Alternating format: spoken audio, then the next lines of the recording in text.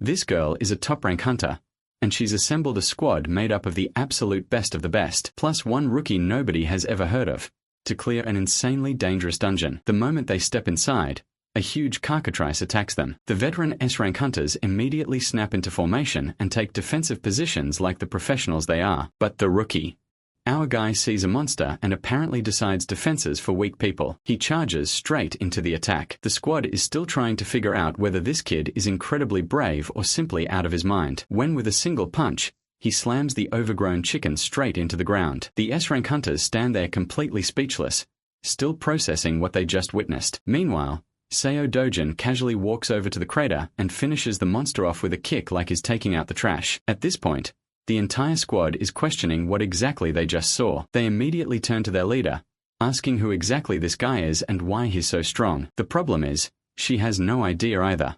She's never seen anyone this ridiculously strong before. So, who exactly is Seo Dojin? Well, he used to live in another world that was destroyed by monsters far stronger than these. Monsters infiltrated the world, causing it to succumb to despair. People fought until their last breath to safeguard the place they called home. Among those brave souls was the protagonist of this story, Carcelian Levendian, who fought against the menace just as viciously. Many years passed with him battling countless monsters, relentlessly piling up dead bodies with the only blade he had and not an ounce of fear in his heart. Then finally, a day came when he fought Aaron's brother from another mother. That bastard was one tough nut to crack. The battle was brutal, but he eventually took down the piece of shit. In the aftermath of the battle, he too succumbed to death. But fate had other plans. With his soul drifting through this endless void, he met a human boy hailing from some planet known as Earth. The boy's name was Seo Dojin, who was on the brink of death for some unknown reason. Before dying, he wanted to make a simple request of Andian, who immediately refused even before listening to what this boy wanted to say. After all,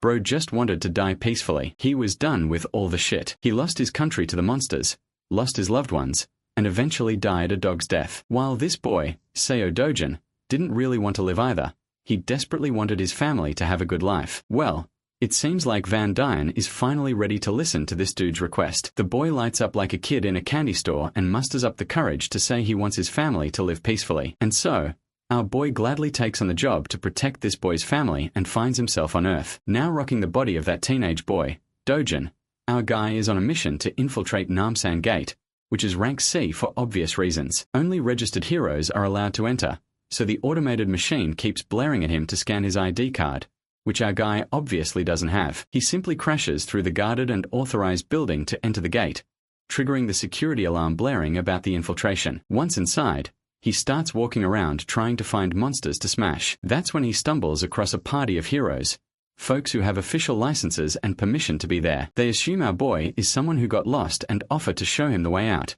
especially since they're heading for the exit, too. Dojin stays silent, giving off a weird vibe.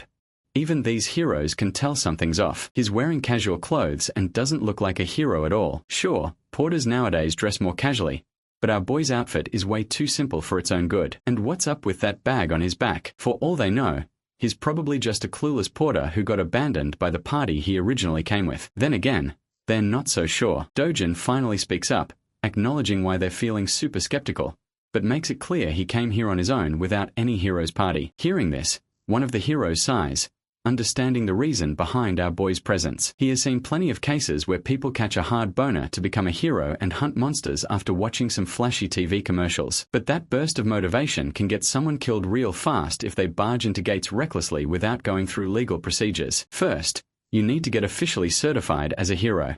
Then you go through training and testing. Not to mention, this gate is C rank for a reason. If you're a rookie just starting your career, you better go find an F rank gate before you lose your life for real. After listening to this dude yapping and generously handing out advice no one asked for, Dojin makes it abundantly clear he doesn't need shit. Naturally, the crew of heroes is bewildered by this kid clapping back with such a cold tone. After all, they were just trying to help, so they get a bit pissed, but the leader tells his comrades to hold their horses. If the guy doesn't want help, then fine, leave him be. The leader is confident this kid will eventually learn the hard way why you don't cover your ears when someone wise is talking. They hope he finds out just how unforgiving these gates are, unlike the TV shows that glamorize being a hero like it's the second coming of Christ. Soon enough, Dojin finally comes across a giant troll staring him down, ready to eat him alive. The monster unleashes an attack, only to miss and hit the ground. Bro moved so fast the troll couldn't even process what the hell happened. Then he balls up his fist and delivers a devastating punch, hard enough to blow the orc's face clean off. It's basically something out of One Punch Man, or Omni-Man on a killing spree. Now that the monster's out of the picture, here comes the juicy part. Time to loot, baby. First, he grabs the sword that Bastard was carrying. Then he uses that same sword to dig further into the monster's body and extracts a shiny gemstone. It's actually a low-grade magic stone, so insignificant that Dojin never even bothered with them before in his previous life. But since he's broke right now, he's got no choice. Suddenly more monsters swarm the area, pissed after seeing their buddy decapitated. Dojin turns around and chucks the gemstone so fast it literally blows one of their heads clean off. The other two dumbass charge in like they've got some death wish they want fulfilled. Well, Dojin's more than happy to grant it. While he's wreaking havoc, we cut back to the crew of heroes trudging through this monster-infested territory. Currently, their minds are still stuck on the encounter they had with that young man. The orange-haired woman is actually worried about Dojin's well-being, fearing he might end up dead. But the leader of the pack assures her that's highly unlikely. If he is some unauthorized guy who barged into the gate, agents from the control center will find him soon enough. Those agents on missions are always B rank or above, and since this gate is C rank, there's no way in hell he's dying here. As long as the kid steers clear of recklessly rushing at monsters, he's got no chance of losing his life. The Baldy agrees with his leader's assessment. He's pretty sure the arrogant brat must be trembling in fear, waiting for the agents to save his ass from doom. Well, the story is pretty much the opposite. It's our guy who's literally making these plus-sized sandbags shake in fear. One punch, and the prey is down. He's so fast they can't even touch him, let alone crush him under the weight of their blades. He appears right behind one of the dumbass and delivers a kick so hard it demolishes the guy's head. With all the suckers down, he grabs one of their swords and proceeds to harvest the sweet magic stones all for himself. After a while, he's done stuffing his bag and ready to leave. Though honestly, he's pretty disappointed with today's grind. It's basically dead weight in his bag, all those low-grade gems. Right then, one of the agent guys finally spots him and calls out to his buddies. Before our guy can fully turn, those suited men give him a tough stare down. First, they explain they're from the gate control center and suggest he show his hero registration card. If he's unregistered, he has to come to the control center with them. Our guy isn't sure about that, which makes the suited dude tense up even more and get colder, insisting he cooperate and follow the proper procedures. The only response the suits get is annoyance etched all over our guy's face, and all this unnecessary drama killing his mood. Then again, bro ain't got the energy to argue. He just turns to leave. Since words aren't working, the suits threaten handcuffs if he refuses to comply. Physical force may be used if necessary. One of the more impatient ones dares to grab our guy's hand and threatens him with the injuries he'll sustain if he refuses to cooperate. What's worse, all responsibility will be on his shoulders. So it's everyone's best interest to solve things with words, not violence. Seems like Dojin's done with all the yapping, so he grabs that bastard's hand back and warns him to stop sticking out like a thorn in his path. This chilling warning makes the poor suit guy instinctively scared. A chill runs down his spine. The other two bastards pull out their magic-infused batons. They're actually grade 4 magic staffs, powerful enough to subdue an orc, but they don't have enough power to hurt our guy physically, so he aggressively twists the bastard's hand, making him whine like the whiny bitch he is. Bro then issues a final warning. They better leave now if they don't want to lose the last shred of dignity they have left. Eventually, duty-bound suits are forced to retaliate with violence. They try their best to tag our guy with the magic staffs, but none succeed. Our guy delivers a crushing blow right into the back of one bastard, then hits another in the belly. Next, he focuses on the guy in glasses, the last man standing. The last dude senses what's coming and gets tense. Dojin blurs away, vanishing into thin air, causing the bastard to panic at literally seeing a man disappear. Then, out of nowhere, comes a sneaky punch right into the gut, making the bastard stagger backward in pain. Seems like Dojin is tired of all the bullshit and agents chasing him, so he finally starts thinking about registering as a hero after all. The agent assures him that as long as he avoids shady or illegal stuff, no agents will be out hunting him. Dojin then questions this thing called a rift, a question that completely throws the agent off. Quick context on how this world operates. There are multiple passages connecting to another world where strange monsters live. These passages are scattered across the world. The gemstones harvested from monster corpses are used as new energy sources, making them highly coveted. Because of this, the government oversees these passages to maintain full control over each one. Every government-controlled and open passage for heroes is called a gate. Passages that aren't controlled or enclosed are known as rifts. Back to our boy. who finds it ridiculously annoying that these suits follow him everywhere, accusing him of trespassing no matter which gate he passes through. The poor agent explains that if an unregistered hero enters a gate without permission, the control center is automatically notified, and agents waiting nearby are dispatched immediately. Since our guy is thinking about entering a rift, the agent makes it clear these aren't as easy to access as any gate. Trespassing into a rift results in a strict punishment. No warnings, no plea deals. Dojin isn't interested in hearing any of that, so he grabs the poor guy by the face and throws him aside like a trash bag. By now, the poor agent regrets not calling headquarters. This shit's way over his pay grade. Before leaving, Dojin takes one last glance at the trash agent lying there, thinking about what a weakling this dude actually is. The weakling seems to have a fractured arm and is busy shouting threats, promising to catch our boy and put him behind bars. The scene transitions to Seoul, Gasan Digital Complex in Gyeongchon District. This giant building is now known as the Hero Complex. Here, all trades related to magic stones or anything found in the gates go down, and nowadays this place is busier than ever. Dojin can be seen heading toward one of the stores that deals in buying and selling magic stones. Upon entering, he's greeted by this Gen Z bastard, busy scrolling through brain-rotting Insta-reels. When Dojin says he wants to sell some magic stones, the cunning shop owner immediately starts preaching about his business, claiming this branch offers the highest prices to their clients. He even goes as far as saying they're the best in the whole country. Dojin finally puts all the low-grade gems smeared in monster blood on the counter, causing the store owner to put on this sour expression, like he just got boned from behind. He's seriously grossed out by all the blood stuck to the stones. Regardless, he doesn't complain and moves forward with the transaction. Dojin is asked if he wants some coffee while the stones are being processed. A little while later, he is sipping coffee while the shop owner carefully cleans the blood off the stones. Afterwards, the owner calculates the total amount due. There are 12 low-grade magic stones, 16 medium-grade ones, plus 5 upper and lower-grade stones as well. After deducting a 40% commission, Dojin is set to receive around 5.5 million won. Well, our boy isn't too comfortable handing over 40% as commission. It just feels unfair because he did all the hunting and wasted his time. So how the hell does this bastard think he's entitled to nearly half the money? The shop owner proudly claims he's being generous, charging only 40%, especially since every competitor in this business charges 45% or more. He's so confident that he even offers Dojin to take his stones back if he doesn't like the price. After all, no one else will offer more, or at least that's what this bastard claims. Our guy ain't falling for that trap and starts stuffing his precious stones back into his bag. Seeing his tricks aren't working,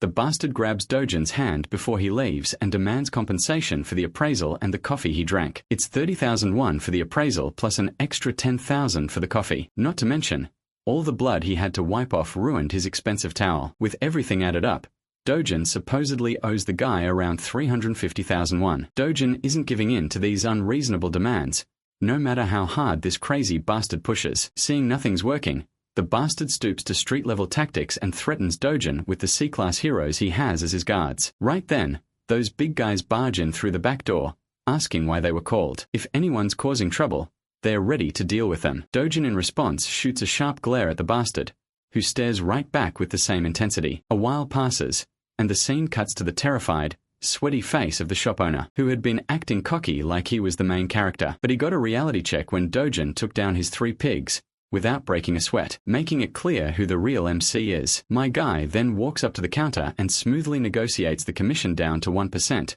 No questions asked. We all know there's no arguing when someone like Dojin is staring straight into your soul like that. So the deal goes through, and Dojin walks out with a fat stack of cash for the haul he collected with his sweat, or rather, his fists. His grandma and sister are both in total or at the huge amount of money. Grandma Pa even suspects Dojin is pulling a fast one with fake bills, but the guy quickly clears that up, saying the money came from lending cash to a friend who started a business that ended up doing really well. Grandma isn't sure if her grandson even has a friend like that. He tries to convince Grandma with another lie that it was a childhood friend. Eventually, Grandma stops asking questions, at least the big ones. Meanwhile, Dojin's sister is super proud of her big brother for making their family rich. The doting brother pats her and gives her hope about the luxury life they'll be living from now on. The little girl just jumps around happy to be rich. Watching her so happy, Dojin realizes he's actually making progress fulfilling a promise he once made. He remembers the words of the owner of the body he's possessing, whose one dying wish was for his grandma and his half-sister Yoon Young to live safe and happy lives. That poor guy disappeared right before Dojin could say anything, and when he woke up,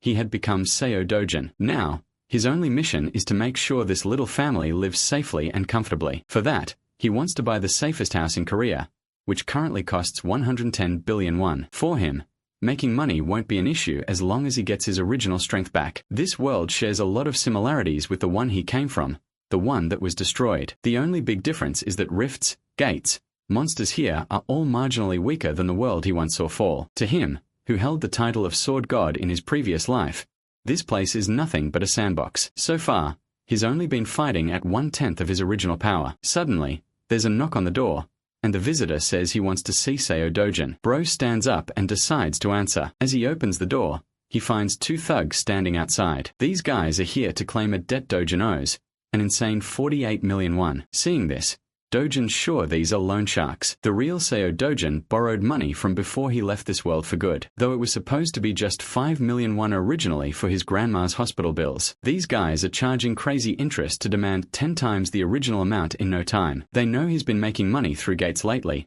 so they want him to cough up the cash since it's all documented in the contract. But the only repayment these bastards get is a jaw-busting punch right in the big guy's face. That single punch sends the poor thug flying, leaving his partner with his jaw hanging in disbelief. Our guy then gives the scrawny bastard a deadly stare to remind him that over 9 million won has already been repaid. So if you do the math, these bastards should be paying him interest. With another punch that makes the bastard cry like a bitch, Dojin tells him to tell his boss that Dojin's coming to pay a visit. The scene then cuts to the shopping mall, bustling with life. There, we see sweet little Eun-young lighting up a kid in a teddy bear store. Dojin brought her here for a shopping spree. Today, she's free to get anything she wants. You know, our boy wasn't always that soft-hearted Pookie in his previous life. It's the original Dojin's memories that revitalized his dry emotions. It makes his heart warm up to see how kindly Dojin treats Eun-young, even though she's only his half-sister. So he wants to keep doing the same, and make sure to give all the love he can muster for this little girl. The little girl finally chooses a stuffed toy she really wants. It's a small but cute bunny. She picks it modestly, making sure she's not being extravagant. But Dojin picks a way bigger stuffed toy for her. He doesn't want her to hold back at all. It's her day, and she can pick whatever her heart desires without thinking twice about money. They both treat themselves to some good food, too. As they enjoy their meals, an unfamiliar voice calls out our boy's name. It's a middle-aged woman followed by a bunch of bodyguards. This chubby MILF seems like yet another trash talker who loves to hate on our boy. First, she points out his lousy sense of dressing.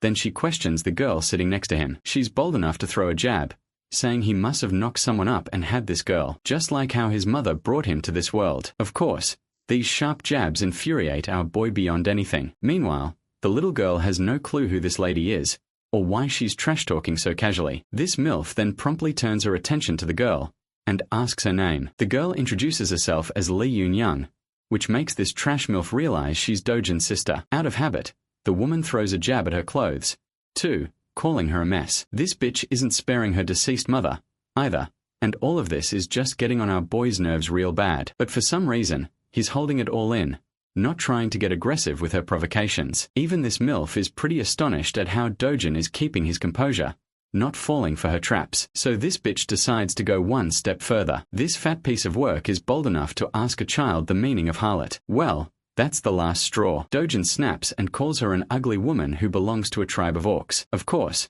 the woman is left wide-eyed and mind-blank after getting caught off guard. Let's have a little context to understand why Dojin has been tolerating this woman only so much. You see, Dojin was born an illegitimate child and lived in poverty. At the tender age of 7, his mother died, and he barely made it to his father's house. With his father marrying a new woman, he was shunned by everyone. It only got worse after his father's legitimate wife gave birth to a son, and Dojin was ignored completely. Things got so bad that he got kicked out of the very house he lived in. So he lived with his half-sibling at his grandmother's house. As our boy reflects back, he feels pity for the original Dojin who had to endure all this and still tried to keep a smile on his face like he had no pain in his life. But now he wants to change everything. Seems like this woman is his stepsister, which explains why he was trying to hold himself back. But he won't tolerate her no more. He recalls how he shared a roof with this orc of a woman, and she's just as disgusting as ever. Not only is her personality messed up and her appearance orc-like, she's also dumb as hell. He further crushes her spirit by dropping brutal bombs on how she's a wreck with an inferiority complex. That's the only reason she projects her insecurities onto others by calling them ugly. She's just a gold digger obsessed with others, and that's the real truth the world should know. As he continues to crush her under his sharp jabs, The entire shopping mall watches them like they're the center of attention. The orc lady is totally annoyed and about to lose it. But then Dojin's stepmother walks in. Seeing her mom, the orc lady approaches her like the whiny bitch she is, complaining how this kid just shut her down with words. But this mother is aggravated to see her daughter whining like that and shuts her up with a cold glare. Not gonna lie, bro's got one heck of a stepmom. At first, I even thought the orc lady was his stepmom. The hot mama turns her attention to our boy and greets him with utmost grace. She's inviting him to come back home and hang out for some fun. But Dojin knows all too well that this facade his stepmom is putting up is fake. After all, she's the one who caused the most misery and unrest in the 12 years he lived with them. The woman continues reminding Dojin of things he never wants to remember, triggering his PTSD and making him go full serious mode. With a tone colder than your mother's jokes, our guy tells this bitch to get the fuck lost. That's a major slap to her dignity, being shit-talked by someone younger than her. She just twirls around and leaves with the last bit of dignity she has left. For real though, she wasn't expecting him to clap back so sharply. She's left wondering if he's the same guy who would just lower his head even when she slapped him for no reason. Her bitch of a daughter follows along, with their bodyguards also following the both ladies. Honestly, these guards played the perfect role of mannequins in this ordeal. Let's shift our attention to our boy. Seems like these two girls totally ruined the time our duo was having. So our boy decides to be on his way too. The way he reacted to his step-family was intentional. He wanted to make one thing clear. The Seo Dojin who couldn't even speak up for himself is gone. It's high time his trash family realizes that. We then cut to a Mercedes zooming down the road. Inside the car, we see both the trash mother and daughter. The daughter is pissed at her mom for just walking out quietly instead of putting Dojin in his place. As she vents her frustration and curses our boy for the humiliation they suffered, the mother orders her manager to answer why Dojin is still alive. While Baldy has no clue how this dude is alive, it doesn't match the reports. The woman blares at the top of her lungs about the bullshit this man is spouting. How the heck could he be alive if they made sure the job was done and clear? The poor guy assures her he'll look into the matter again and make sure this time the job is executed properly. Meanwhile, the trash daughter has no clue what her shady mother has been plotting all along. She's rattled hearing talk about killing and dying. Eventually, the mom poses a question to her daughter, wondering if she has feelings for Dojin. This catches the fat pig off guard, making her blush and flustered. Actually, she's worried about Dojin dying because if grandpa or dad find out, they're gonna be in serious trouble. The mother grabs her daughter by the mouth hard enough and drills her to stay the hell away from her business. The mother is dead set on claiming Dojin's life, with no plan to spare him, especially not after how he dared to talk back to her. Getting rid of him is the best revenge she can think of. A decade ago, the world took a turn to chaos with the appearance of the rift. This terrifying dimension gave birth to monsters, spawning from the portal, armed with the objective of slaughtering humans upon sight. Their terror didn't stop. It was ceaseless, and eventually demolished the world, scarring it with destroyed cities engulfed in flames. However, just like the appearance of the dark forces, there came the emergence of the light in the form of valiant warriors called the heroes. With their emergence, the first discovery of mana stones was made from the dead bodies of the defeated monsters. Back to the present, Dojin's going somewhere, reflecting how mana stones quickly shifted the world's dependence from traditional energy sources. Because of their key role, countries decided to center their attention towards the emerging rifts, basically claiming priority over them so they could extract resources. With the current state of the world in motion, all of its industrialization is completely reliant on the concept of gates and the dependence of heroes. And because of that, the profession that can be classified as a hero reaps high rewards. A consistent high salary can only be achieved via becoming a proper hero. Dojin's arrived at his destination, and it's actually the Yongdongpo HCS capital establishment. I know that's a mouthful, but you guys will see why he's come here soon. He finds himself entering the building, and upon first glance, the boss and his clowns look like your average run-of-the-mill thugs who want to scare people with their ugly faces. But Dojin is pretty chill about the situation. The boss puts out his cigarette and points out our boy's audacity to not only beat the crap out of his goons, but also to show his face at the door. It really shows that Dojin really doesn't give a flying fudge about anyone. He cleverly tells the organization's owner that in reality, it's actually Dojin himself who found himself at a real loss. That statement is ridiculous from the point of the view of the boss, so he seeks clarification on what our guy means. Dojin clarifies that actually, he's come here to receive his well-deserved compensation. After all, he's endured mental, physical, and materialistic losses all this time because of the existence of these clowns. With his strong and serious words, the boss has noticed one significant change from the boy's personality. Something about the kid has changed. He's no longer the soft-spoken spirit or the gentle person he was. Then there's the added evidence that this same kid destroyed the lackeys he sent to his door. All things considered,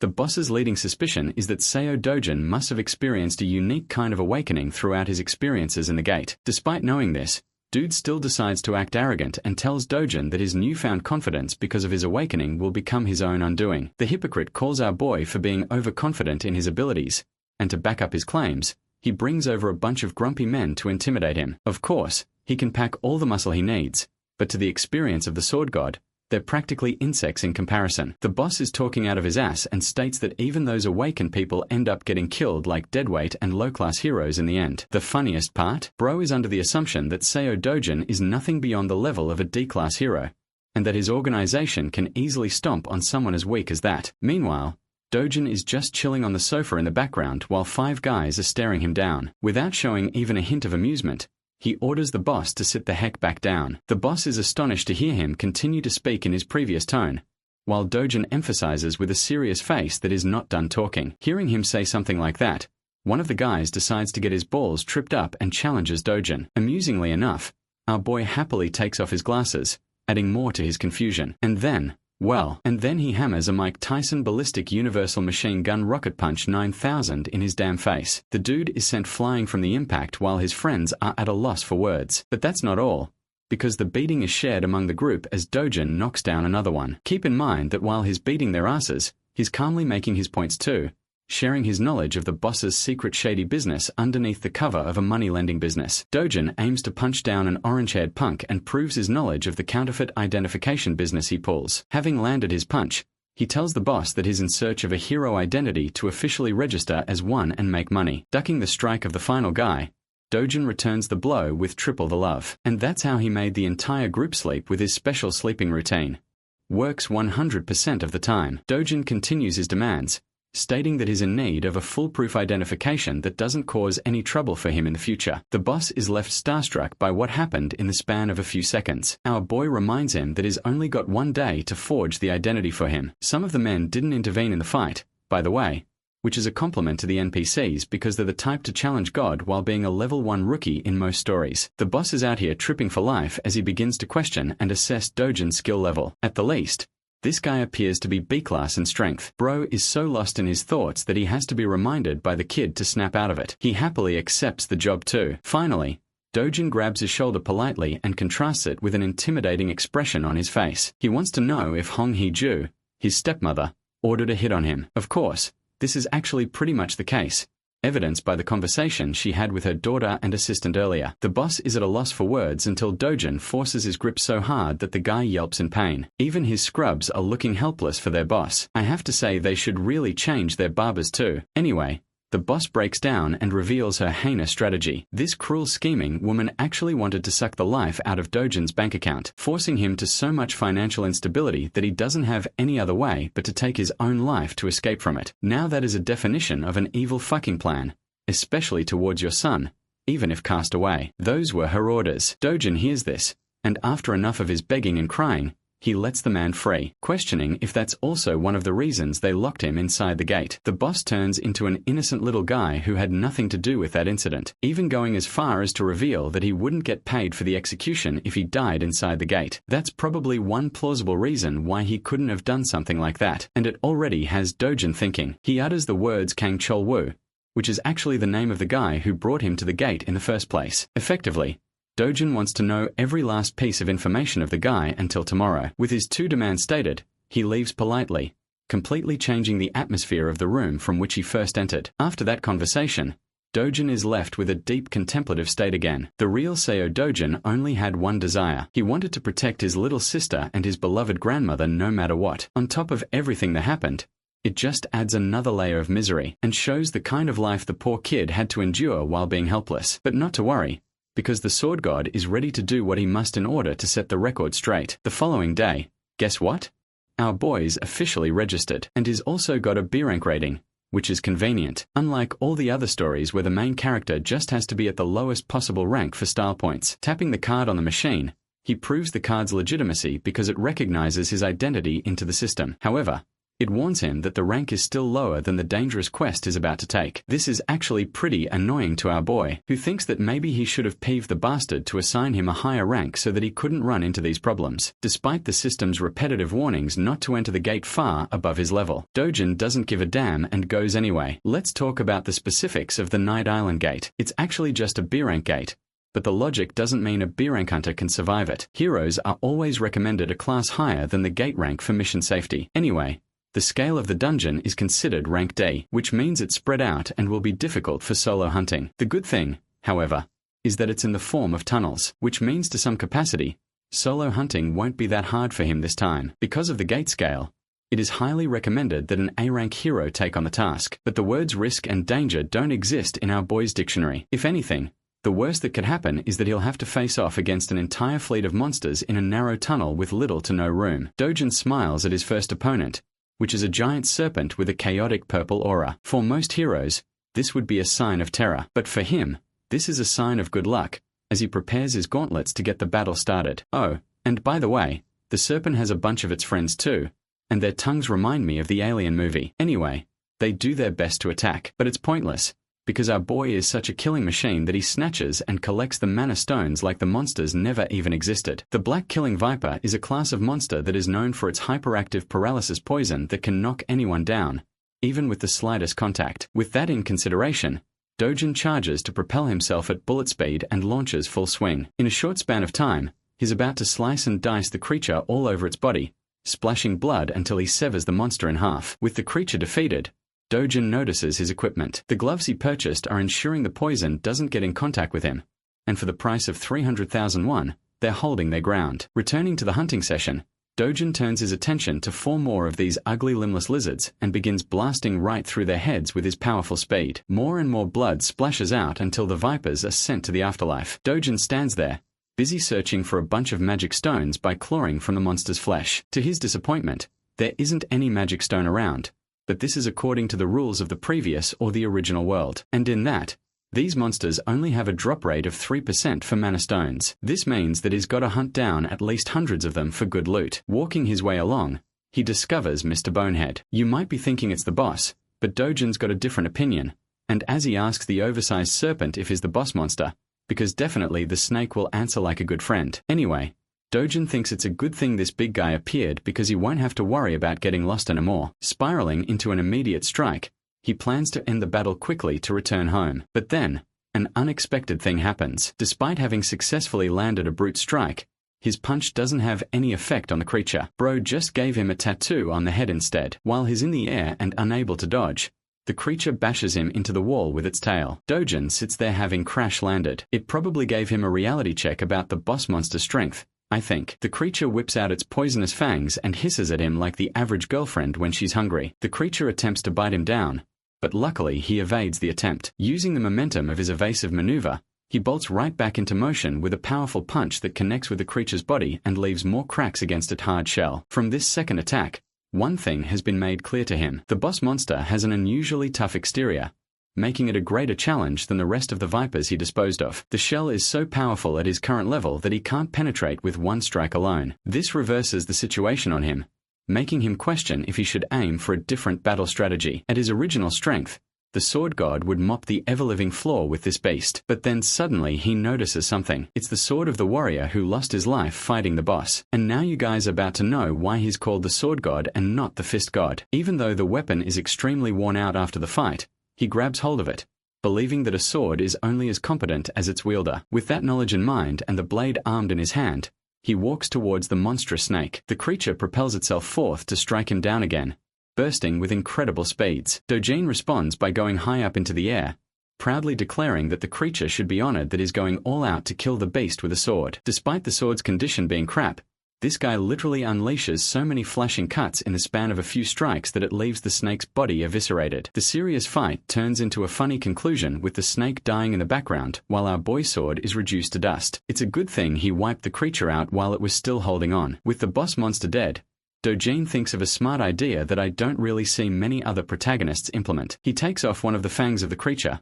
believing it could be used as a nice material for a short sword with a bit of refinement. Considering this as a reward for his journey, he exits the gate. By the time he's exited the gate, It's already a starry night outside. He spent more time at the B rank gate than he thought, and with the way things turned out at the end, it only pushed him to pursue and restore his strength back to full health. Also, he's a bit happy that his old friends don't get to see this weak version of him because that would be embarrassing. Back from the hunt, he goes to appraise and sell the magic stones. Before him, there's actually another hero who has come to present his great stash of magic stones. The cheap-ass receptionist treats him like shit and points out that the commission rate is the same as 40%. Even the innocent guy can sense the bullshit behind that overly high rate. He even calls it out, stating his concerns and calling himself a normal guy. The receptionist, just like what he did with Dojin, clarifies that their rate is actually the lowest among all the appraisal trades. The gate center is 5%, but that's without taxes. From the perspective of the sleazy appraiser, this is a great deal for heroes to have that earns them good money. The cash is handed to the hero, who doesn't really complain much, except concerningly asking about the dude's messed up face. The funny thing is how this guy is still repeating the same script even after getting his face bashed in. Bro plays it off, stating that a psychopath first obliterated his guards, and then he left him with this treatment. The hero thinks it's actually the fault of the receptionist for keeping low-ranking guards around at the C rank level. After all, rank isn't the only thing that matters in their world.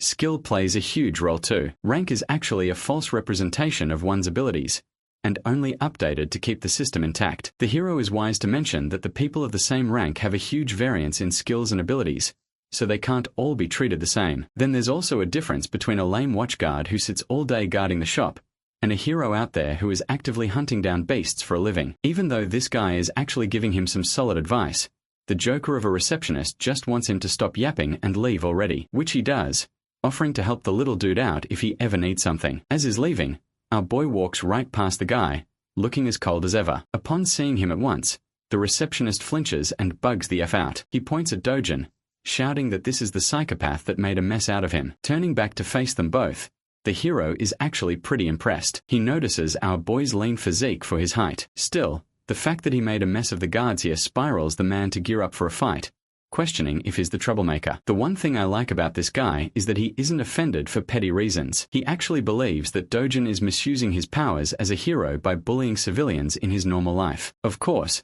it couldn't be further from the truth since he only knows one side of the story, but it's still quite interesting to see realistic characters. The receptionist is enjoying the scene, knowing that this guy is actually a 7-year-old veteran hero. If something happens to him here, the guy has plenty of connections he can abuse by giving them Dojin's name. Without really giving a damn about who he is, our boy turns back and simply tells the boomer to piss off. This only spirals the guy into being provoked, because all of a sudden now it's really looking like he's being an asshole. Dojin asks if the guy is looking to exact revenge on him. Hearing those words, the veteran hero is provoked. However, being the responsible hero that he is, and from the experience he has, he knows that it is unwise to take battles against other heroes as it almost always results in deaths. It's actually an even higher rate of death than a fight against monsters. Recalling that fact, Bro literally chills out and turns his back, leaving the receptionist at a loss for words. Dojin turns to the sleazy appraiser and asks if he's got a problem he's looking to address. Before the guy could answer, he tossed a bag full of magic stones to appraise and convert into money. These precious shiny babies are all high-grade magic stones, which really begs the question on who this guy really is from the perspective of the receptionist. Calculating the amount wins up to be a total of 150 million won. It seems like a lot at first glance, but to Dojin, it's far too little for a day's worth of hunting. He asks for the cash, but the receptionist reminds him of the commission rate they have to calculate beforehand, which obviously draws a scary look from our boy. Remembering that the rate is only 1% in their little deal, he cools down and tells the guy to wind up the rest of the amount to him. Now, inside the mind of the hilarious appraiser, he wants to beat the shit out of the guy for having so much audacity, but it's only in his imagination that he can do that. Speaking of which, the receptionist expresses that there has to be approval from upper management for an amount this huge. Without wasting another breath, Dojin demands that he get the approval right this instance, so the guy quickly phones his boss, whispering the details of their situation. But before he can smoothly wind up a deal, Dojin snatches the phone and directly tells the boss to hurry up with the payment. The boss is okay with doing so, but he just wants the phone to be handed back to the employee. Returning it with pleasure, Dojin accidentally, or should I say intentionally, smashes the phone into the wall. The employee is shivering at the sight of his smashed device, as Dojin instructs him to quickly prepare the money now that things are cleared up. And that's how the receptionist prepared numerous bags full of cash for the transaction. By the end, the guy is left devastated at being forced in such a way. Maybe you guys feel pity for him, But remember, he continues to scam nearly half the amount that ordinary heroes earn after risking their lives. He's a scumbag. 10 minutes passed and the boss quickly found himself at his store, enraged at why his employee wasn't picking up the phone. The hilarious part is that the receptionist throws in the towel and embraces an immediate resignation. The boss then sees the guy's phone smashed into the wall, giving him a good idea of what went down. Seeing this, he pulls out his phone to call Dojin, requesting that she come here at once. Ju-yun appears to be a famous young woman donning beautiful purplish-pink hair. She's so recognizable in public that people are celebrating her name as Hyeon Ju-yun and treating her like a celebrity. Not to mention that she looks dope as hell with that outfit. She arrives at the store and stuns the receptionist with her presence, giving him a nice greeting with a smile. There's a big reason why everyone's making a big fuss about her. She's the country's 4th S-rank hero in the lineup. Nothing short of amazing. People have sprouted rumors that she's the niece of the boss, but then it makes him question what she's doing here. Confirming the claims, Ju-yun expresses that she was called here on behalf of her uncle's request to take care of a reckless hero. Intrigued about the situation, the stylish S-ranker sits down, ready to hear what's going on. In the next scene, we can find our boy with his absolutely ripped body meditating out in the sun. It's true that he's been hunting for a whole day, and yet the rewards he reaped from it weren't amazing at all. With the way things are going, he's worried about the future. First and foremostly, he needs to get to a level where he can clear S-rank gates on his own. That means he has to train to restore his original strength. You heard that right, boys. It's training arc time. Dojun's biggest challenge in this current life is that unlike the previous world, the mana density of this one is thin. That means that even if he does his best to gather mana with his current rate, it will take 3 years at the minimum to come close to his original strength. Even more if things get rough. On the bright side, he could aim for better equipment for battle. But the issue is, even the most terrible equipment easily runs for hundreds of millions, so that would be wasting money. Suddenly, a chill runs down his spine as he senses the presence of someone dangerous. Fixating his sight on Yoon Young, he grabs the little girl at full speed and demands that everyone go inside quickly. Back inside, he shuts the room down, while his grandma eagerly questions what's going on. The entire structure shakes with a loud quake, making his grandmother flinch and question in terror if they're having an earthquake. Little Yoon Young is in a state of panic, but the truth is something only our boy knows. This isn't just an earthquake, it's something else. Dojun senses the sharp and violent energy outside. A rift has just cleaved open into their world, and it just so happens to have manifested on top of their house. Rushing to take care of the problem, he tells his loved ones to stay inside as the situation outside is dangerous for them. At full speed, he cuts into the entrance of the rift, where the last thing he hears is the cries of his grandma and his sister calling out his name. The scene switches to the Seoul Hero Association, where its members are made immediately alert at the sudden emergence of a rift on top of the Mappo region. It appeared after 63 days of the last emergence. Realizing that the White Lion Guild is the closest to Mappo, the manager wants his staff to contact the guild at once and alert the nearby heroes to join in to control the situation. Upon closer inspection of the rift's exact location, he discovers that the rift appeared on top of a residential home. This is a tricky situation even for them, because if on the off chance a civilian enters the rift, they're practically guaranteed their demise. Not to mention that the rift won't allow anyone else to enter after that. And if the person inside dies, it will send out a wave of crashing monsters in 10 days' time, causing chaos and destruction for the people living in the region. The monster wave would become so uncontrollable that Seoul's safety will be fully jeopardized. The manager is curious about the person who interacted and entered the rift. Turns out that they know Seo Dojin has taken action as is the resident of the home. According to his grandma, he entered the rift to protect his family. From this information, they are under the impression that he's not a hero. And that complicates things because the chances of an ordinary civilian returning from the rift is next to impossible. This causes the entire staff to feel despair and helplessness for the situation, as they can do nothing. In the next scene, we actually find Dojin's pissed-off stepmom annoyed hearing the news of his new awakening. She can't believe her ears. Her assistant reports that while he hasn't officially registered with the Hero Association, they've come to verify that he's indeed now an awakened individual from his last gate experience. This makes her frustrated because Kang Kyeolwoo was supposed to finish the job and instead it only made her target even stronger. Going batshit crazy, she smacks her fist on the table, questioning why the hell they couldn't just manage to kill the guy on their own. The fact that they also took money for executing a failing job is also a reason for her to get angry. Roaring at Manager Lee, she declares her frustrations with Kang Kyeolwoo by sending him a message. If he doesn't kill Dojin personally, he'll owe her 10 times the amount in return. But to her surprise, her assistant surprisingly reveals that they may not even require contacting the guy anymore, sharing the discovery of the new rift just on top of Dojin's house. Having confirmed that he entered the rift, it's clear-cut that he won't be making out alive. Hong Hee-ju is happy to hear the news and the implication that he won't make it out alive. She calms down, appearing normal for once, and tells the assistant to assess the situation until they get more news. As for our boy, he's just arrived in the rift's domain. It's a forest.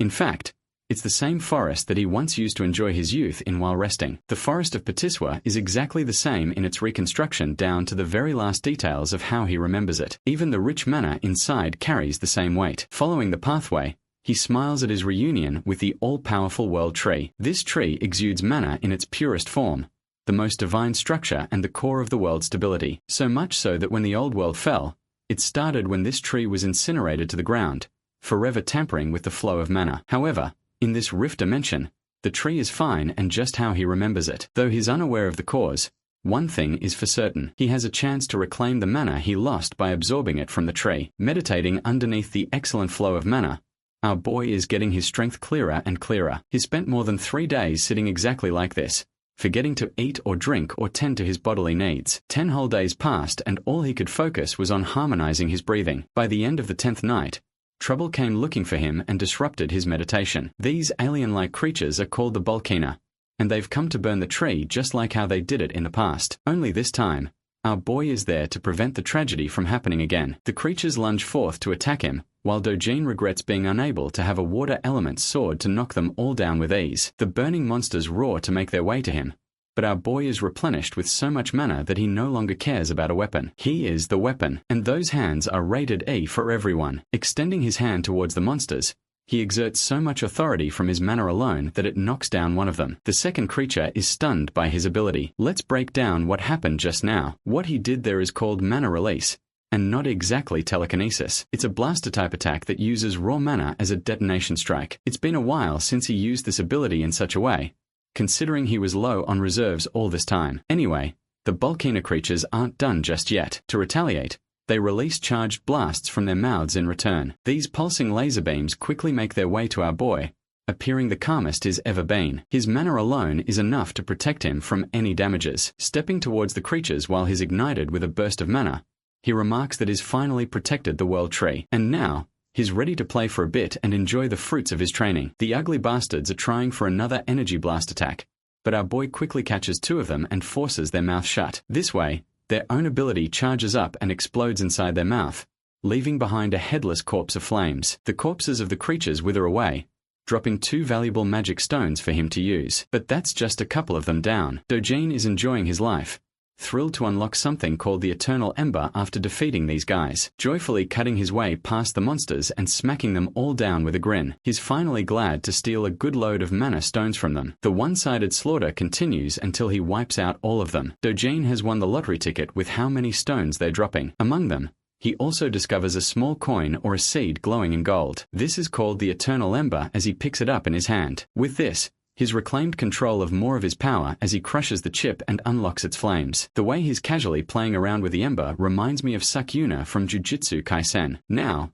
in any normal case, the ideal strategy here would be to keep gathering mana from the world tree. However, the current state of his body has reached its physical limit for armor absorption. The second way of doing so is actually absorbing the ember, completely altering the state of his mana and transforming it into fire mana. And he does exactly that as his body produces a rush of flame energy. Now, unfortunately in his previous life, he felt zero need to do this and didn't care about the eternal ember at all. However, now it's required for him to fully absorb the embers, and it takes like 10 whole minutes just to get one finished. Luckily, he's got a whole bunch of these collected for him, so his goal is to absorb as many as possible. The appearance of the rift has sparked a public interest. The reporters are all gathered around our boy's house while agents and association staff are protecting the place. Bang Sung-ji-yu is pissed off because of one guy's arrogance to enter the rift prematurely. I have to point out that he looks like a carbon copy of Yang Ho from Solo Leveling, but with a cleaner haircut, I guess. We also have our protagonist, but with blue hair. This guy is called Kim Hyun-woo, and he sympathizes with Dojin's actions to save his sister. But Sung Ji-yu doesn't buy that explanation at all, accusing our boy of heading in like a greedy guy who wasn't ready for the consequences. It would have been fine if he unilived himself the normal way, but if he dies in the rift, the place will become a detonation ground for monsters to come pouring out. And that's the issue, really. Hyun-woo asks for Gilma's input, and apparently Gilmer has told them to just do things according to the protocols. Hyunwoo questions the recent emergence of rifts popping all over the world in various countries like the US, China, Switzerland, Turkey, and the UK. That's one reason Gilmer is having a hard time managing so many rifts all at once. This kind of phenomenon doesn't really happen every day, and yet some of the nations were able to easily contain the threat with ease. But for South Korea, they're out here pissed as hell, because their situation could very well turn into a disaster because of one guy. Song Ji-yu is so pissed that he wants to beat the crap out of the dude who went in and is begging for the rift to throw him out. Speaking of the gargantuan Purple Gate, 28 days have passed since its first appearance. The same goes for the number of days Dojin has spent inside. Now, the Hero Association is afraid, and has already cautioned the threat as a level 1 wave. Dojin's identity isn't revealed to the world just yet for privacy reasons, but they're calling him Ordinary Person S for now, while the rest of the world is clueless about Dojin's identity. The boss of the money-lending organization catches on quickly and connects the dots. Even his assistant confirms the report to verify the information of his involvement. Kim Hyung-ji-yu plays as the right-hand man to the president Hwang Chang-seob. Chang-seob is curious and wants to know Dojin's chances of survival to make out in One Piece. Yes, I said the thing. As a ritual of this channel, the One Piece is real. Moving on. The assistant is pretty damn certain that an ordinary person has roughly less than 1% chances of survival, but the mere mention of Dojin being treated as an ordinary person carves an amusing smile on Chang-seob's face. That same regular so-called person put his men in the hospital and gave them bandages for weeks. From the perspective of the world, they're vastly underestimating the abilities of the one civilian that went inside the rift. Now, Chang-seob is also interested in hearing the chances of someone surviving as an awakened individual. For that, his assistant believes that it would ultimately depend on the level of the hero, and it's tough to make a judgment call without accurate information. Even Chang-seob admits that fighting ability is different from pure surviving ability, and then it introduces a whole different level of complications when you're inside a rift of all things. Anyway, one thing is for certain. The bastard hasn't changed his ways. Chang-seob wants to protect Dojin's family, but not for noble reasons. Nah.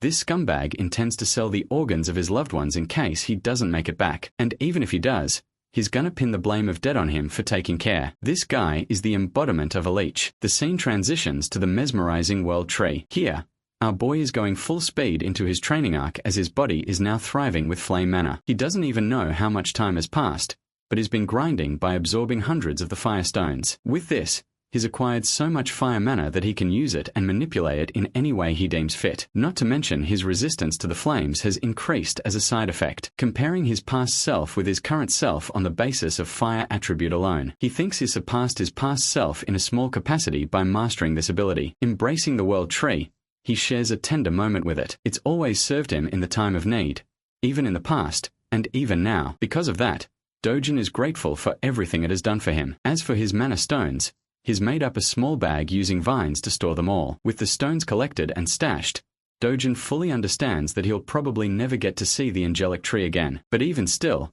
he's hoping for their paths to cross if the divine tree ever finds itself in danger, because when that happens, he will be ready to protect it with his life. Now I don't know about you guys, but I really, and I mean really enjoyed this gentle scene. That night, Dojin finally steps out into the outside world, emerging from the rift as a whole. Luckily, he doesn't sense anyone to be around, suspecting that most people probably thought he already died inside, and that a monster wave would pop out at any time. However, he does detect the presence of someone strong nearby. Deciding to chase them down, he rushes to find the source. Shortly afterwards, he stumbles across the two agents, one pissed off and the other relaxed, both Hyunwoo and Seongwoo from last time. Now he understands that these guys probably represent the association from their outfit alone, which means in the off chance he gets caught, things will get really problematic. To combat that issue, he whirls up a ball of flame and chucks it into the air with a forceful lunge. That attack winds up finding its way across the building, resulting in a loud explosion upon detonation. Both Hyunwoo and Seongwoo were on red alert the moment they heard the crashing sound. Realizing that it's actually fire,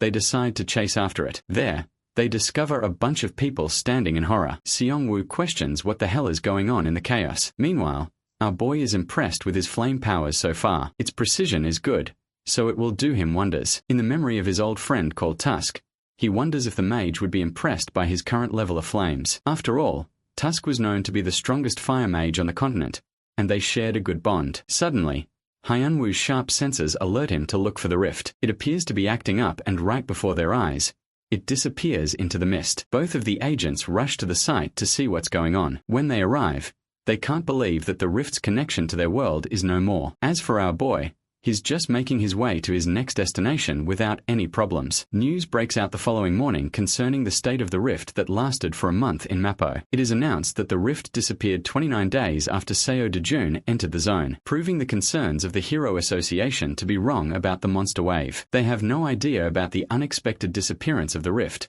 and they're currently investigating what went down. They also have trouble dealing with the cause of the fire that broke out at the time of the rift's disappearance in a junkyard. Now, this leads most people to believe that Seo Dejun is dead, and that this is just the consequence of his own actions. Unbeknownst to them, our boy is hidden in plain sight, observing the conflicting opinions of the people as some are sympathizing with the boy who lost his life. Unfortunately, the disappearance of the rift is heartbreaking news for our hero. He's devastated that he can't interact with the World Tree anymore. Even though he can't protect the World Tree, there is still one other thing he could protect in his life, which brings us right to the HCS capital again. Inside, the idiots are busy celebrating the death of Dejun, believing that they can easily get rid of the old granny and his sister afterwards. Chang Seob is just the kind of guy to squeeze people to death after all. One bastard is talking about how they should let the little sister grow up so they can use her in other ways. While they're chatting without policing their own words, a familiar voice greets them and demands for their boss. The scene cuts off right there,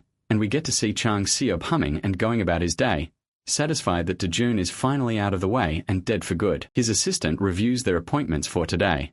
Apparently he's free for the most part, except for a lunch with another CEO. Hearing that, he's happy, because tonight, he can enjoy partying to his delight at a club under Madam Kang. It's basically senseless chatter, until he steps into the building and as he's climbing stairs, he finds his men being tossed around like playthings. Their blood is splattered around, and the cause of it all is someone he presumed to be dead. Our boy throws him to the ground and tells the filthy Chang Seob to crawl back to him like a dog. That bone-chilling order from him has the president of the company quivering. Our boy acts like the real leader of the group and assumes his place in his chair. He then repeats his command to the ignorant Chang Seob, who is still processing the weight of the shameless order. Without wasting time, he crawls like a dog.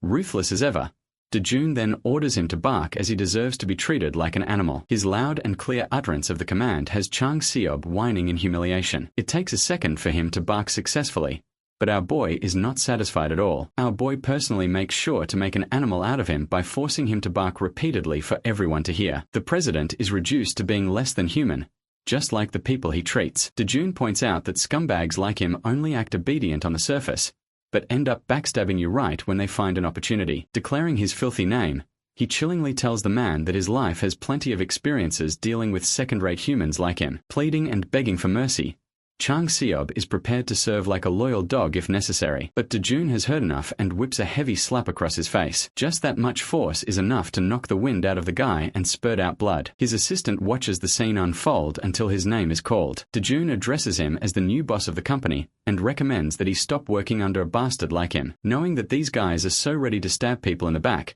he orders the assistant to kill Chang Seob with full permission. Of course, it's a task too heavy for a competent servant like him. He apologizes and objects by stating that their leader has a lot of connections, so things will get really bad if he's the one appointed the boss instead of Chang Seob. On behalf of him, the assistant pleads to Dejun to spare the guy just one more time. However, Dejun doesn't want to play around with simple words in front of them. He suggests wrapping Chang Seob's body in a barrel and removing all evidence by shoving it in the endless ocean. After all, it's just one of the things these guys excel at doing. Seeing as the boss's servants aren't willing to oblige, our boy takes a different approach with them. Dejun threatens the entire group that he'll toss everyone in the gate as monster food if they don't carry out this order. Yeah, the mere mention of that has Chang Seob reduced to a pathetic mess. He can't take it anymore and keeps on begging for his life, promising that he won't ever betray and will always serve under Dejun. Now, this puts the hero in a bit of a contemplation. Although he could kill off Chang Seob right here and get rid of all his issues,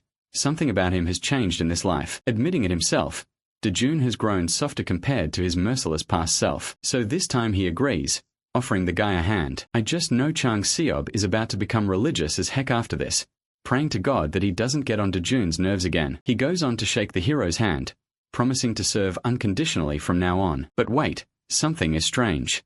Why is his hand engulfed in steaming hot flames? Yes, though Dejun has gotten soft, He's still ruthless. Looking at the man dead in the eye, he reminds the scumbag that it's his final chance indeed. Dejun then proceeds to rip his hand off clean, reducing it to a charred paste. By the end of the meeting, he walks away, ignoring the agonizing cries of the president. He does leave them with a final warning. If even a single one of them tries to get in the way of his family again, Dejun will personally ensure their deaths. As for their new job, they are forever deemed responsible to protect his family for the rest of their lives. Now that's how you handle traitors. Officially speaking, the man known as Seo Dejun was just a blip in existence that vanished along with the rift. In reality, he's actually dining in the local McDonald's. The government, Hero Association, and all kinds of media outlets quickly moved past him like yesterday's news. They all treated the civilian who entered the rift as a dead man. Even if he came out and told the world that he was alive, no one would buy it. Furthermore, surfacing after a solo rift mission would only bring headaches and trouble his way. That subdued dog,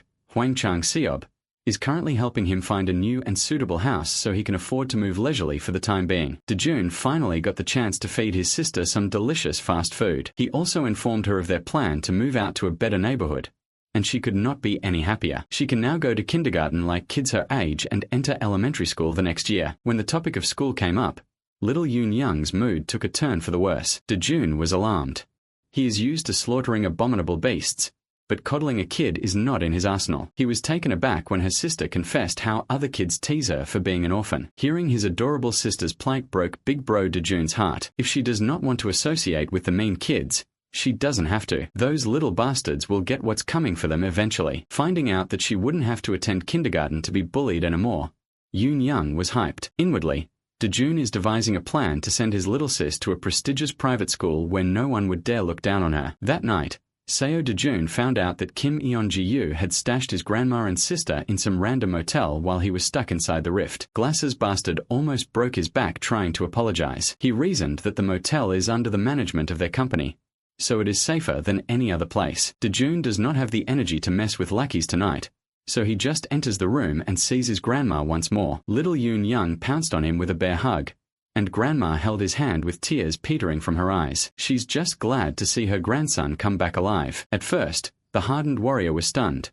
but once he felt the warmth coming from his family, he accepted the love they had for him with a smile. Little Yoon Young has taken a liking to McDonald's, so they've been dining in that absolutely real place a lot. Today, she asked questions about Big Bro's job, being a hero. When asked if she likes having a hero for a brother, Yoon Young nonchalantly answered that she does not. While it is cool that heroes are strong and cool, they are also constantly in danger when fighting terrifying monsters. Sometimes they even die, and little Yoon Young just wants her brother to live with Grandma and herself for a long time. Dejun had been so used to mindless bloodshed. Having someone worried about his well-being is quite a new feeling for him. In the harsh world of the past, he was the last human survivor. He fought monsters and creatures beyond your wildest dreams. In the process, he lost a lot of things. Now that he's given a second chance in a different world, something incredibly precious has appeared by his side. Feelings he had long forgotten are coming back to the surface. In this world, maybe he can live happily. Maybe he can just live a quiet life with joy and love. While he was feeling fuzzy and warm on the inside,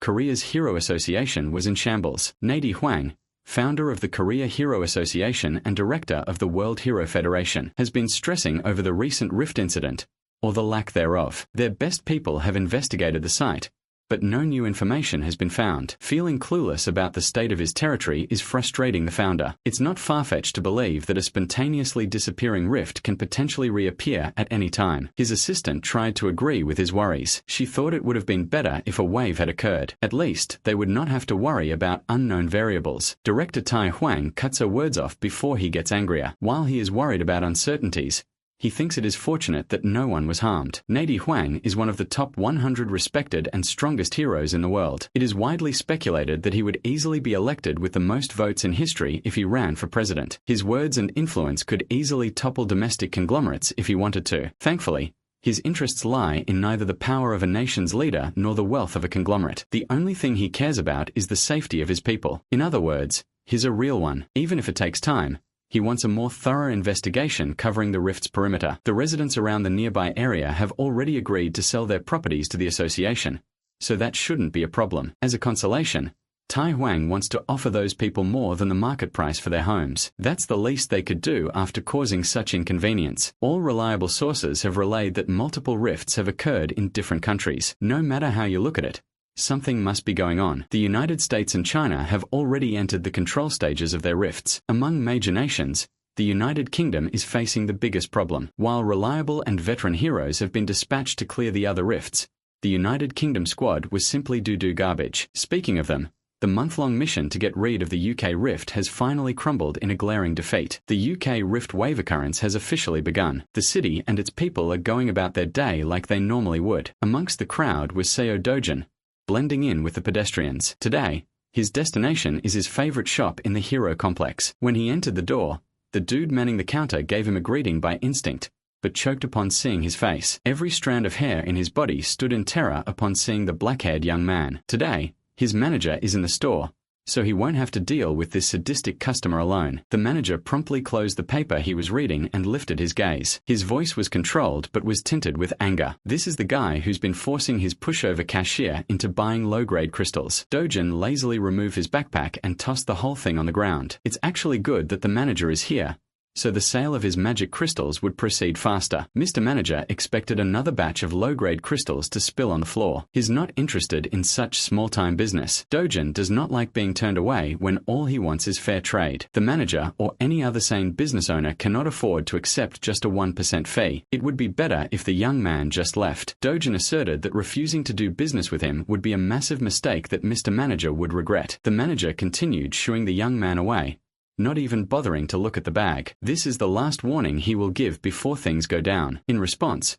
Dojin kicked the backpack down, spilling its contents on the tiles. Being experienced crystal traders, both the cashier and the manager immediately recognized the properties of those rocks. That crude bag was actually filled with Hero's magic crystals, a legendary treasure that money cannot buy. Dojin has a rough idea of how much these things are worth. He knows he's holding premium stuff. You see, the Hero's magic crystal was used by an infamous Mexican drug lord, Kozuman, in New Age drug manufacturing. One night, a laboratory accident changed the course of his life and the world's perspective on such a little rock. The Hero's magic crystal caused Kozuman to awaken as a powerful hero. Since then, the crystal has become a priceless item for hero awakenings and mana enhancement. Such an incredibly rare energy source can be classified as an ultra-high-end product. As a power move, Dojin ordered the schmucks to pack their stuff back up, and he left. Mr. Manager quickly changed his dismissive and arrogant tone into a welcoming one. He even escorted the young man to their VIP seats and offered some drinks while his cashier polished the crystals. Dojin liked reversing the situation in its head. 1 second, he was being driven away. The next, he was sipping on some iced beverage. His opening demand was full price with a 0.5% commission. As soon as the manager expressed a sign of balking, he threatened to pull the deal. In prior trades, Dojin agreed to 1%. Now he's lowering that already abysmal rate even lower. Frankly, he's just doing that out of annoyance. In response, the manager lowered his head and tried to give the sincerest apology he could muster. While Dojin is tired of hearing empty apologies, they can either accept his rate or he'll take his business elsewhere. It's that simple. At the counter, the cashier is inwardly cursing Dojin for being such a rude prick. Seeing that his acting wouldn't convince the kid to give him a bigger cut, the manager locked in and gave a lengthy lecture about magic crystal markets and pricing. Dojin doesn't have time to listen to such long-winded yapping, though. He finished his drink and got up from his seat, making the manager panic. Feeling the deal of a lifetime slipping away from his fingers, the manager offered a 9% commission. It did not work, so he proposed 8%. This continued from 8 to 7, 6, and 5. In this range, his shop won't be making any profit at all. While the manager is in the pits of despair, Seo Dojin pounces and agrees to settle for 1% out of respect for their past dealings. Inwardly, the manager wanted to scream and curse the blatant extortionist. He just can't bear to let go of the product. The next words that came out of Dojin's mouth nearly made the manager piss his pants in excitement. Aside from the one he brought today, he has about 7 more bags of those priceless crystals. With that being said, the contract was quickly produced and signed. After a few minutes of officiating the deal, 67 billion won entered Seo Dojin's bank account. That's about $48 million.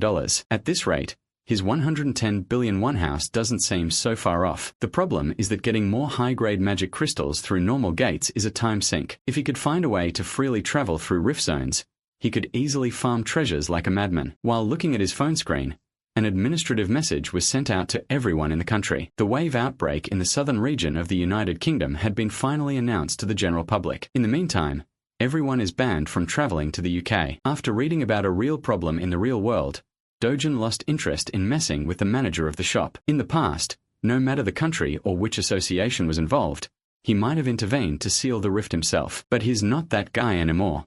He has more fulfilling matters to attend to. Tonight, dinner is on Dojin and they are getting expensive meat. Little Yoon Young's mouth watered at the sight of pork and beef marbling over the grill. The expensive meat and succulent side dishes just kept on coming to the table. Worried that they were spending too much given the price tag on the menu, Grandma slowed down and asked her grandson if this was okay. 250,000 won for 100 grams is pretty steep. Dojin dismissed her worries right away. After making a killing with his crystal harvest, they could eat as much as they wanted and it wouldn't even make a dent in his bank account. Yoon Young's first bite made her fall in love with the taste of the wildly luxurious beef. Dojin continued adding more and more to the grill as Grandma watched in apprehension. Hell, there's another package of fresh ribs, prime ribeye, strip loin, and skirt meat coming to the table soon. At this point, the scale is just ridiculous. How could 2.5 people even finish that much food? Well, Grandma is underestimating the appetite of a protagonist. To knock her out of her worries, little Yoon Young convinced Grandma to give the expensive stuff a try. Unable to refuse the offer of her sweet girl, Grandma caved. One bite of that expensive meat was all it took for all her worries to dissipate into nothing. Afterward, the happy family enjoyed their extravagant dinner filled with smiles and laughter. Unbeknownst to Dojin, an attention-grabbing young woman just entered the restaurant. The necks of the other guests almost broke wherever she passed by. The woman made a beeline towards Seo Dojin and decisively called his attention. She just wanted to talk with him for a moment. Nothing more, nothing less. Before she could elaborate on her reason, Dojin cut her off for interrupting his family's dinner. If she wants to say something to him, she should come back when the freaking meal is over. Hyun Ju-yeon pulled out the name card, hoping that the young man would change his tone upon her name. Much to his dismay, Dojin just kept on grilling and eating meat, disregarding her presence altogether. And so, the renowned S-Rank hunter swallowed her pride and patiently sat in the restaurant's waiting room. With a star like her sitting within normal people's vicinity, she naturally became the center of attention. Men and women kept stealing glances at the woman standing at the pinnacle of heroism. She's not only fourth in the national rankings for S-class heroes, but most people would also even place her within the top 10 most beautiful heroes in the world list. Every civilian around was asking the same thing in their minds. Who the hell is making Hyun Ju-yeon wait? Ignoring the blatant whispers around her, Ju-yeon recalled the brief interaction she had just a few minutes ago. As far as she knows, Seo Dojin entered his first gate 2 months ago. He made it out alive and is now under suspicion of becoming awakened. He was widely believed to have died in the recent Mappo Rift incident. But here he is,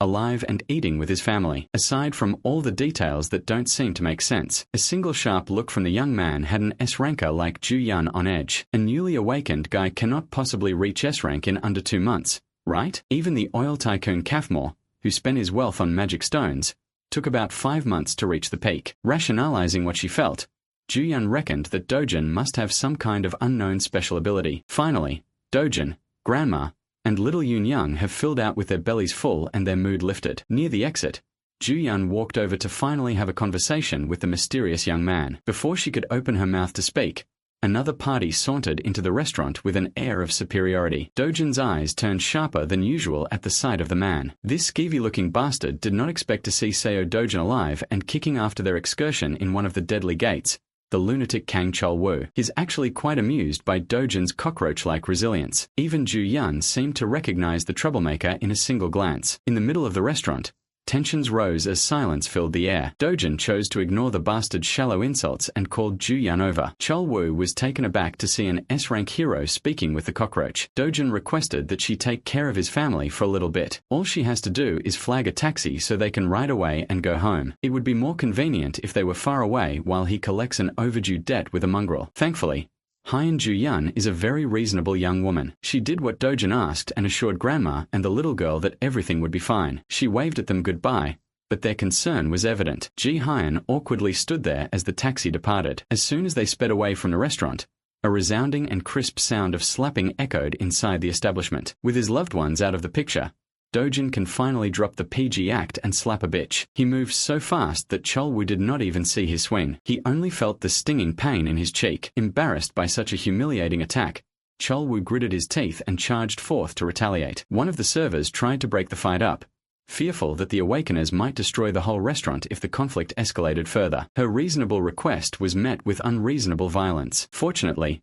she wasn't harmed too badly. Seo Dojin calmly told everyone to get out and clear the room for their safety. Cholwoo is really easy to trigger. He's a muscle-brained idiot who can't even think of good trash talk. For that, he was punished with another strike to the face. He was completely caught off guard, feeling a knuckle make contact with his head. Kang Cholwoo is the bastard who locked the original Seo Dojin in a gate, leaving him for dead. Even though he was not the one personally slighted, our MC still harbors a deep resentment for this fuckface, and he wants to talk. Cholwoo, the goblin-looking goon, snickered as he brought up how that evil stepmother of Dojin's made the whole thing happen. Seeing that extracting info from this idiot was a lot easier than he thought, Dojin pulled his phone out and pressed the record button on the video app. He just needs a clear and concise recording of the confession, and his life will be a lot simpler in the future. Once again, Cholwoo was insulted by his nonchalance. He gathered power in his fist, called Dojin's mother a whore, and attacked with unmatched intensity. He intends to finish the job that he failed. He wants to kill Seo Dojin once and for all. Unfortunately for the big goon,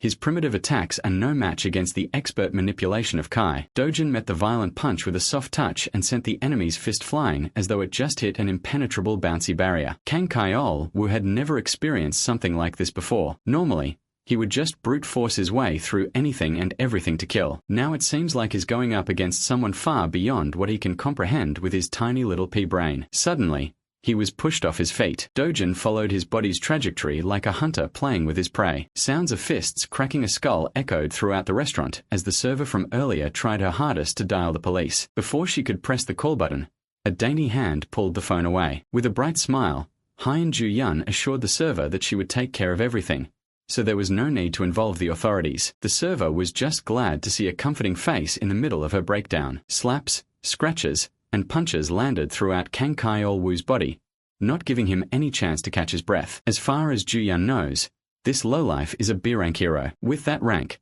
there are not many people who could beat him up so helplessly. Based on this beatdown, Dojin might be classified as an A-rank. Well, even if that's true, the fight still seems a bit too one-sided. Before things could get any worse, Hyun Ju-yun carefully called Dojin to stop for a moment. She's just worried that Kang Kai-ol-woo might die if the beating goes on for longer. Deciding to listen to her words, he dropped the goblin goon's limp body on the ground and wiped his hands. Seeing as there's clearly some vendetta between the two, Ju-yun asked the young man how much he knows about Kang Chilwoo. Dojin might not know the whole picture, but he knows enough about the bastard to exact vengeance. Hyun Ju-yun warned him that this piece of dirt, Kang Chilwoo, is connected to Kang Yongpyo, an S-rank hero. Well, Dojin already knew that fact, and he didn't see any problems. Ju-yun had never met anyone so reckless and insane. This dude doesn't even care about whatever consequences he might face at the hands of an S-ranker. Hyun Ju-yun elaborated that Kang Yongpyo is very protective of his delinquent cousin. This restaurant incident will surely reach the ears of that powerhouse. When that happens, blood will be spilled. Dojin scoffed at Ju-yun's worries. He's the last person who would be afraid of some hotshot S-ranker. More than the problems for the future, he's more annoyed at the fact that Ju-yun knows so much about his life. Now that the goblin goon is down, Dojin's enmity has transferred to the nosy S-ranker. Face to face, the feral young man stared her down. Hyun Ju-yun was not a pushover by any means. She won't cave from a simple, intimidating eye contact. Changing the subject, she apologized for the sudden visit and brought up her agenda. She was just asked by her uncle to come by and talk. After she found out about the bag of Hero's magic crystals he sold off, Ju-yun wanted to get her hands on the rest. She is willing to buy every piece he has, no matter the price. Dojin warned her that it won't be cheap. He has a lot of precious treasures stockpiled after all. She assured him that the assets of an established S-rank hero are beyond normal people's imagination. Well, it's not like he's opposed to selling his goods. He just has one condition before transacting. It's nothing much, really. Just a little favor. At least for someone as renowned as Hyun Ju-yun, that is. Elsewhere in the city, the sound of expensive alcohol bottles hitting the floor can be heard. Dojin's evil stepmother is crashing out upon learning new information about his allegedly dead stepson. Her people were so sure that the kid died in the rift, yet now she's receiving word about how the Dojin survived like a resilient cockroach. Press F for bald man here. Having a boss like her can't possibly be fun. You can't blame him for the misinformation. Even the Hero Association labeled Dojin dead. Evil stepmother doesn't want to hear excuses. She wants actions instead. To make things worse, They just received news about Kang Cheol-woo's defeat at the hands of Dujin. At this point, it's safe to assume that Seo Dujin already knows who's really responsible for his attempted murder. Hearing that she might be implicated, Evil stepmom gulped in terror. She's not afraid of Dujin. She's more concerned about the hassle it will bring when her father or husband finds out about her dealings. She can cover everything up, but if word gets out to the media, the group's stock price will nosedive. So, she ordered her people to intercept the media. If they mess up, T Group and W Group will surely cut all deals and advertisements. First and foremost, the police must also be on their payroll. In that regard, Evil Stepmom's people have already moved to cover all bases. Knowing that they have a little bit of competence lifted some pressure off her shoulders. Baldy director Lee then whispered that no matter how many cover-up jobs they do, what they are doing is not a fundamental solution to the real problem. On that note, the ball director might have a plan that can put an end to this headache. They just have to make use of Kang Cheol-woo's cousin, the infamous Kang Young-pyo. Even someone like stepmom here knows about the S-ranker. Kang Cheol-woo might be notorious as trash in the world of heroes, but everyone knows how close he is to his powerful cousin. In reality, Kang Cheol-woo is just a pawn doing all sorts of dirty work under his cousin's orders. They are both sick in the head. If Cheol-woo gets pinched by the police and smeared by the media, it won't be a good look for the S-rank hero too. In fact, he's already taken action to deal with this public relations disaster. Evil stepmom made up her mind. She wants to meet with Kang Young-pyo as soon as possible. In addition, that dog, Hwang Chang-sub of HCS Capital, has blatantly allied with the enemy. He's taking care of Dujin's family now. For that, stepmom wants a prosecutor on the phone in a minute. Those who abandon her camp must pay the price in full. The very next day, we follow a group of heroes entering one of the 37 rift zones in Korea. Among those rift zones, 5 zones are being turned into secured gates. The rest can only be raided by heroes affiliated with hero associations with coordinated schedules. Today, Ms. Hyun Ju-yeon is leading a team herself. With her S-rank ID, she has practically limitless entries at any gate. Among the diverse crowd of heroes equipped with fancy equipment and weapons, stood a young man wearing a beat-up hoodie. Hyun Ju-yeon chose A-rank Jong and Ju's Cleome Guild as a temporary group for the hunt. It's very rare to be a part of an S-rank's hunt, so they are hyped. Ju-yeon reasoned that she simply wanted to do something fun and stretch her muscles a little bit. In reality, she had to set up this whole situation just to give the young man in the back clean entry to the gate. Seo Dujin agreed to sell the rest of his magic crystal stockpile at market price to Ju-yeon if she led him into the restricted rift zone. He just wants to earn more money by hunting in higher level zones. While it's true that rift zones house all sorts of treasures, going into such a difficult one for a certain profit without fear is just insane. Well, she doesn't really care either way. She just needs to get her hands on those hero magic crystals. After a few minutes of traversing a dark tunnel, the group finally came out of the other side to a brightly wooded area. Unable to rear her curiosity, Inju started bugging Ju-yeon about the real identity of the young man shadowing their party. Ju-yeon just introduced Dujin as someone she knows, but no one is buying that half-assed answer. Inju speculated that he might be Queen Ju-yeon's boyfriend. Tired of all the buzzing, she gave Inju a partial truth and confessed that the young man was there because she owed him a favor. It's not every day an S-rank hero owes someone. While the party was lost in their respective conversations, a giant shadow blotted the sun from above. Everybody turned their eyes to the skies and saw the beast. Being an A-rank guild, the Cleum heroes instantly responded by drawing their weapons and getting into their respective positions. The first encounter was none other than the fearsome Cockatrice. Like the expert raider that she is, Ju-yeon took charge and barked clear and concise orders. Jinju and Du-yeon are in charge of defense, while Seung-ho aims for the legs. Before she could finish assigning everyone their roles, a figure blurred as he shot past everyone. With a single impactful leap, he closed the aerial gap between him and the flying beast. Seo Dujun disregarded the long-winded group plans and leaped for a one-on-one with the bird. The Cleum heroes were slack-jawed. They have never seen someone so brazen. Gathering energy in his fist, Dujun prepared for first blood. Prior to his charge, Guildmaster Inju is stressing over her bad luck. They are barely inside the gate, and a troublesome opponent has already shown itself. Before the group could organize and get into position, Dujun had already dropped his bag to the ground. While Ju-yeon was calling the shots, he was bursting through the air like a speeding bullet. He was an absolute speed demon. In one jump, he neutralized the bird's aerial advantage. Up in the skies, he took control of the field without a problem. His fiery energy was thick and burning. The overgrown chicken did not have the speed or reaction time to block the incoming attack. As a result, It was forced to eat a full-powered punch to the beak. The bird is on the ground, and the human is up in the clouds. It was quite a poetic reversal. Dujun landed in front of the group. He did not even break a single bead of sweat. The cockatrice is on the verge of death, the mark of his fist visible on the side of his face. The Cleome Guild people stood dumbfounded alongside their S-rank carry. They bore witness to the brutality of what happened next. Dujun lifted his leg and started stomping on the bird's head until it was reduced to meat paste. It might seem too much, but killing a cockatrice requires a lot of force. With every stomp and kick, the sound of skull cracking and blood spurting mortified the group. Now Inju is really curious as to who that guy is. In all honesty, Juyun wasn't really sure herself. All she knows is that Seo Dujun is a really strong human. Well, calling him simply strong is a huge understatement. There are only a select few heroes who can do what Dujun just did. Killing a cockatrice in one blow is no ordinary feat. Juyun downplayed the achievement by bringing up her sister. That woman belongs to that elite list of outstanding heroes. Still, Inju can't just get over the fact that a hidden powerhouse is among them. She watched the entire sequence and was in awe the whole time. Juyun took note of the young man's monstrous power and decisiveness.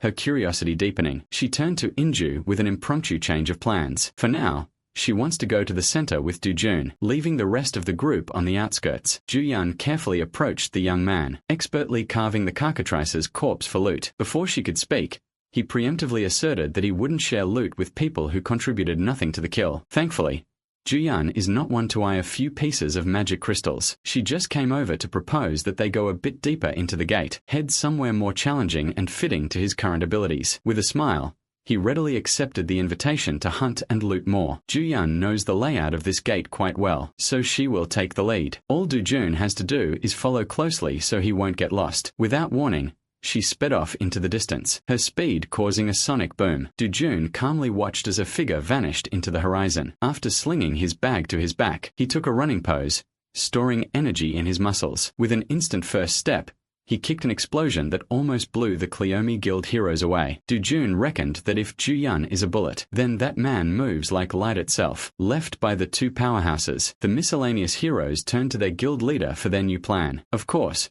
trying to follow those two ahead is utterly impossible. Today, they must accept that they are sidekicks and small fries. Nevertheless, this is still a decent gate with plenty of monsters to hunt around the outskirts. In the outside world, normal people praise them as powerful A-rank heroes, but in front of a real S-ranker, they are not even worth mentioning. Juyun and that man are leagues above the entire force of Cleome Guild. Speaking of those two, their race across the woods is proceeding hastily, while maintaining breakneck speeds without much effort. Juyun kept on checking her flank for signs of Dujun. Upon seeing no signs of the guy, she started softening up and thinking that she might have overdone the initial run. While she was thinking of slowing down, Dujun suddenly appeared by her side, asking if they could go a little faster. Juyun's concentration broke and she almost tripped over. She had never experienced something like this before. Someone can actually keep up with her in terms of racing. When it comes to speed, she's in the top 2 in the nation, but that list might need to be updated given how Dujun is making her eat dust. A few moments later, he made a stop to tease her for being slower than expected when she was clearly running to flex her speed. While the S-ranker caught her breath, Dujun turned his eyes onto the view on the horizon. In front of them was a massive mountain range touching the heavens. When asked what was hiding inside that rocky range, Juyun's expression turned solemn. That place is the lair of the Thrift's boss monster, the Caesarian. You see,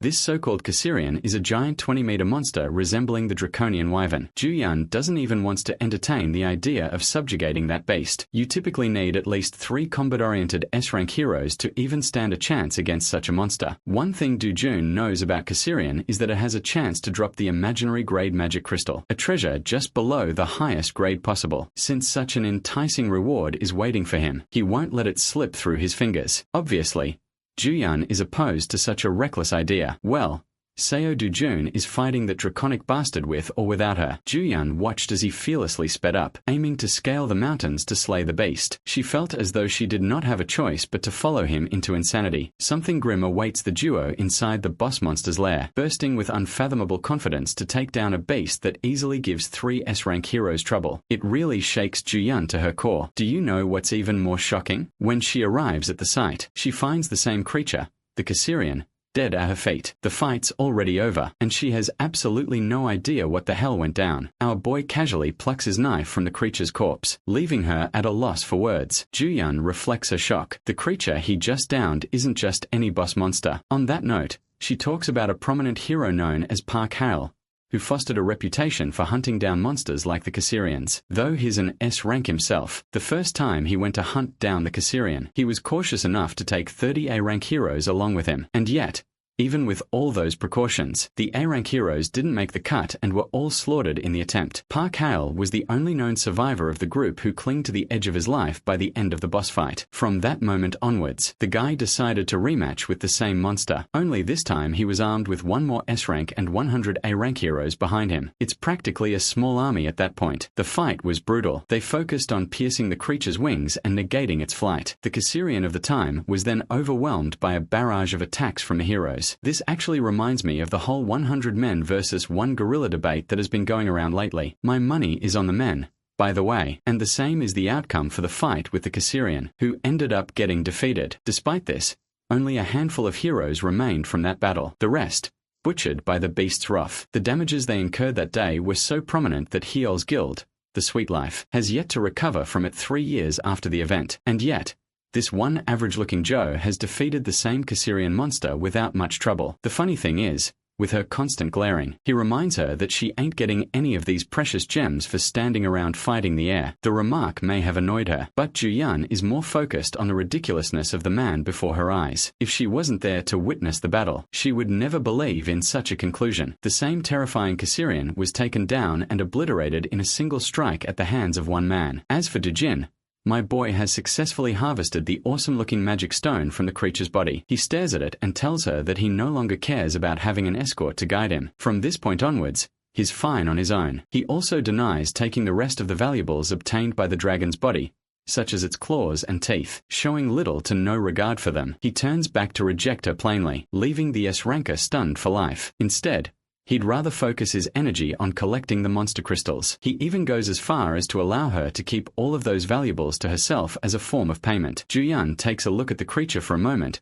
and reaches the conclusion that she also doesn't need anything from the beast. It's evening now, and the rest of his group is shocked that one guy managed to collect 3 bags full of magic stones. It's an unbelievable sight, even for the competent A-rankers. For their guild to have obtained the same amount, it would have taken them a minimum of 20 hours. And from the quality of the ingredients, even more than 3 days. It begs the question about the man's identity, and they're all staring down at Ju-yun, who brought him along in the first place, and yet appears just as confused as them. Based off of Ju-yun's own words, the A-rank guild master can't fathom how Dojin was able to beat the Caesarian without any proper equipment. With this accomplishment alone, he stands at the top of the hero ranks in Korea, unparalleled in his might. They really just said, "Our boy is built differently." The A-ranker even thinks that he might be the strongest in the entire world at his level. It amazes her. Speaking of the guy, an exhausted Dojin returns with more bags on him. With just 1 day of hunting, he's already collected so much stuff. At this point,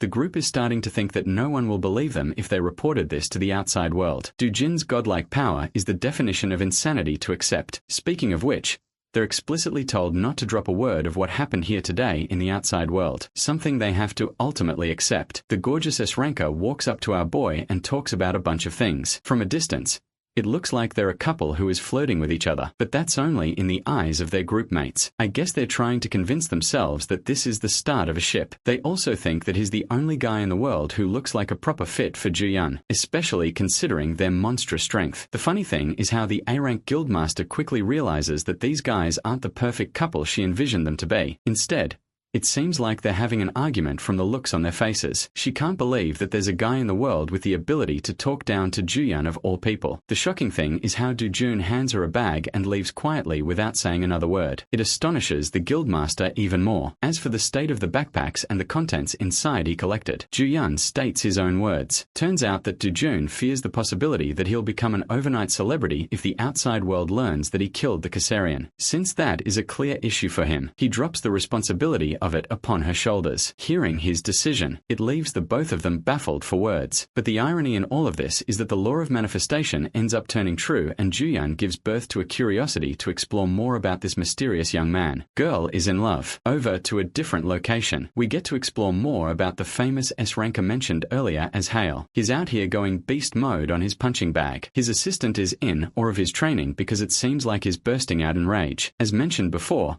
he's the guildmaster of Sweet Life. The assistant helps him calm down, reminding him that a little bit of endurance will help him go a long way in these difficult times. Even the guildmaster agrees with that idea, believing that those who underestimate him will eventually suffer his wrath. And before long, there will come a time where everyone will be admiring his strength as the most powerful guildmaster. His assistant goes on to bring up Hyol's streak of hunting down Caesarians, which sets him apart from others, even going as far as to say that his name will be etched in the history books as the hero who defeated the Caesarian with the smaller squad. The funny thing is, that title will never be overtaken from Dojin by anyone unless Stephen Hawking steps out of the grave and pulls a miracle. The guildmaster shares his enthusiasm with the assistant, going on and on about his own achievements. At the same time, their guild has been suffering major losses compared to what it was 3 years back, and yet, the only thing that gives him a smile is the knowledge that he's the only one capable of best defeating the Caesarian, a fact seconded by his one-eyed servant. On topic of discussing high-ranking heroes, the scene switches to Kang Youngpyo's office, who is currently reading a report on Dojin's eventful evening with Chail-woo and how he annihilated Youngpyo's cousin, even though Chail-woo's intentions were to lock the guy inside the gate and trap him for good. A plot twist happened,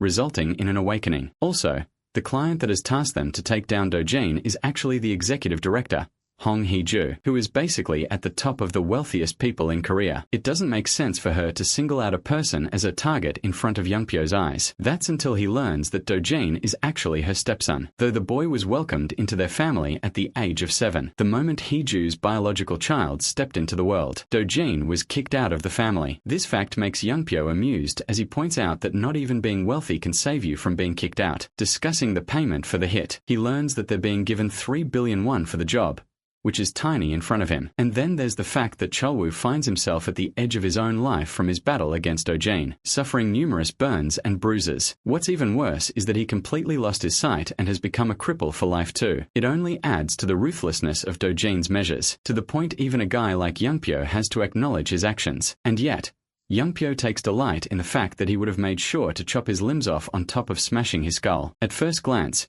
you guys probably were thinking that he's saner than his cousin, but now it's clear why he's even worse. While discussing the scene of their battle, it is brought up that Juhyun was also there and allegedly helped out Dojin in some way. This actually surprises him when he probes for more information about the situation. He doesn't get what's so special about Dojin. Unfortunately, not even his assistant knows anything specific about the meeting between the two, as the case was quietly shut down. Pissed the fudge off, Youngpyo grabs his servant and roars at him to do whatever he can to uncover the status of their relationship, suspecting that they may have formed a deal of some kind. The assistant, completely devastated by his reaction, runs away to investigate right at once. Youngpyo is left with a temper tantrum, smashing things around, reflecting that Hee-ju's men will come looking for him to fulfill the job that his cousin failed to do. At the same time, he's more than happy to take on the job from her. After all, she's a wealthy woman with Andrew Tate's level of money, so it won't be an issue for the greedy scumbag. And now for the scene with our boy, who is returning home after the raid. From today's experience,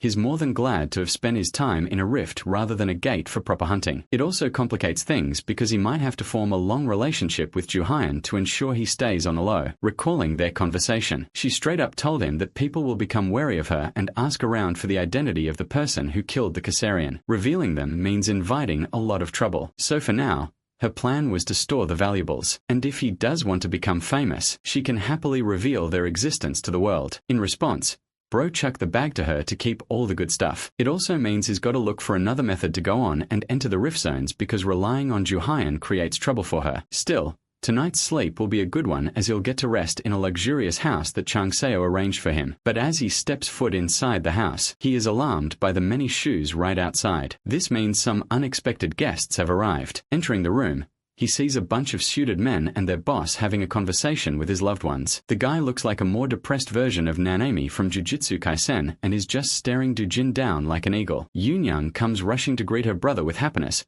while Do-jin is baffled by the situation overall. Prosecutor Park Chae-leong makes his identity loud and clear, pointing out the connection between Do-jin and Chang Se-ob. Because of his relationship with the guy, Do-jin is placed in an immediate emergency arrest on behalf of partaking in the money-lending organization that is run by the corrupt CEO of HCS Capital. Letting the situation play out, Seo Do-jin peacefully surrendered himself to this alleged emergency arrest connected to Hwang Chang-seop's loan shark operation. He was promptly handcuffed and detained in a bare interrogation room. From inside the room, he could hear a pompous voice talking on the phone outside. The prosecutor who took him in is assuring someone that both Hwang Chang-seop and Seo Do-jin are behaving like good little boys. Before hanging up, the prosecutor thanked the caller for taking care of his daughter's study arrangements abroad. Then he made the mistake of uttering Director Hong's name within Do-jin's superhuman earshot. Walking up to his silent detainee, the prosecutor yapped about the reason he became a man of the law. He claimed that since he was little, he had always wanted to isolate society's trash from the decent and law-abiding citizens, plopping a thick packet of paperwork on the table. The scummy prosecutor made a show of just how much dirt he had on Seo Do-jin. He alleged that the charges listed through their preliminary investigation would be enough to put the young man behind bars for at least a decade. In addition,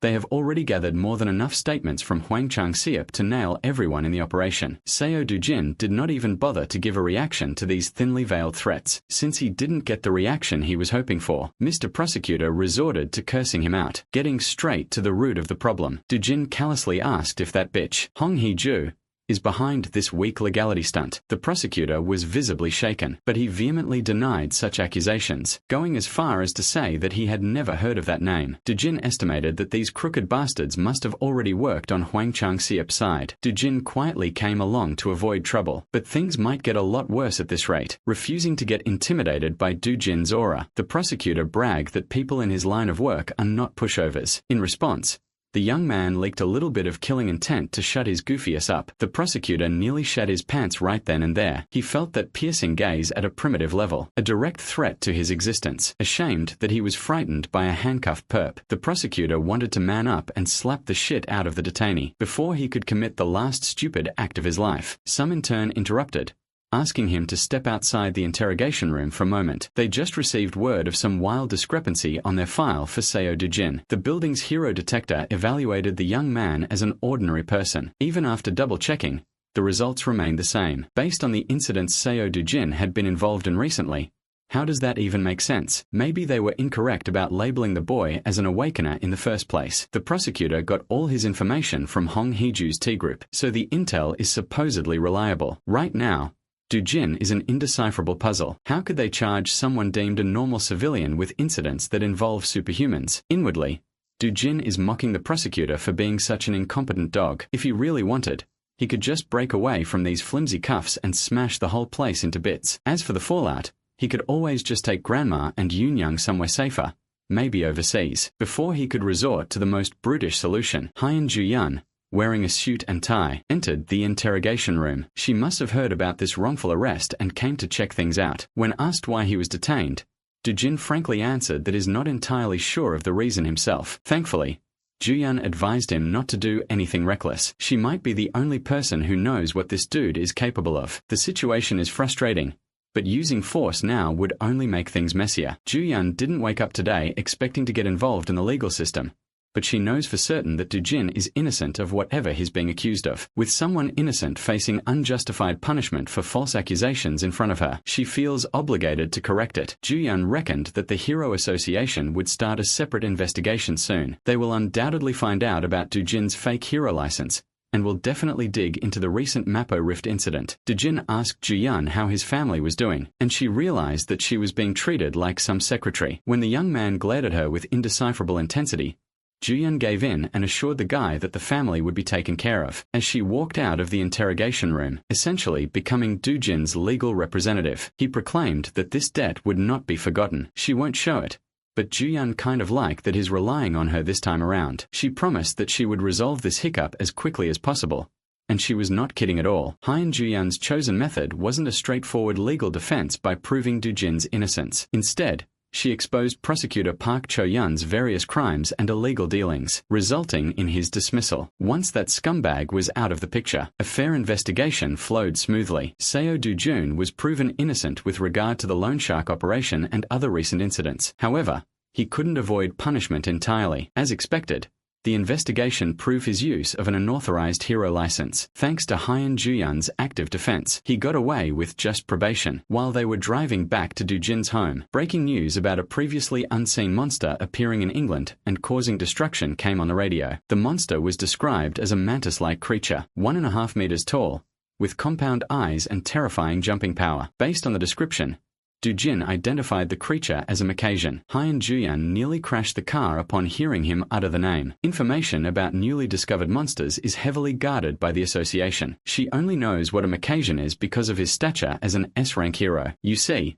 monsters are not given arbitrary names by some random bozo. Upon death, they drop magic stones that not only contain condensed energy, but also unique information. By analyzing this encoded data, it's possible to learn a lot about a monster, including its real name. On present-day Earth, they use science and technology for analysis. On the other hand, magic was used in the destroyed world. In other words, Do-jin is incredibly familiar with monsters that appear in both worlds. He knows their names and everything there is to know about them. He randomly blurted that Mancasians can be easily handled using fluid from the red flower ant. The fluid is harmless to humans, but acts as an extremely potent paralytic toxin to Mancasians. Spray those bugs and they'll stop rampaging. Hyun Ju-yun got serious for a moment. His every move and word just add to the mystique. Who exactly is Seo Do-jin? No matter how hard she tried to pry him about his real identity, Do-jin never gave an answer. His mind is actually flying elsewhere. He's devising a plan to stop any and all future headaches from happening. The only reasonable solution he could think of was to kill that bitch,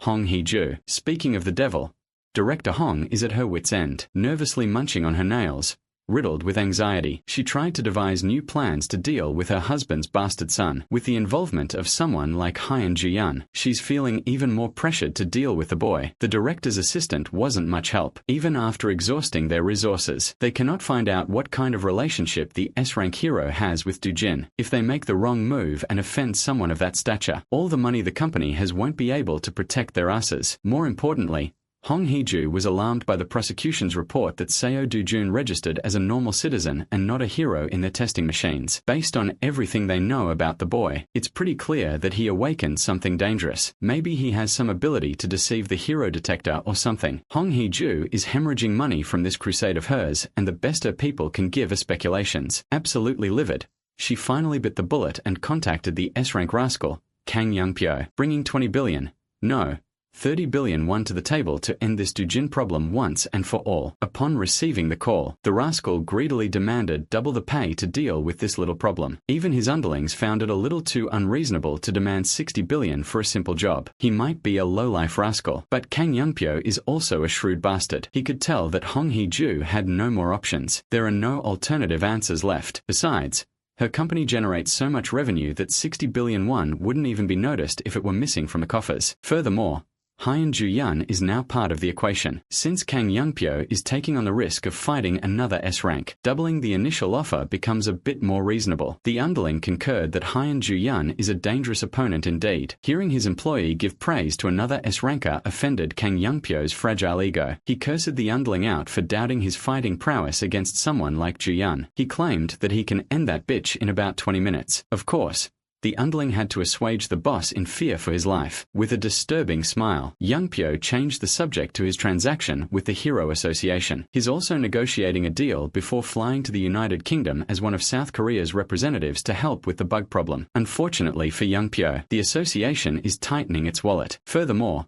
those wily bastards already announced the selection process for Hero Dispatch to the public. They're practically making it hard for the S-rankers to refuse being deployed. Young-pyo might be a thug, but he sees the association as a group worse than thugs. The operation will take place in 3 days. South Korea will be sending its best and brightest together with Japanese heroes. At least Young-pyo can meet up with someone named Takashi. Right now, Mancasian's weakness hasn't been discovered yet. Being the one to discover such a crucial intel would raise anyone's stock to the moon in the eyes of the public. Speaking of Mancasians, those bugs have extended their advance towards Cambridge in the UK. British heroes have been fighting non-stop to stop the relentless invasion of the giant critters. They assembled a decent team of heroes. Since it's the UK, They use a lot of blades in this region. The brave frontliners are struggling to deal with a single giant Macajan terrorizing the public. This mantis has the speed and sharpness to kill slow-moving heroes in one shot. Getting into the rhythm of things, the British heroes retaliated with a coordinated offense. The group of heroes had a balanced lineup, and based on their proficiency, they were nothing to sneeze at either. Some of them used magic to tear through the thick exoskeleton by force. The others would follow up with speedy melee attacks, letting the bug blood flow in the streets. With proper coordination and ample power, they managed to bring down their first Macajan. Just to be sure that the son of a bitch doesn't have a phase 2 or something, they cut its mantis head off. The British heroes finally scored a W, but a single monster took everything they had in the tank to deal with. To utterly crush their spirits, a few more Macajans surfaced to take advantage of the fatigued heroes. That night,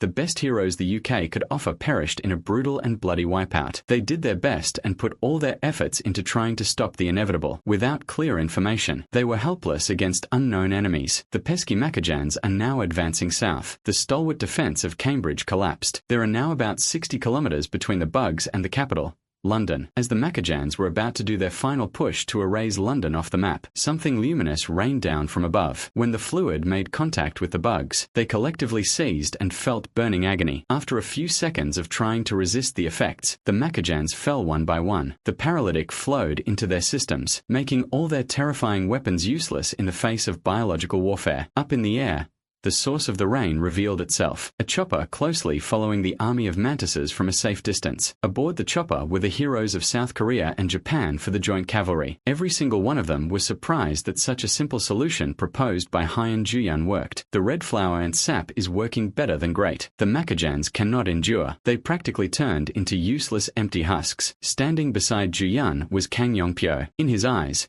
there is no way that this woman miraculously guessed and hit the jackpot, waking everyone up from their reverie. Hyun Juyun took charge and ordered everyone to skydive and finish the job. With newfound respect and awe for Korea's premier S-rank hero, the cavalry swan dived towards British soil to prevent a cataclysmic incident. A few days after that joint operation, the entire world was made aware of what went down in the UK and who the undisputed MVP was. Back in Korea, the media and fans filled the airport and everyone was eager to get a glimpse of the country's pride. The reporters and their teams are all salivating to get an exclusive scoop about Hyun Juyun, the best hunter during the UK expedition. She was the one who figured out the Macajan's weakness and led the operation to the end. She practically saved an entire nation from despair. It's said that before leaving, she was knighted by the royal family for her heroism. When Hyun Juyun finally stepped foot inside the airport, camera flashes and cheers from the civilians erupted. Like a real celebrity, she had long since been used to the limelight. Behind her was Kang Yongpyo trying to aura farm like he doesn't have a fucked up haircut. Even though Juyun is a public figure, the intensity of today's welcome was still a bit overwhelming. As for Kang Yongpyo,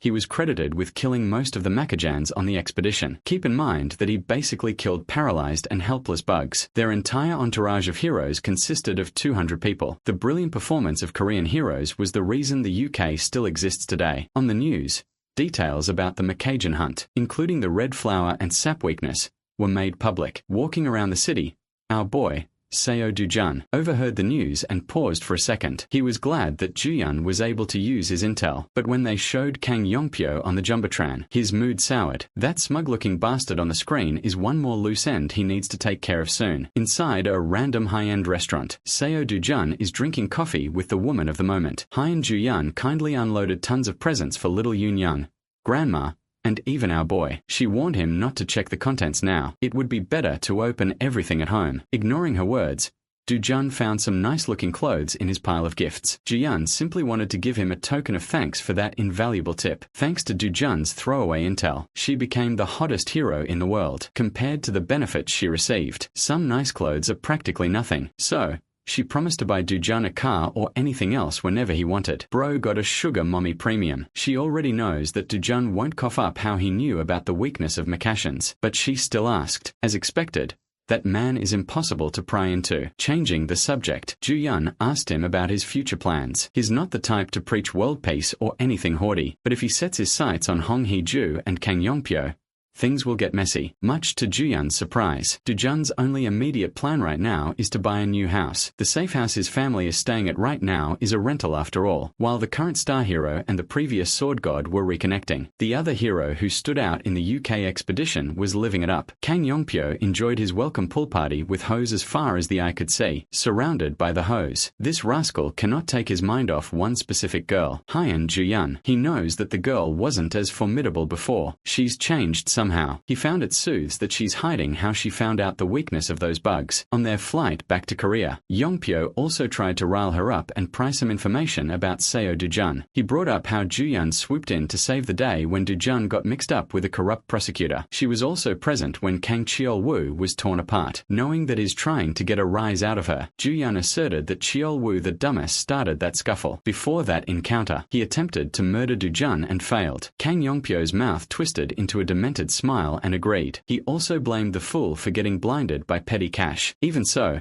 Cheol-woo is still his dear cousin. He can always use their relationship as justification to get revenge on that Seo Dujun fella. For a split second, Juyun nearly slipped and showed emotion while she was being scrutinized by a shrewd bastard. She immediately distanced herself from the conflict and insisted that she was in no position to interfere if something was to happen. Kang Yongpyo was confused. He really thought she was closer to that Dujun guy, ignoring him for the rest of the flight. Juyun put her sleep mask back on and went back to napping. Still, even after that conversation, Yongpyo still can't shake the feeling that she was not being entirely truthful. Kang Yongpyo's paranoid ass is still maintaining caution with regards to Seo Dujun. Back in England, the original site of the breakout in Long Sutton was the shrubbery. The damage the monster wave inflicted on the place was still apparent. The British Hero Association deployed what little hero force they have inside the rifts to at least secure the magic stones before the second wave flares up. Some of the guards outside are discussing how they could have easily stood out as deer anchors if they just knew that macations could be taken down with just a little bit of red flower ant sap. If their forces managed to block the wave early, they could have easily farmed ungodly amounts of magic stones. You see,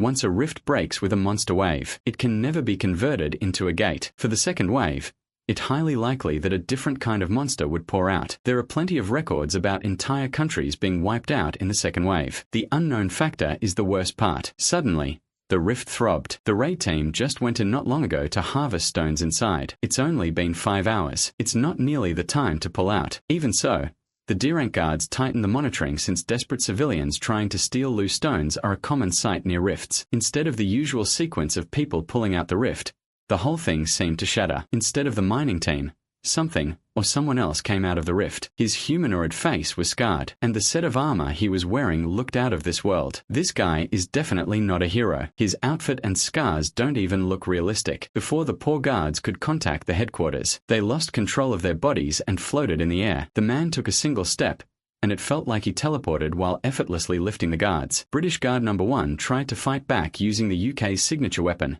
3 knives. The flying blades reached their target, but multiple circular green lights made them vanish like they never existed in the first place. With a hoarse voice, the man complained that these guards are way too weak. He clenched his fist and made the green lights move. As a result, the guards were painfully sliced and diced, losing their limbs. Imagine getting turned into a limbless mannequin on the job. A dark miasma flowed out of the man's body. Using that dark miasma, he held dominion over space and grabbed one of the guard's smartphones. He verified the current date and calculated that it's been 10 years since the last time he set foot on Earth. And yet, his mission hasn't even reached 20%. After all his effort to open dimensional rifts, is it finally time to admit his failure? No. He just needs to increase the mana concentration to get back on track. But before that, this planet is due for some decent cleaning up. It's about time to weed out the weaklings. Back in South Korea, specifically in the Poyu region, a young man is venturing into one of his routine farming escapades, oblivious of what's happening on the other side of the globe. Slinging nothing but a backpack,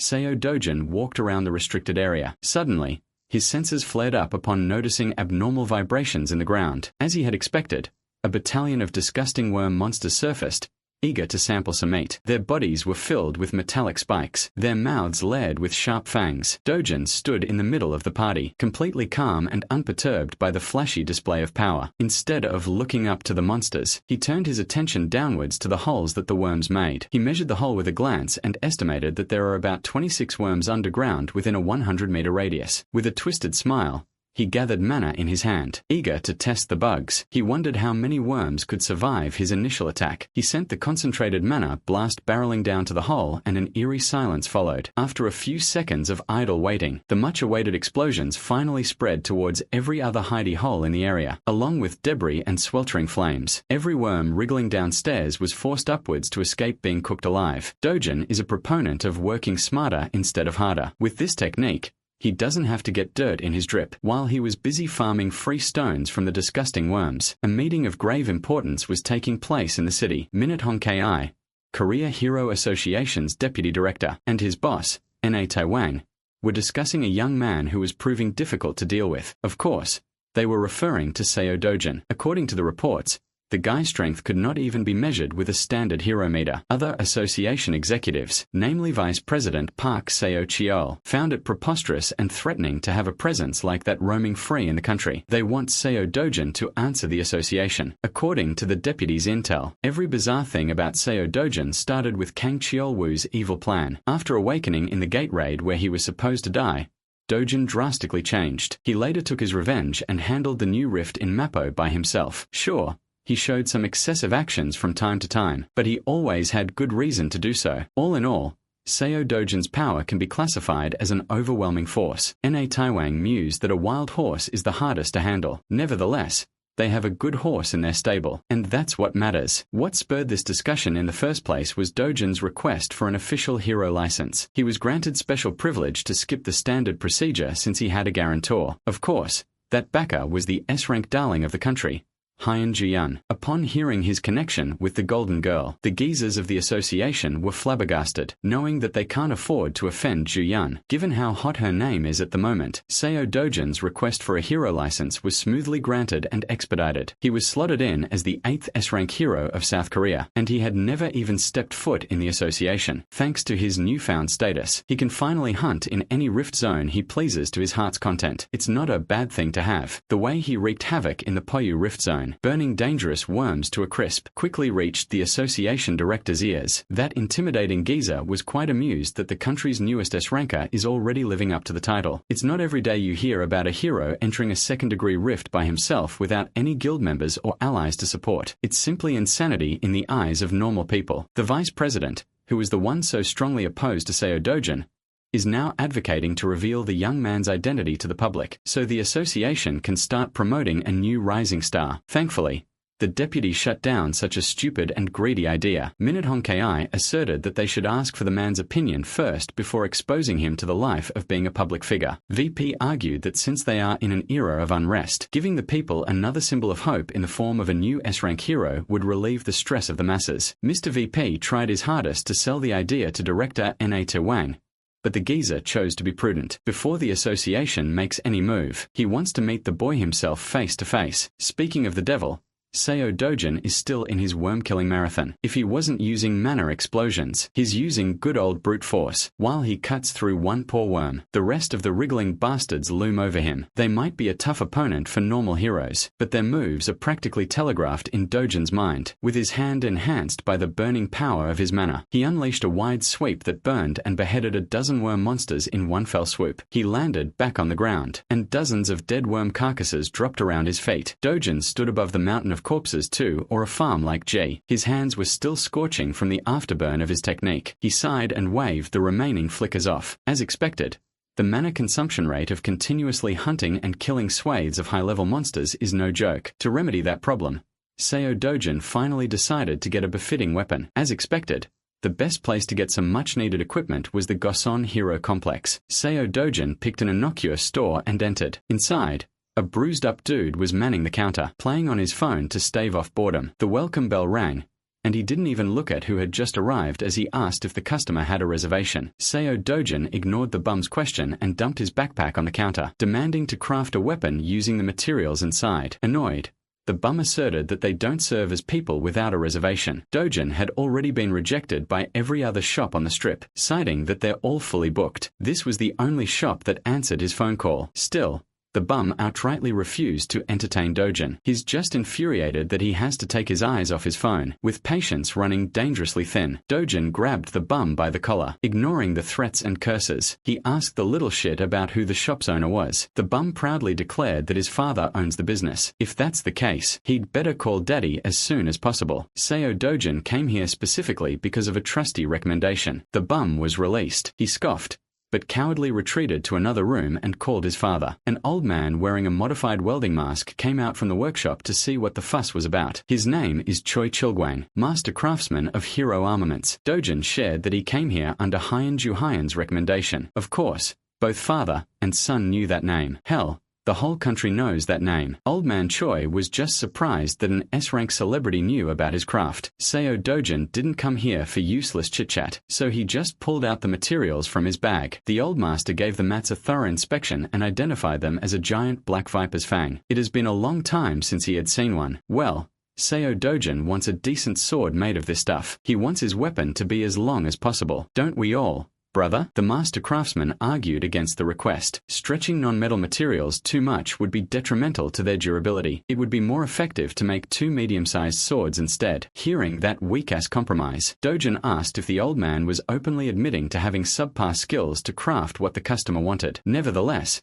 he doesn't want 2 swords. He just wants to fuse them together into one. All that matters is length. Well, it matters how you use it too, buddy. Aside from absurd length, he wants the mana absorption rate cranked up to the maximum level. Hearing the ceaseless and borderline unreasonable requests, the bum could not stand aside much longer. He is proud of his dad, a man who could craft weapons with at least a grade 3 mana absorption rate. Seo Dojin responded by picking up one of the swords displayed in the shop's forefront. He gave the blade a once-over and evaluated the material as grade 5. Then, he gripped the sharp end of the sword with his bare hands. Father and son stood silent and in shock as their unusual customer performed a miracle. The tightening continued until the death grip made the grade 5 material shatter under sheer force. This product, which the shop was so proud to display up front, was reduced to nothing but sharp dust and debris. The bum thanked his lucky stars that he didn't fuck with the mysterious customer. The old man watched his creation splinter apart. Seo Dojin warned Choi Chul-gwan that if he was going to craft garbage with the materials provided, he'd better drop the job now. If these hands can turn a grade 5 weapon into fine dust, imagine what it could do to your face. After finally securing a shop that would accommodate his demands, Seo Dojin set out for another dungeon. Today,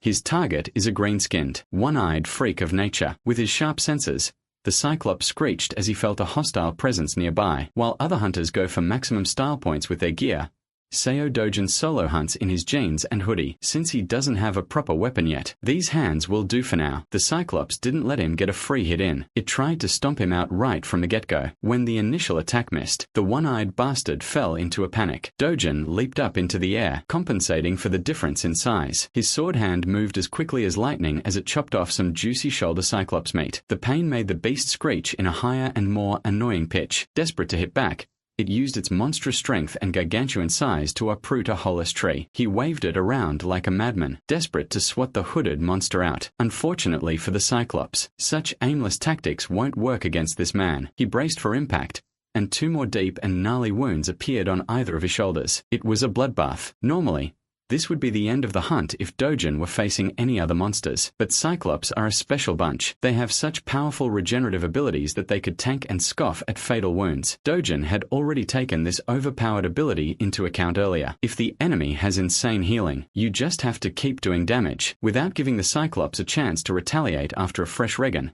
Dojin scratched, sliced, and diced his way through the tough flesh and grotesque innards. To cap things off properly, he beheaded the giant monster and stuck his superhero landing. It was a clean but bloody victory over the green-skinned meathead. Seo Dojin sighed in light exhaustion. Right now, maintaining a mana sword for extended periods of time is still too demanding and inefficient. He grabbed his bag and retrieved a pitcher. Dojin dipped that thing into one of the grotesque wounds he gave the Cyclops, as if he were just getting juice. This was the exact aim of today's expedition, to grab some of that good Cyclops blood. He returned to the Hero District by sundown. As usual, the bum was manning the counter, so he wordlessly plopped his blood pitcher down. He instructed the papa's boy to give the pitcher to daddy. With this, The two black viper fangs should be easily fused together. After that short explanation, he refused to elaborate and walked out of the shop. All the basic materials for his weapon have been gathered, but if he wants a higher mana absorption rate, he needs one more ingredient. There is only one place on Earth to find it. While he was planning and mapping a way to find that secret ingredient, his fellow S-ranker was receiving a very important call. Hien Juyun was having a relaxing vacation when she picked up the call and heard a country mentioned.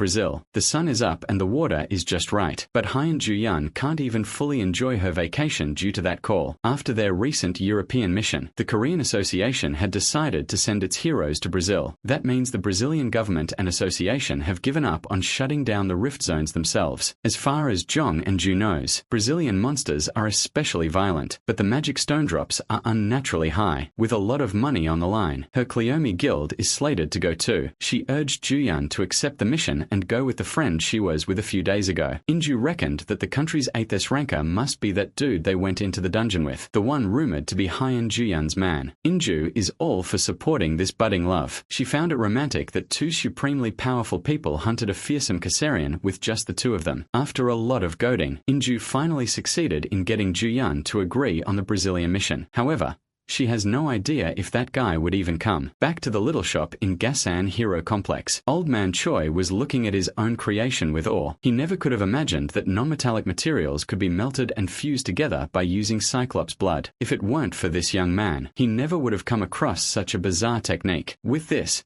he can make the sword as long as Dujin wants. They could go to the upper limit of about 180 centimeters. Seo Dujin wants a two-handed blade with an adjustable grip for one-handed swings, something that weighs about 5 kilograms. Old Man Choi was surprised to see the rude kid from yesterday speaking so politely. He actually knows basic manners. Maybe his weapon really is just that important to him. Old Man Choi warned that 5 kilos would be heavy to swing one-handed. It's not like you'll swing the thing only once or twice. Dujin knows what specs he wants and he won't budge on that. Old Man Choi estimated that the crafting process would take at least a month, and the mana absorption rate should reach grade 7. He was unsatisfied with just a grade 7 rate. That level could not possibly hold his full power. As expected, he really needs the final push from one particular ingredient. Dujin headed for the door and tasked the old man to just get the shape done for now. The mana absorption upgrade can wait until after he has the rest of the materials. As an experienced artisan, Old Man Choi had some idea about what material the boy was referring to. He couldn't help but shudder. A few days later,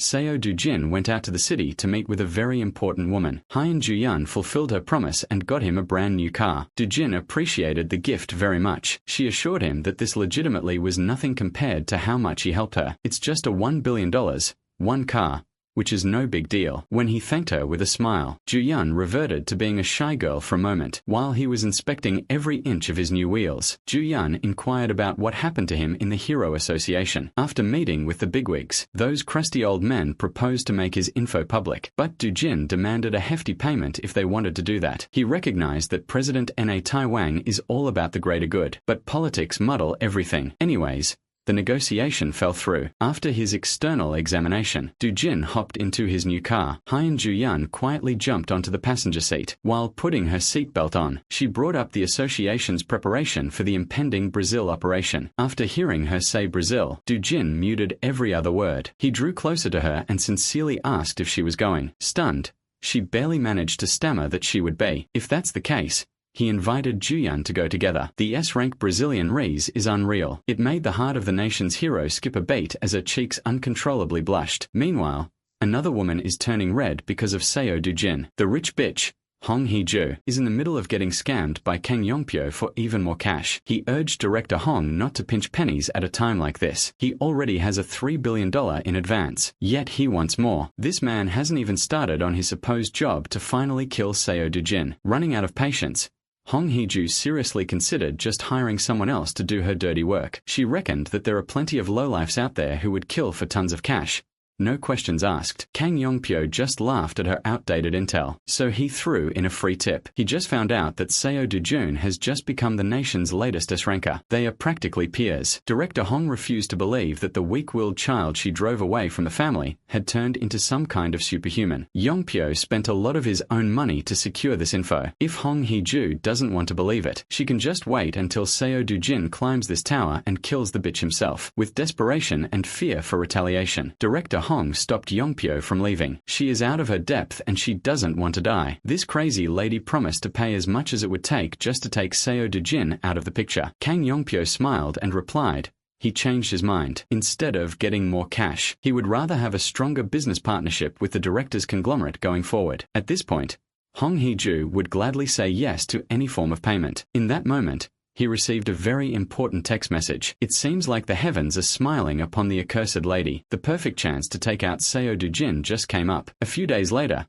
the nation buzzed with the news of yet another international expedition for the nation's heroes. All the S-rankers that accepted the mission are now aboard a luxurious private jet. In social media, people are excited to watch 5 S-ranks save a country on the brink of annihilation. Korean users were bursting with pride. One of the S-rankers was Jong Seung-ho, who carried the P group to the top on his own. He only agrees to missions if there are tons of money to be made. There's also Park Howell. His guild had recently shrunk to nothing, so the cash reward for this expedition is sorely needed. Hyun Ju-yeon, on the other hand, is the country's current national hero. She just saved Britain, and now she's going to Brazil without resting in between. Kang Yongpyo must be going after hearing the word about the tax exemption for every magic stone scored in the mission. Snagging a single mid-high stone could change a normal person's life. While the other S-rankers were praised and talked about on the internet, one figure incurred more questions than rumors. Seo Dojin was seen as a young rookie making a debut on the international stage. Nothing fancy. With these 5 heroes at the top of the food chain, Brazil is about to get rowdy. After a long and uneventful flight, the group finally arrived in São Paulo,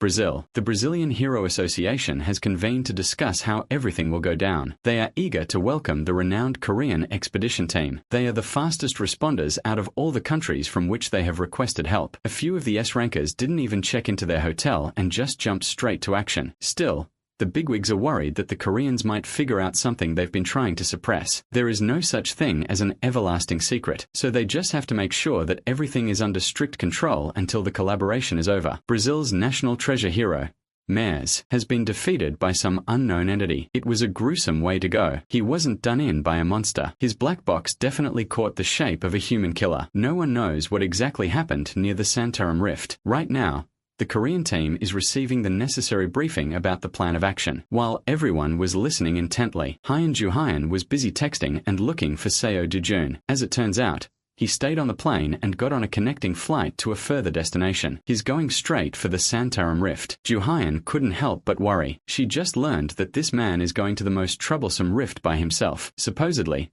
the team will go on a 2-day local adaptation period and will be assigned to the rift zones they applied to be deployed on. After the briefing, Ju-hyun didn't stay for long and got into a taxicab. Kang Yongpyo followed her to ask where she was heading when they weren't supposed to move just yet. Just to get rid of his annoying ass, she spilled that she's going to Santorum for a bit. Yongpyo obviously found that sussy. The Brazilian Association explicitly warned them of the dangers of that place. The rift zone near Santorum had turned to a barren wasteland. Hyun Ju-hyun and the Cleome Guild convened with Seo Dojin to tag along in his supposedly solo mission. Since they went to the trouble of rushing to this forsaken place, Ju-hyun demanded to know why he's in such a rush. Dojin asserted that they were the ones who arrived late. They bickered like an old married couple. Exhausted by her ceaseless questions, Dojin finally answered that he's going for the Blue Croco. It was an underwhelming answer. Displeased by how casually he talks to her, Ju-hyun insisted that she's 3 years older than him and demanded a little more courtesy. While they continued to bicker, the Cleome Guild just stood back and watched. Guild leader Jong In-ju had never met anyone who had the balls to boss Ju-hyun around. As they got deeper and deeper into the rift zone, some of the Cleome Guild members felt hesitant to advance without a proper plan, but the presence of Hyun Ju-hyun at the party assured them that they'd be safe. There is no denying how skilled she is, but it looks like the newbie was the one taking the lead, while the others doubted the man up front. Those who had been present for the dungeon run a while ago were confident in the newbie's leadership. Confused and a little worried, Ju-hyun wanted to know if Dojin was planning to shut the rift down. He denied having such a lofty goal. He just came here for the materials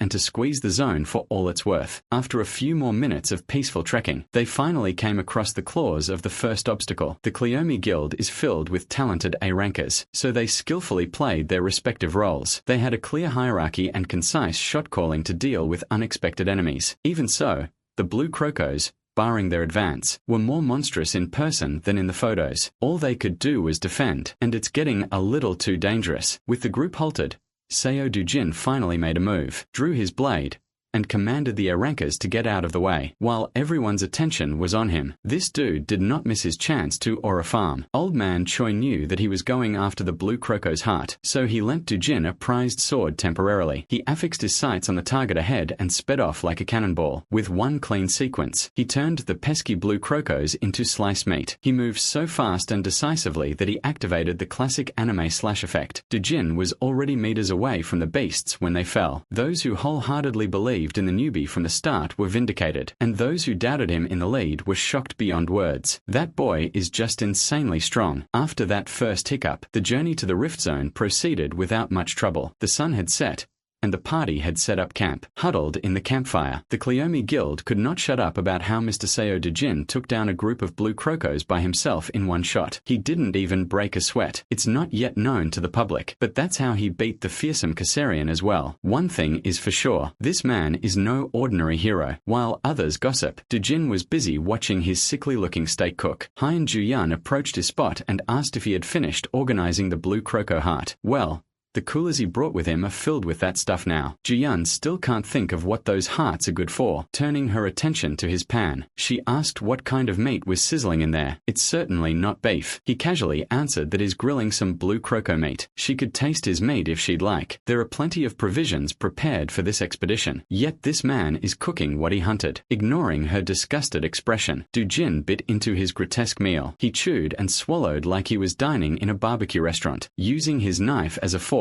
It was quite a grisly sight. Even Jong In-ju was weirded out. They have so much normal food in stock, yet their leader is chomping on cursed meat. After getting over her initial disgust, Hien Ju-yan got curious. She picked up a cut for herself and stared at it for a while. In-ju wanted to stop her friend from doing something she might regret, but Ju-yan trusts in Dujin's taste. As the piece of blue meat approaches her mouth, In-ju could do nothing but watch in horror. Ju-yan gently bit on the rancid-looking meat. After swallowing a little baby bite, she was pleasantly surprised by its delicious taste, and so, two people in the camp wordlessly enjoyed a bizarre meal. Curious, Jong In-ju whispered and asked Mr. Seo Dujin about his secret. How could a relatively unknown person charm someone like Miss Ju-yan? Sure, she's inexperienced and has never had a boyfriend, but she's not the type to easily give her heart to a man. So, what did Dujin do to charm and romance Korea's national treasure into trying his meat? Hearing the mention of romance made him recall his time in the Imperial Academy. It was a long time ago,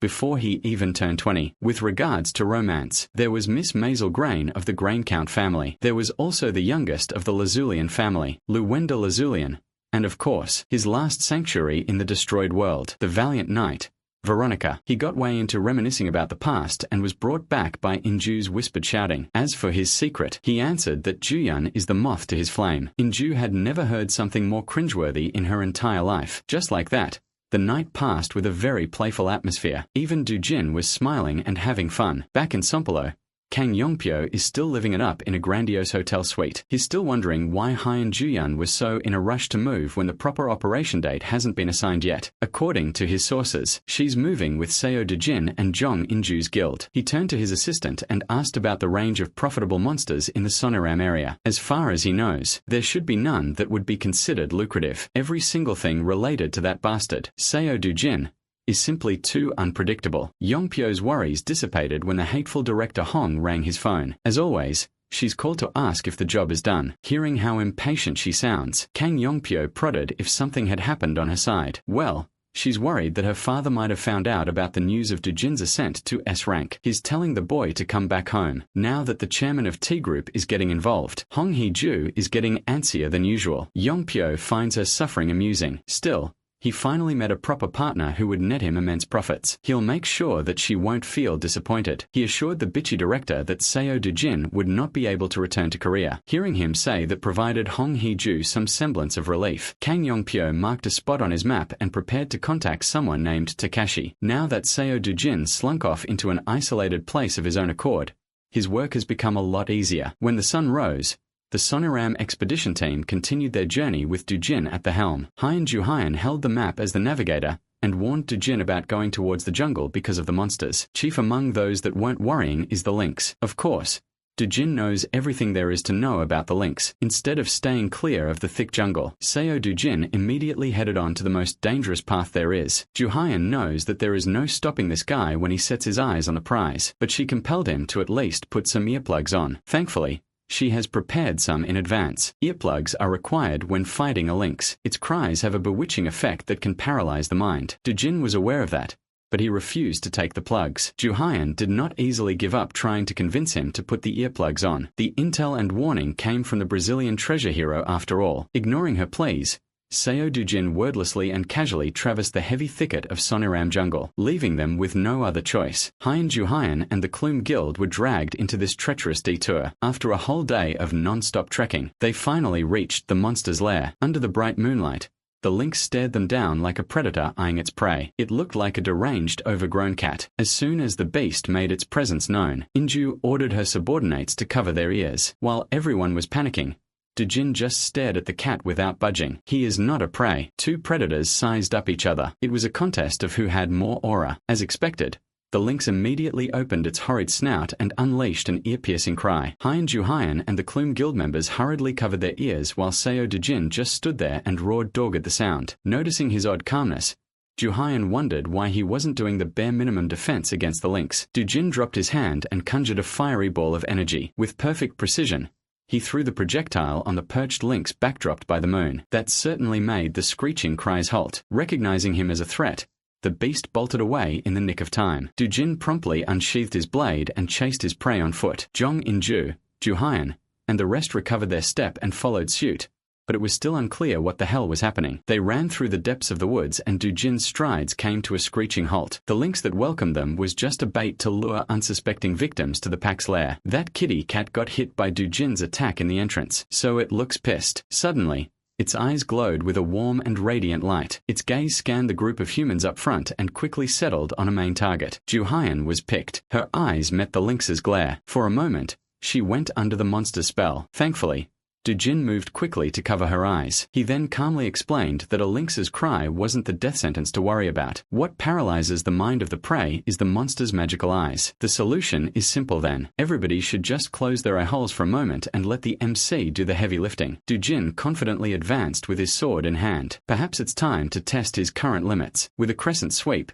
his energy manifested a burning arc adorned by lumps of power, a technique that can turn a swordsman's super scion. The Van Dayen's sword skill's first form, a miracle born from a single point. He extended his tip forward and steadily summoned a much more condensed version of his energy blasts. The Lynx pack had never encountered anything like this before, and they didn't know how to respond. As a result, our boy got a free hit with his ultimate skill. The rankers of Cleome Guild were slack-jawed and a little terrified. Looking like a mad god, Seo Dujin released the stockpile from his tip and the burning climax scorched everything in its path. The poor furries crawling along the branches recognized that they were fucked a tad bit too late. The pack took the brunt of the miracle born from a single point. They got absolutely nuked. Its impact almost swept the ladies off their feet, and not in a good way. When the radiance of the spell died down, the aftermath it left revealed a ghastly sight. A whole section of the forest had been deleted from existence. The land was burnt to a crisp, and the man responsible for such destruction didn't even break a sweat. The unlucky beasts who tried to pick on the wrong guy were instantly cooked. They hyped the danger level of these things up so much, and they didn't even get the chance to show off their loadout. If Juyan had to sum up Seo Dujin in one word, it would be unbelievable. Surprisingly,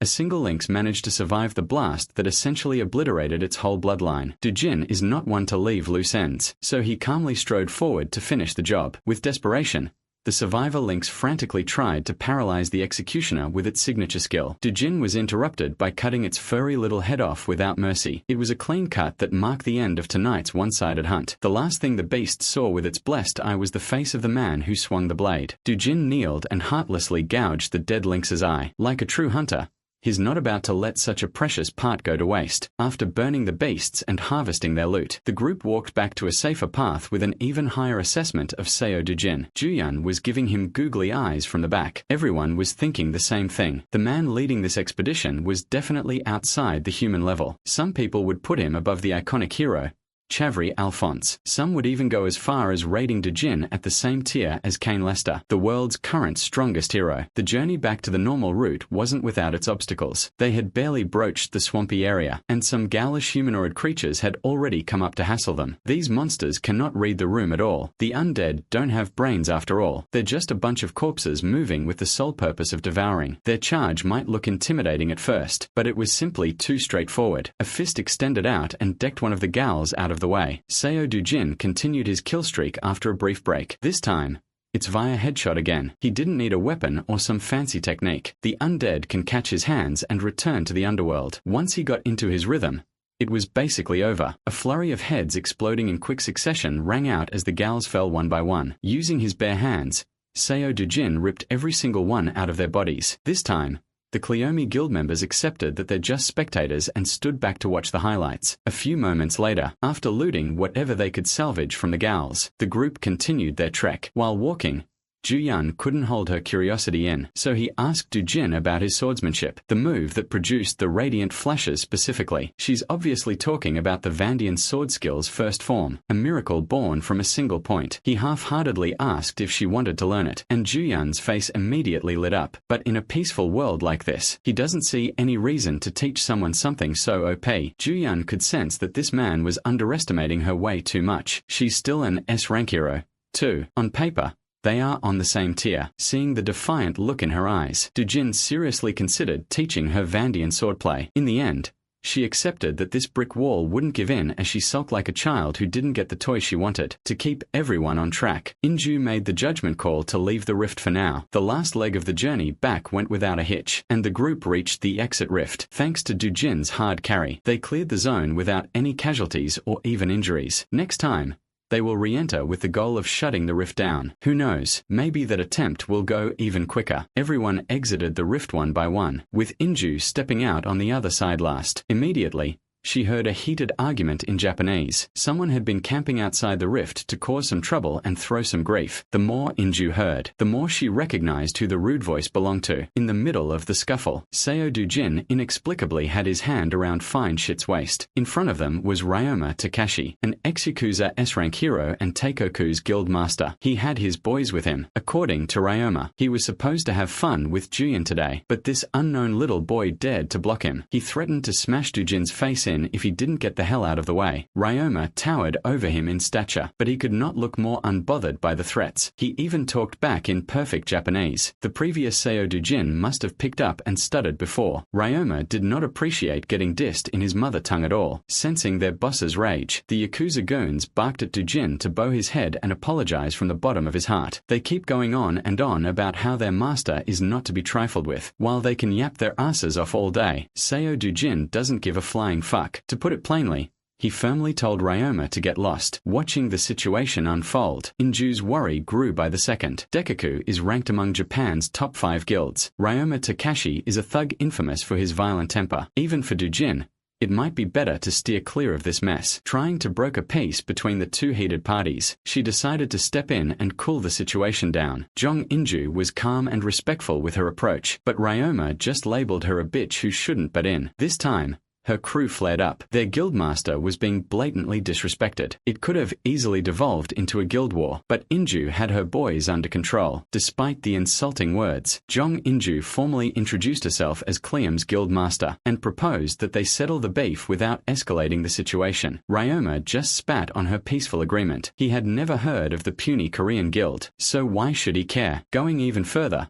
Ryoma offered to give Inju a turn on his 2-inch beast after he's done with Jiyun. He proceeded to forcefully grab Jiyun, but Dujin's body blocked that grab. Irritated, Ryoma finally showed his teeth after barking for so long. His fist gave Dujin's cheek a little kiss. He thought that would be enough to knock some nobody out, so he could have some fun in the meantime. The dumb-ass Yakuza also leaked that he has some business to settle with Dujin. One can infer that this stunt is just one big calculated provocation. If that's the case, Dujin is down to playing along. He immediately got his payback by socking Ryoma on the same cheek. His punch was noticeably more effective. It threw the Japanese cliché flying back to his crew. The hardcore Yakuza glazers who were barking obscenities didn't expect to see their boss in this state. Dujin advised everyone to stand back. Since these assholes struck first, whatever happens next can be reported as self-defense. The Yakuza goons drew their respective weapons and got in position to retaliate, but the boss called the one-on-one. Ryoma got rid of the jacket covering his chiseled physique and ordered his men to fall back, awakening the power lying dormant inside his body. The ex-Yakuza S-Ranker showed why he's one of Japan's best. Before the inevitable fight started, Dujin turned to Dujin with a piece of advice. She did not bother talking him down or any of that crap. She just asked her man to at least leave the poor Japanese gangster half dead. What happened next was what you might have expected. To the boys from Japan,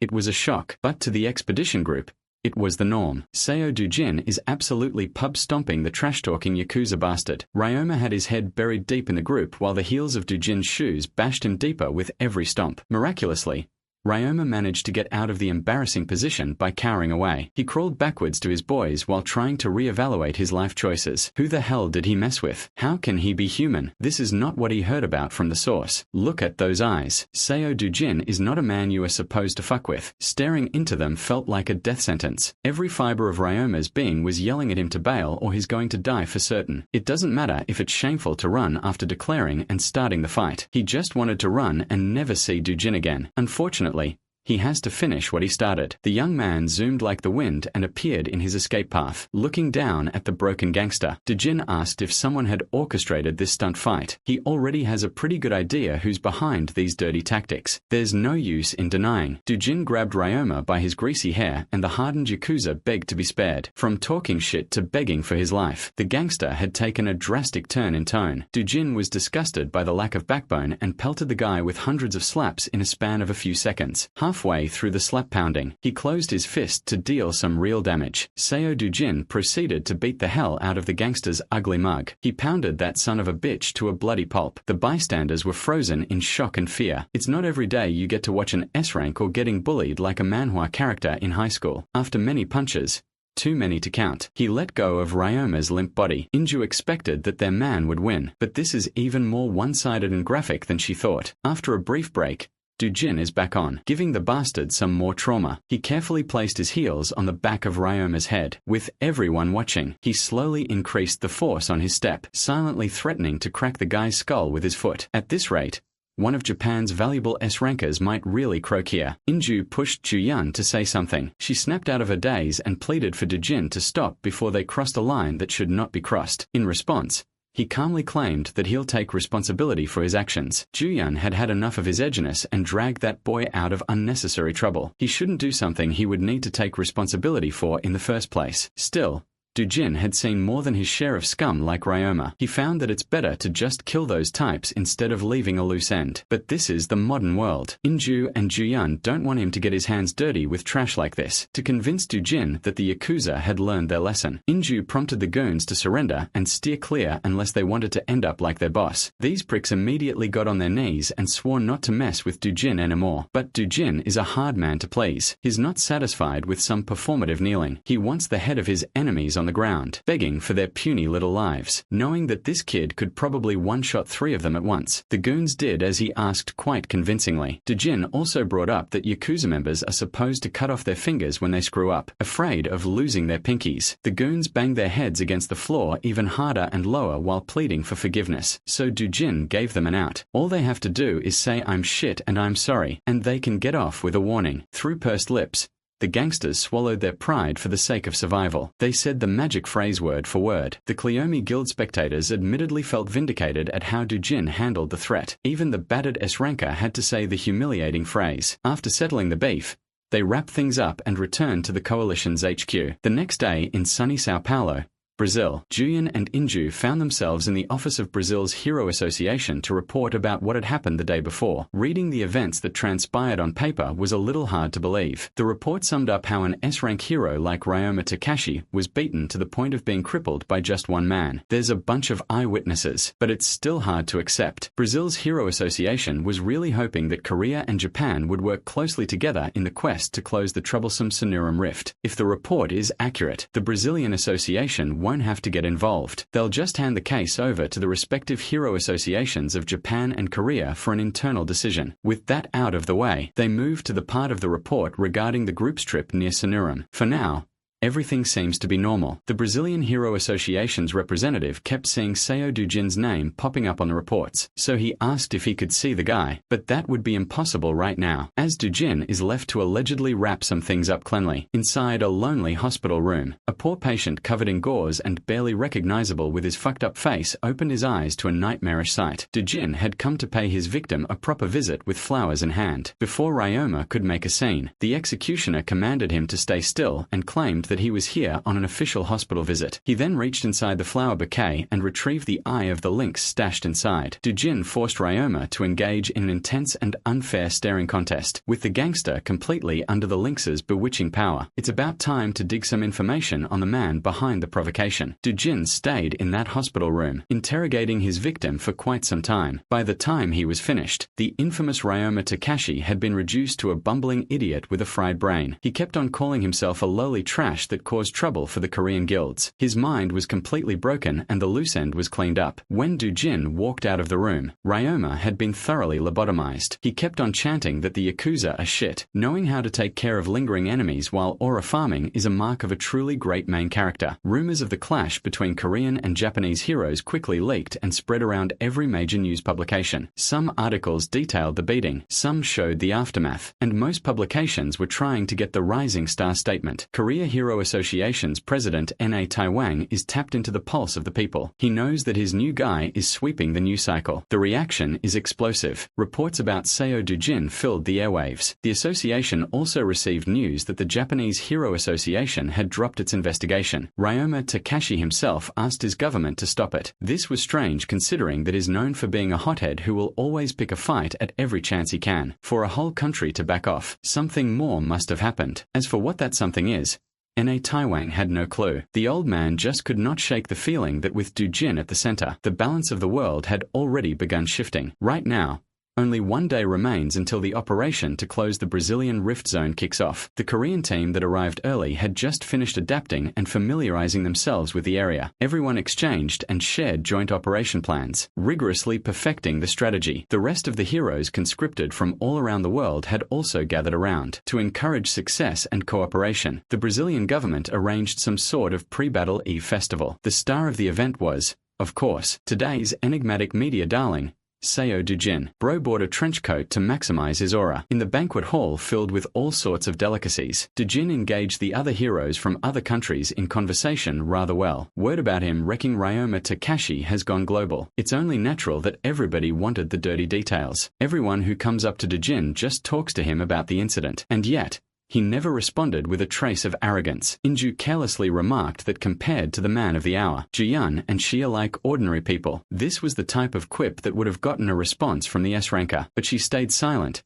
seemingly lost in thought. While wondering what put her in such a sullen mood, Inju looked around the room. She saw a dripped-out Dujin interacting with some big names in the hero world. Looking at the stunningly gorgeous woman clinging close to him, Juyun's mood finally made sense. That woman is Gloria Tyler, an American S-ranker voted as the world's most beautiful hero. Inju connected the dots and gave her friend a tight slap on the back. She yelled at Juyun to stop sulking like a kid. Get off her ass and go talk to her man. Juyun didn't really know how to interact with Dujin outside the rift, but she still came up to him. Granted, she looked way out of her depth, self-consciously looking at the floor instead of her fellow heroes. Dujin noticed the slight hint of blush on her cheeks and couldn't help but smile in amusement. Gloria Tyler took the hint and bid him farewell. Curiously, she referred to Dujin as Castle, his true name from his previous life. It sounds like he introduced himself as such to Gloria. Even Juyun was clueless about this Castle thing. She assumed that Castle must have been his Western name or something. In a way, she wasn't wrong. It's just a name he used before Seo Dujin. With the sparse information that she has, she wondered if this dude lived abroad as a kid. But that cannot be possible. She already ran an extensive background check on him. Juyun was evidently upset that another woman found out that Dujin had a different name earlier than she did. While they were casually chatting in the middle of the banquet, some asshole was hovering closely, inconspicuously holding a glass of liquor in his hand. Kang Yongpyo listened in. In his head,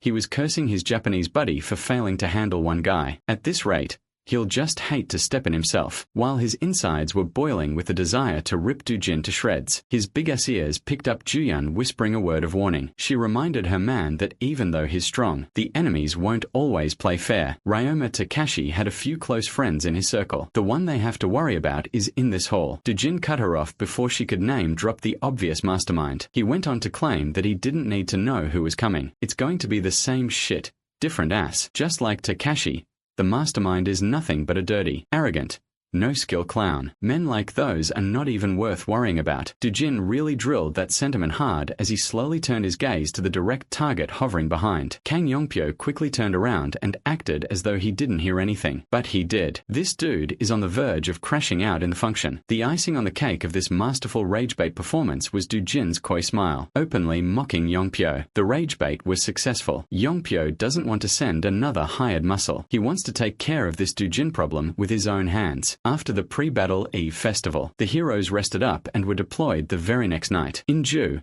her guild, Juyun, and Dujin had gathered outside the rift assigned to their team and were forced to pause for a moment. The rift zone near Santaram looked murkier, darker, and a lot more sinister than usual. Still, some of the boys found this ominous change negligible considering that they've got two competent S-rank heroes in their midst. They could just rush in and close the damn thing. What could go wrong? With some apprehension, Inju gave her men the command to move in. On the sidelines, Dujin had a grim look in his eyes as he stared into the overgrown rift. He could feel something coming. The ladies had no idea what he was hinting at, but his foreboding words unsettled them. It was faint and hard to notice, but the mana density in the area was rising at an abnormal rate. Inside the rift, floating up in the air, some entity with longest nails was eyeing a phone displaying a progress meter currently at around 23%. The holder reckons that 30% is just around the corner. By his estimation, this power level should be enough to kill the worthless bugs calling themselves heroes crawling into the rift. As soon as they entered, everyone felt their bodies bogged down by something heavy in the air. Moving around was extra difficult. The thickness of the air made it hard to breathe. All these issues point to a drastic change in the quality of mana around them. Right now, it's even thicker than the Patisua forest. Juyun had never seen this man tense up like this. She could not help but worry about today's mission. Nevertheless, they are committed to seeing the job through to the end. Being the capable leader that she is, Inju kept her boys in line and calmed their nerves down. She explained that the unusual weight they are feeling is just a characteristic of the rift zone, with more difficulty in moving. They can't afford to lower their guard, knowing that the two S-rankers are their best insurance policy. Inju respectfully asked them to focus on protecting the formation as much as possible, until they figure out why the mana density changed. This is the safest move, so they both agreed. Whatever happens, the objective is to close the rift no matter what. The Cleon boys looked like they were ready to follow their leader to hell and back. Around the time Dojin was entering the anomalous Santiram rift, another party had gathered at the rift zone near Manaus, the largest city in northern Brazil. A joint team of French, Korean, and Brazilian heroes has been dispatched. They are failing hard. These dudes are getting their asses beaten and eaten. Solo leveling had overpowered ants. We have killer bees. The overconfident foreign heroes thought they were about to cruise through this mission. Hell, these bees should have been easy free kills for C-rank heroes. Yet here they are, getting wrecked by gigantic insects. Even the A-rank heroes in their midst were falling like flies. The killer bees had no regard for human life. They have killer in their names. What did you expect? The sole remaining hero tried his luck against one of the flying critters, and his fist made full contact. It was useless. His body had gotten so damn heavy that he could not project his desired power output. Normally, he could shred an entire colony of these bees into pieces by himself. In this place, they are not the clearing squad. They are nothing but helpless prey to the real hunters. It's hard to tell how many of these so-called heroes will actually make it out alive. Back in Santiram, Inju just narrowly dodged a heavy axe slam from their first encounter. Posted up before the squad was a battalion of Black Orcs. They were not ordinary Black Orcs either. Just like the killer bees, they were abnormally stronger than what their classification denotes. Even so, the Cleome boys kept the pressure up and executed their combos. Unfortunately, landing an attack that doesn't deal damage is not a recipe for victory. Even with perfect teamwork, they cannot breach the Black Orcs' titanic defense. Caught with their pants down, the Cleome boys nearly got decimated by a full axe swing. Julian had to step in to drag them back to a safer distance from the beasts. She also yelled at them for rushing in recklessly. Once the noobs were brought to safety, Julian hopped back into the fray. The Black Orc tried to trip her up midair, but the S-ranker danced around the vicious attacks with grace and mastery. After showing some fancy footwork, footwork. She turned the tables and went on the offensive with a roundhouse kick. With an inhuman response time, the monster quickly turned around to defend its vulnerable bald head. Juyeon's convincing feint worked. She avoided the turnaround, and the winding roundhouse kick elevated even higher. From the skies, she descended with the force of a falling meteor. With one of the black orcs down, the remaining beasts were intent on avenging their fallen comrade. Using a clever maneuver, Juyeon tricked the raging orc into dealing some friendly fire damage with its hefty bone club. Realizing what he had done to his homie, the orc paused in fright. That gave Juyeon the window to come in from behind with her lightning-quick movement. This time, she didn't need some elaborate movement pattern. All she needed was a straightforward kick to the back of the head. The Cleome boys keenly watched Juyeon in action. Because of the destructive enigma named Seo Dojin, they almost forgot that Hyeon Juyeon is also an S-rank, a being cut above normal mortals like them. One last black orc remains. This one tried to act tough with a grating war cry. Thankfully, a fist flew in to break its jaw, shutting it up completely. Juyeon had her time in the spotlight. Dojin is just cleaning up the last bit of the trash. Inju felt helpless. They are barely out of the rift entrance, yet the difficulty level is already this high. Even with 2 S-rank carries, closing this place won't be a cakewalk. After wiping out the orcs, Dojin took a closer look at the corpses to investigate, and Juyeon curiously followed suit. He pointed out the faint black ripple surrounding the beast. It's hard to see with untrained eyes, but it's really there if you focus hard enough. Dojin is now certain that this black ripple is enhancing the monsters to a ridiculous degree. Its presence, effects, and feel were consistent with dark mana, something that should not exist in this world. It sounds like he's in a talkative mood today, as he explained what the black ripple means to this mission. Deeper into the Santorum Rift, they reached a different biome and encountered a different class of monsters. They looked like lumps of goop, a vicious pack of swamp creatures. Against these slimy bastards, the Cleon boys rejoined the fight to prove that they can contribute. They were fast and crisp with their practiced rotations, but the damage simply wasn't there. Perhaps another 2-man combo could break through. Cooperation can only get them so far. They managed to incapacitate one of the swamp monsters, but it wasn't enough to get the kill. They were used to dealing with normal swamp gals, but this is a different breed. Thoroughly exposed, the boys were caught in the petrifying sludge. Spear Guy managed to recover, but his shield-bearing partner took the brunt of the force. The attack was strong enough to tear up a high-class combat suit. Every attack is lethal. Desperation, helplessness, and confusion plague their minds as they continue to resist. A lapse of judgment could put your life in definite danger if you're not paying close attention to your surroundings. Thankfully, Guildmaster Inju was keeping her eye open for any sneaky slime action. With her boys in danger, her combat instincts were tingling. Zhong Inju wielded her blade like it was an extension of her body, showing how she got to the top with her own strength. Still, she could not shake the feeling of unease. If the swamp gals are this strong, then the Velkara will be even worse. For a moment, she entertained a terrifying thought. What if every rift zone in the world undergoes this kind of change? In the meantime, let's see what's happening in the other rift zone near Manaus. Inside this one, the noobs weren't as lucky to have reliable hard carries. The sole survivor of one of the groups is frantically running through the woods with his life on the line. Brazil's Avado, France's David, and many others have fallen. Those 2 guys were supposed to be invincible. They were S-rankers, and yet, they got taken out by just a few Velkara, a ferocious spider monster. While easily fisting swamp gals, Ju Yang and Do Juan broached the topic of the vicious bug waiting for them at the end of the rift. Do Juan distinctly remembers that a Velkara infused with dark mana is especially dangerous. If those spiders have been infected by the same black aura, they'll be troublesome to deal with. While discussing the final boss, Ju Yang continued fisting the slimy monsters to oblivion. Similarly, Do Juan was giving everyone a crash course about highly concentrated mana pouring directly into a monster's body. Ju Yang asked if he was talking about the blue bar players used to cast magic in video games. It sounds like he's not going to get anywhere with a lecture. In this world, no one even knows that the biggest difference between heroes and ordinary people is their capacity to house and use mana. Stopping his high-level lecture, Do Juan punches through a swamp gal's body clean. He pondered the implications of a world that doesn't even have the concept of mana. Now it makes sense why the world was so peaceful relative to his previous world. At this rate, that peace might be on the brink of breaking. But for now, he'll just brute force his way out of this swampy encampment with his bare hands. Do Juan easily dispatched the biggest swamp gals in the blink of an eye. The Cleome boys looked like they had just gone through a war. Their S-rank babysitters, on the other hand, looked pristine. Since they're now in the clear, Do Juan came up with a more digestible explanation of black mana's properties. Put simply,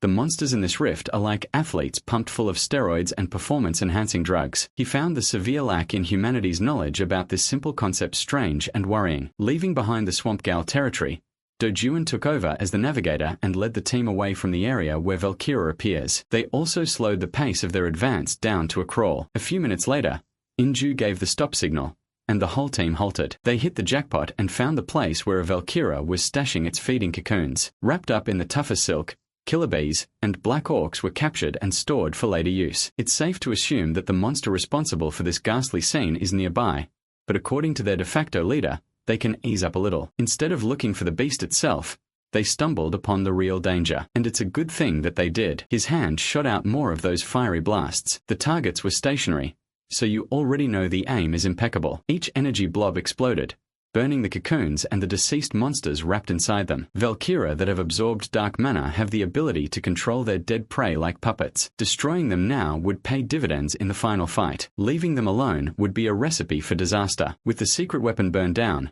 all that's left now is to take down the ugly spider itself. The team just looked at him like he was a madman. Considering what they've seen, that's a reasonable reaction. Hyunju and the rest were just amazed that even in such a seemingly doomed situation, he operates like he knows exactly what to do. They were all blinded by his strength, but at this point, his overall skill set feels beyond human. Ju Hyun jokingly poked fun at his encyclopedic knowledge and machine-like decision-making process. She coyly asked him if this was his second run in life or something. Hearing the question gave Dojin a genuine chuckle. For a brief moment, he fondly remembered who he used to be. Castles go around, as Seo Dojin can really be considered a second life. Changing the subject, he asked Inju how far they are from the core. With the map and their position locked in her mind, she estimated that they were about halfway through the trek after cutting through the next jungle. At their current pace, this would be quite a long grind. But Dojin claimed that they can close the rift before the day is over. This crazy idea might be possible for Dojin, but for the Cleon boys, a one-day boss rush would be too much. Most of them had already burned through their stamina against the Swamp Gals. If they can't keep going, they can just rest up. Dojin can't afford to waste time. He'll just handle the giant spider solo and come back once he's done. Without another word, he took off with a burst, carried by the wind. He left everyone behind without leaving any room for discussion. They all went through hell, yet that man still has the gas to traverse the woods like an unstoppable freight train. As the backdrop of the woods blurred, his eyes constantly darted around to pick up details that could lead him to the final fight. With his expert tracking skills and a vague idea of the Valkyra's nest, he finally laid eyes upon his target. The Valkyra is one nasty, scaly, and pointy beast. Its abdomen is coated with strong armor and protruding blades. It also bit a guy named Peter Parker once. All of that doesn't matter, though. Seo Dojin leaped into the air and started his swinging motion with his sword still in its sheath. He started the exotic cooking show by slicing up the spider legs with scales thicker than steel. Judging by the bug's ugly screech, losing 3 legs at once sure does sound painful. Enraged, the Valkyra opened its maw and shot some sticky silk like a gooner that just gained internet access. It was a big swing and miss as Dojin masterfully hopped out of the web's trajectory. He zipped all over the place with inhuman speed. There's no point in dragging the fight any longer when the gap is this big. With crisscrossing slashes, the exotic cooking show concludes. Dojin sliced and diced the Valkyra into multiple pieces, and this dude still had the time to adjust his position to land perfectly and aura farm. The monster that slaughtered a bunch of S-rankers in the other rift zone was squashed in just a few seconds. He stood up, exhaled deeply, and scanned his body for any changes. Surprisingly, his stamina is still at its peak, devoid of any fatigue. This might have something to do with the dark mana he absorbed through his mana cultivation technique. After packing up the strongest monster in the rift, Dojin strode back to the camp like he had just peed in the woods or something. Julian and Inju didn't have to ask if he did what he set out to do. They just know he's him. The guy doesn't even look tired in the slightest. His hoodie was splattered with blood all over,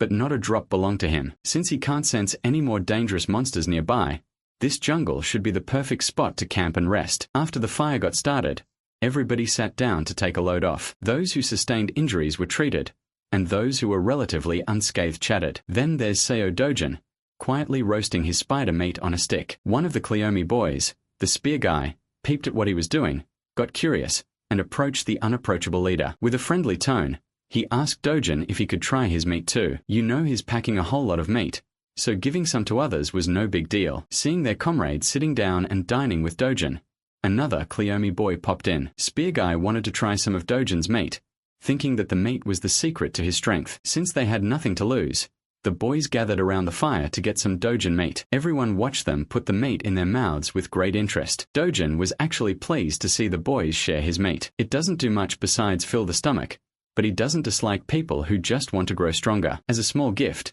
he slyly manipulated his mana to infuse the boys with a little boost on a whim. The effect of the infusion was immediately apparent. Of course, the boys attributed the warm energy flowing through their bodies to the meat. Seeing them beaming with smiles also made Dojin crack his deadpan expression briefly. After dinner came more route planning. With the map pulled out, Inju pointed out the straight path towards the rift core. It's been a long day, and everyone's exhausted. It would be safer to head back and resume tomorrow. Although Dojin claimed that the rift must be closed today, their packs are already full of loot, and it would be more prudent to pull out to return later. Juyin also agreed with Inju's assessment. The earlier fights took a toll on her stamina, and the dark mana-infused monsters are way too troublesome to face. Well, the original plan was to delay closing the rift zone as long as possible in the first place. This way, they could gather as many rare materials as possible, which includes the blue Croco's heart. They were supposed to turn the rift into an infinite resource glitch, but the sudden involvement of dark mana changed that original plan. Drastic changes like this are never a good sign inside the rift. Furthermore,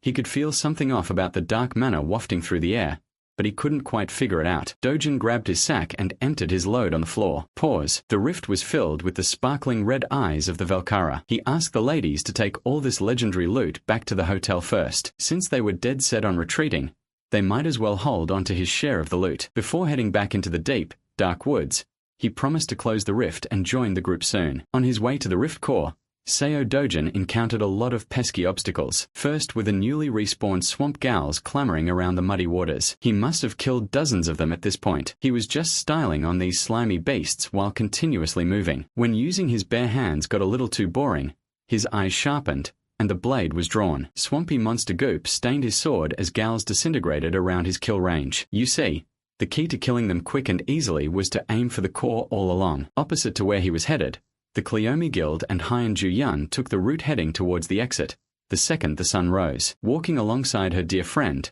Inju voiced out her concern about Dojin. Ju Yun assured her that he would be fine. If he still has the energy to bolt off like a bullet after saying a few words, then he still has the energy to fend for himself. She says that, but Inju could see the gloominess practically painted on her face. Ju Yun's head hung low out of embarrassment, not out of concern for Dojin. She feels like a fraud calling herself an S-ranker next to that man. She can't even think of anyone else in the world at his level. Moving gracefully in midair, Seo Dojin's blade came crashing down on a black orc's head. He gave that poor orc the most painful free haircut in the world. Half of the brain and skull were lopped off in one clean slash. Moving up the pace, he changed targets and bonked another black orc's baldest head. His emotionless massacre rightfully enraged the remaining orcs. Seeing them throw their little tantrums made Dojin scoff just a little. A reckless axe swing came his way, and he seemingly vanished into thin air. When he reappeared, this dude had a bunch of pre-made, destructive balls of fire in his hand. He threw a flurry of spells at the orcs,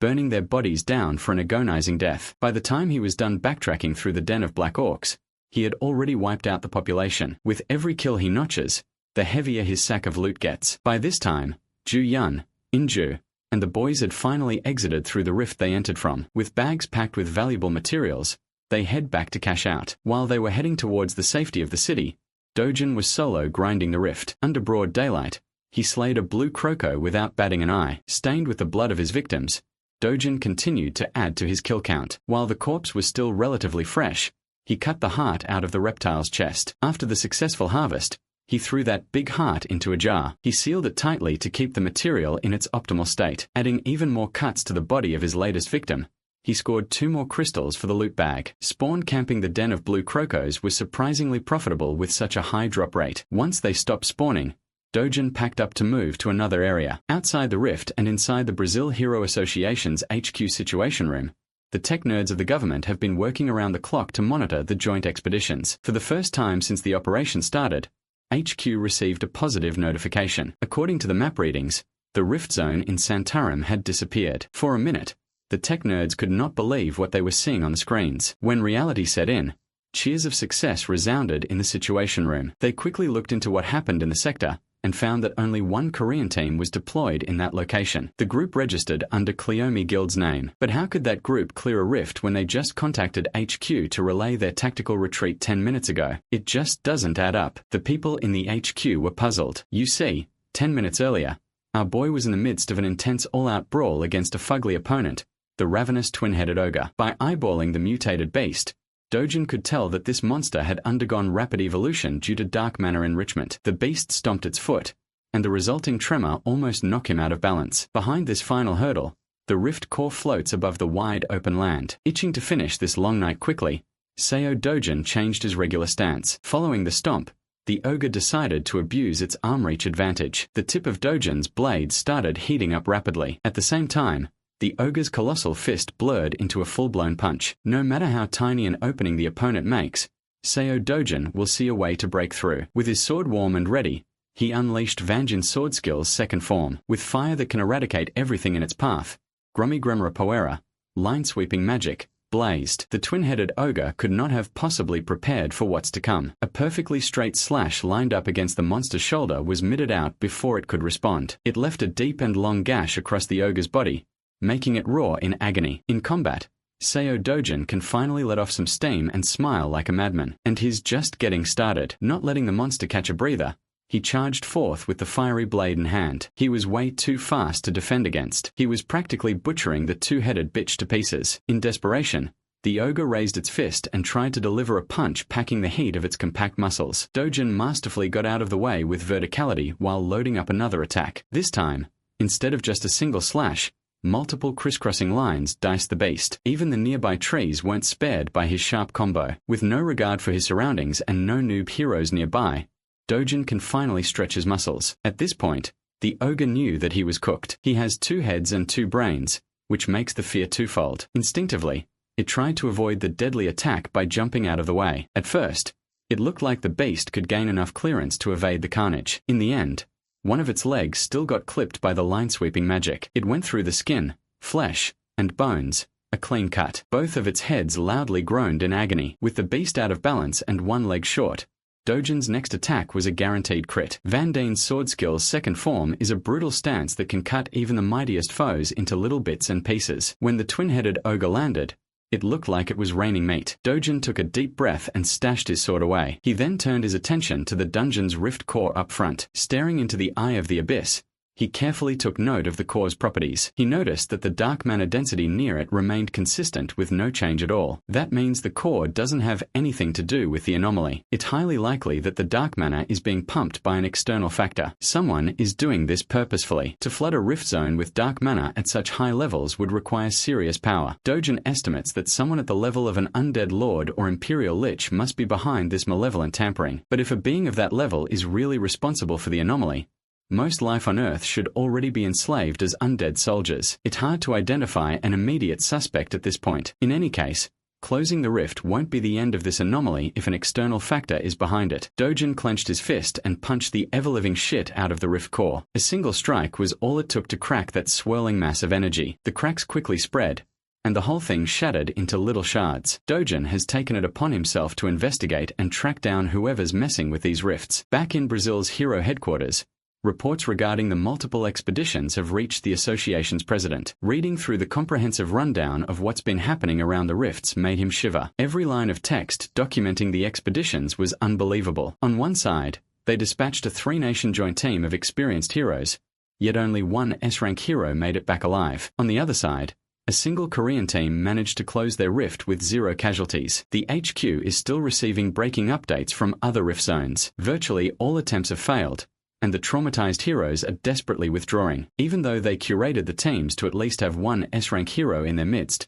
the first round turned out to be a massive fail. The only silver lining was the successful closure under Hyun Ju-yeon's Korean team. But according to the reports, it's hard to even attribute the success to the Korean team. Mr. President pulled the file and took a closer look at the Soniram report. It stated that the rift closed after they had already exited the portal. It just didn't make sense. It's hard to comprehend how the rift was closed. They need to hear what really happened from Hyun Ju-yeon herself. Thankfully, she's already en route to the headquarters and will arrive any moment now. From the moment Ju-yeon and Inju's team exited the rift to when they reached the HQ, just over an hour had passed. In that short span, Dojin closed the first rift zone without breaking a sweat. Now he has entered the second rift zone nearby. He quickly determined that the core of this one was underwater. Like the gigachad that he is, Dojin took the plunge into the monster-infested waters. On the other side of the country, the president of the Brazilian Hero Association just got caught up with what exactly happened in the SSS-Rank rift. He found it incredulous. Even though the accounts came straight from Juyun's mouth, it's still hard to believe that a single man speed ran a rift plagued by this so-called dark mana. Juyun wasn't there for the latter part of Dojin's solo mission, but she is 100% sure that he took care of the problem by himself. The president was forced to come to terms with this fact. He shared some classified info with Juyun regarding the catastrophic failure of the other teams. Multiple S-rank heroes have died in other rift zones. Without mincing her words, Juyun admitted that she would have been part of that statistic if not for Dojin. Based on the current information that they have, it's hard to believe her report, but she also relayed valuable intel about the dark mana that supercharged the monsters to possess power surpassing even S-rank heroes. Juyun was calm. She shared what needed to be shared. It's up to the association whether to accept it or not. To make it even harder to believe, they just received reports that several southern rifts around Soniram have been closed. The president reckoned that those ones must have been spared from dark mana's influence. Juyun warned the president not to think that way. She asserted that every rift's danger level is nothing like before. The first sign was a different entrance color than normal. For now, that's the only way to check if a rift is a death trap or not. Mr. President immediately notified his team to verify every rift entrance across Brazil. While he was coordinating with his people, Juyun stood up and left. Her job is done here. On the way out of the office, she swiftly dialed Chairman Nadawang of Korea's Hero Association. The old man patiently listened to Juyun's detailed report regarding their expedition and the dangers of dark mana. Thankfully, there are no signs of such a dangerous variable yet in Korea. Nadawang will be paying closer attention to their rifts. If S-rankers can get mowed down like helpless animals when facing juiced-up monsters, this is a real cause for concern. If a boss-class monster comes into contact with such a malevolent force, the results would be far more horrific. They might be in the clear for now, but Korea needs to prepare for the worst as much as they possibly can. While everyone else was panicking, Seo Dojin was calmly taking a dip in the serene rift waters. Rivers, lakes, and islands. In rift with these environments, the core can usually be found underwater. Naturally, humans can't breathe underwater. Very few heroes can fight at full strength in these disadvantageous conditions. As far as Dojin knows, New Zealand's national hero, Ivan Lupa, is the only decent S-rank hero specializing in underwater combat. Because of his niche specialty, he commands a high price to resolve underwater rifts all over the world. Thanks to his unique underwater breathing trait, he could corner the market for troublesome wet rifts. As Dojin inches closer to the depths, he immediately feels the presence of dark mana getting thicker. Taking a single deep breath, he dove into the unknown. Proficiency swimming through the body of water, the creatures near the surface didn't pose much of a threat at all. Upon reaching a certain depth, all light seemingly vanished, possibly due to the presence of dark mana. He also noticed more vicious-looking monsters circling around with curiosity. As he strays further and further from land, he needs to stabilize himself underwater. He used his mana to form a membrane around his whole body, blocking the pressure and allowing him to move freely. The further he dives, the more he needs to adjust the resistance of the mana membrane. By the time he reached the deepest part of the rift, Dojin had perfectly calibrated his protective membrane, allowing him to move unimpeded. Immediately, he was targeted by one of the gnarly monsters lurking in the dark. It looked like a predatory seahorse that got too big. He's already familiar with this tricky beast, an Arakan. As expected, it looks pumped full of unnatural power thanks to dark mana. Dojin clenched his fist and strengthened his protection by spreading it across a bigger area. In doing so, he lit up the dark depths. The sudden burst of energy was enough to catch the Arakan off guard, slaughtering the beast without using his weapon. The blood, guts, and body parts of Arakan turned the water into a filthy crimson hue. The smell of slaughter also attracted a school of bloodthirsty piranha monsters. These opportunistic carnivores greedily munched on the Arakan's disemboweled carcass. While the first wave was busy munching on the Arakan chunks, the next wave fixated on Dojin. Dojin reckoned that if Ivan Lupa witnessed what he's seeing right now, that guy might piss his swimsuit. As soon as the second wave of piranhas entered his kill zone, Dojin dispatched them with ruthless efficiency. Unbothered by the water's instability, he keeps perfect control of his body. He hunted down more Arakans. He even punched a shark on its abdomen. With his feet planted firmly on the bottom, he threw a slew of punches at speeds no different from on land. He was killing fish left and right. As his kill count increases, more hungry beasts gather around his position. Dealing with these small fries is admittedly a pain in the ass. For now, Dujin chose to reposition. He picked a direction and bolted away. While he was running away from his fishy foes, he was struck by a sense of unease. He noticed that he had reached an area where no other creature dared to venture. In front of him, lounging on top of a stone bed, was a peculiar one-eyed fish. Dujin immediately recognized that son of a bitch. This eerie-looking fish is an acromos. Dujin didn't expect to run into a familiar beast here today. It got him excited enough to crack a smile. In the previous world, everyone whose name became etched into legends had one thing in common. They all hunted the infamous acromos when they were just nobodies. For the current him,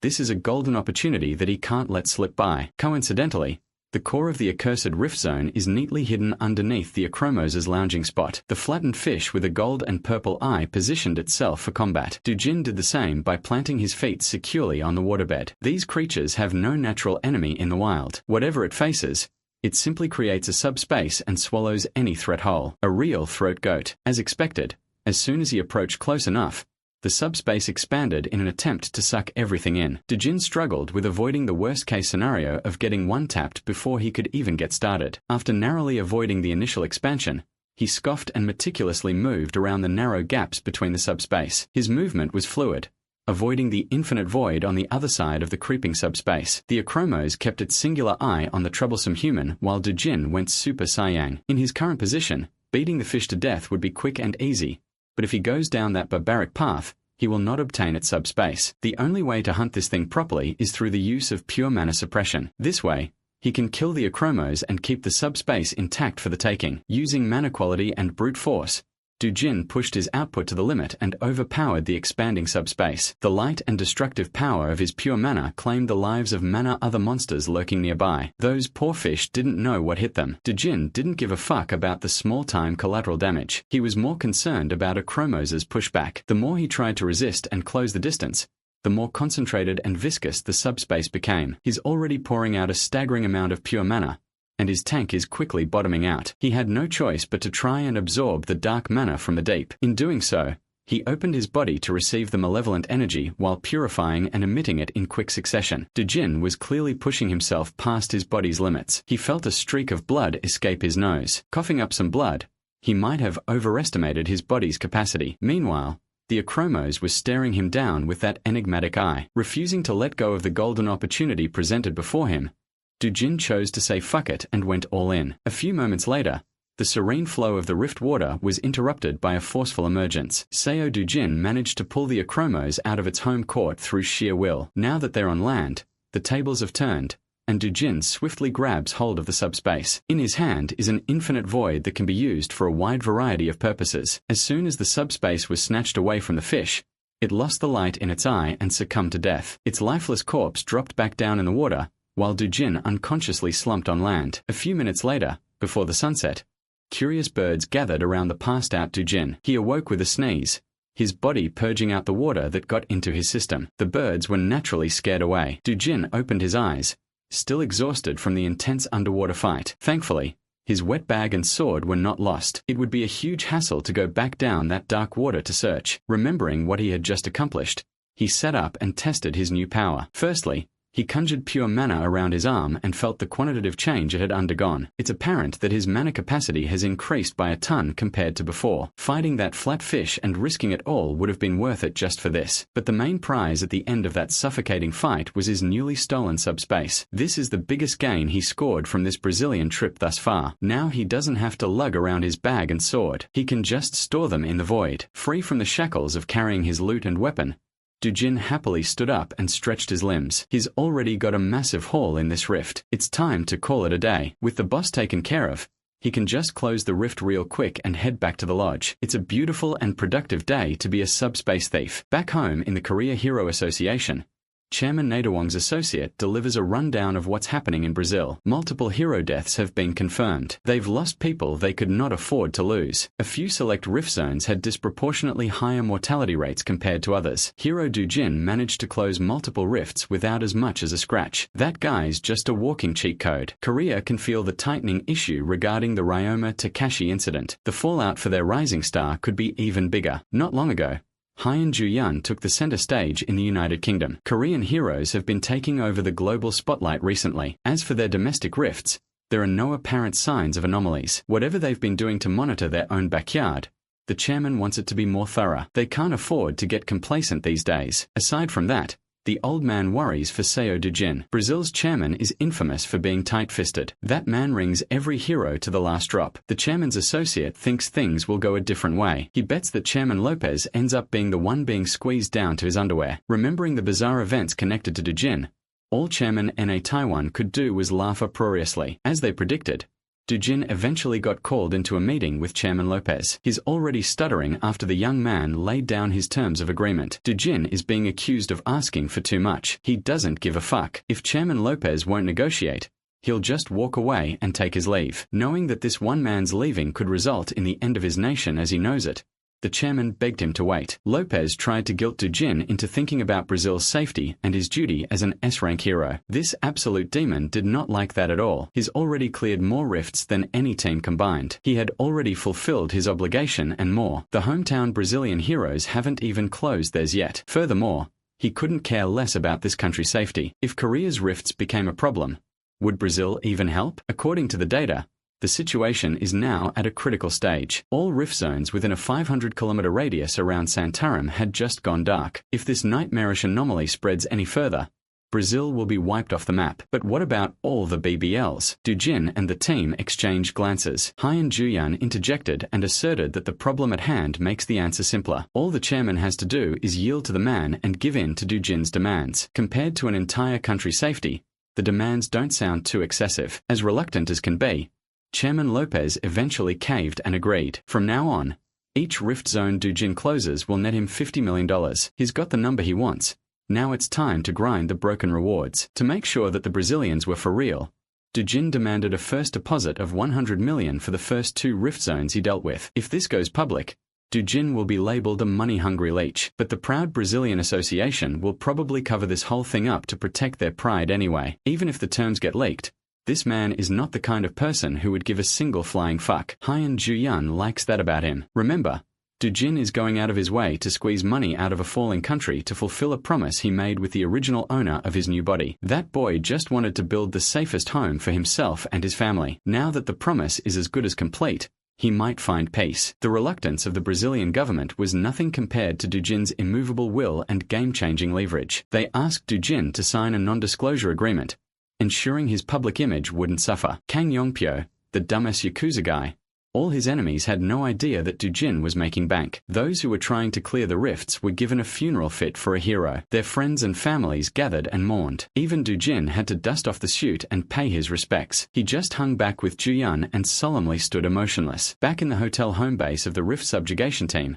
Dujin, Juyan, and the Kleum Guild were having a nice breakfast. Guild leader Jong In-ju tried to drag Dujin with her team for the next rift mission, and he showed a rare, reluctant face. He was just weighing which option benefits him the most these days. While he's closing one rift on his own, the Kleum Guild could theoretically start on the next one. Afterwards, Dujin will rejoin them in closing the second paycheck together. It's a good thing In-ju catches on quickly, so the plan is a series of rift clears one after another. This way, they could efficiently milk the Brazilian government in their time of need. They could probably do 3 rifts a day. For those cleared by the whole team, the guild will get a cut of the riches. That's enough to get these boys fired up for action. Dujin personally warned Juyan not to push too hard until he reconvenes with her and the team. Safety must be the utmost focus. Given that she's the only other S-rank in the roster, a lot of burden will fall on her shoulders. While the two were whispering and Juyan was blushing, the Kleum Guild members were making up fan fiction about their 2 hard carries. As soon as breakfast is finished,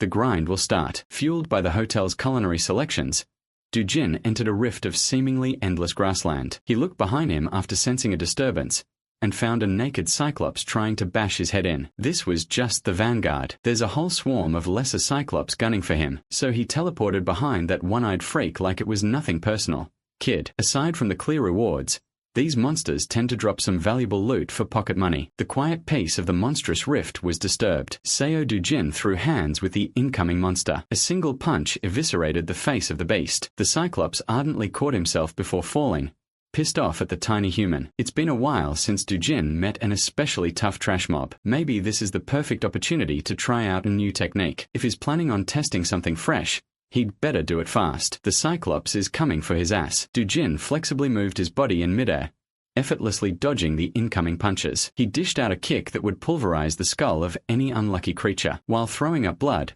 the Cyclops vanguard was momentarily stunned in place. He's never been more pissed off at anyone before. Dujin left his back open, and the one-eyed bastard saw the opportunity. With veins bulging all over its body, the monster roared. In response, Dujin extended his hand to try something silly. He opened a space rift big enough to swallow the enemy's incoming fist. Afterwards, he opened the exit to the first one's entrance right behind the monster's baldest head. This fool punched himself in the back of the head involuntarily. It was a disrespectful finisher. To be clear, Dujin was just messing around and testing new avenues. This one is not very efficient for combat. It was fun, but the mana consumption was just way too high. Not long after his encounter with the Cyclops, the rift in the southern Moro region was shut down. Chairman Lopez and his men were able to breathe a little better with every rift zone neutralized. Lopez could tell that the guy who just scammed him is about to suck the riches of Brazil. Being an honorable man, he made sure to have his associate on payment duty. They negotiated 50 million, and the deposit was 50 million. Bro is making Lebron money in just 8 hours of work. At this rate, it's not impossible to assume that the government is on the hook for possibly billions of dollars in just a few days. The chairman started devising a plan to stop the young man from bankrupting Brazil. Of course, he's not talking about delaying payments. If Seo Dujin gets pissed and stops working, their country will only exist in history books. So, Lopez called for every A-rank and S-rank heroes staying at the lodge. They'll form a special team to compete with the monster that is Dujin. The chairman set the reward at $10 million for the new team. They'll get all the support they need. They just have to close more rifts than Dujin somehow. Now it's a competition between one Korean man versus the International Hero Alliance. Who will close the most rifts and bring the most money in their pockets? Kang Yongpyo was among the first ones to receive the request from the chairman. Rumors of S-rank heroes dying have been quietly spreading, putting everyone on edge. For Yongpyo, 10 million seemed meager, split between a team. At least the hunts will be much easier. He couldn't figure out why the association would lump everyone in a single team instead of spreading their troops out. Yongpyo is itching to go. If he ends up on the same team and same rift as Seo Dujin, things might get a little dirty. Dujin's name wasn't on the list of selected participants, though Hyun Ju-yun and Jong In-ju were also nowhere to be found. The liar and cheater in Yongpyo could smell that something was amiss. Well, the man he's been trying to silently assassinate is getting richer by the hour. The association has been diligent in transferring payments properly. Dujin and the gang just received word about the rounding up of heroes from different countries for one coalition. At least the association wasn't too stupid this time. Ju-yun was surprised that Dujin wasn't bothered by the competition. Well, he already secured the funds necessary to fulfill his promise with the original Seo Dujin. At this point, money doesn't mean much to him anymore. He's already shifted his focus to something much more important. As the Brazilian Association intended, the rivalry between the two teams quickly produced results. By 1500 hour, the Rift Zone AO35 has been closed by Dujin and the Cleome Guild. At 1700 hour, the spider-filled Rift CO12 was demolished by the Hero Alliance team. It wasn't a clean operation. 1 S-rank and 5 A ranks were slightly injured. 2 A ranks sustained fatal injuries. Before 2200 hour, the Rift Zone AO53 followed the streak. The dispatch team on the log was listed in a single line, Seo Dujin, all by himself. This boy got himself a weapon and started moving like a different beast. Several days rolled on like this, a constant grind of killing and closing rifts. None of the association employees had taken a break, let alone a day off. Dark circles are hanging on everyone's eyes. Things have been so hectic that a quick nap is all they get before being asked to go back to their desks. Given the situation,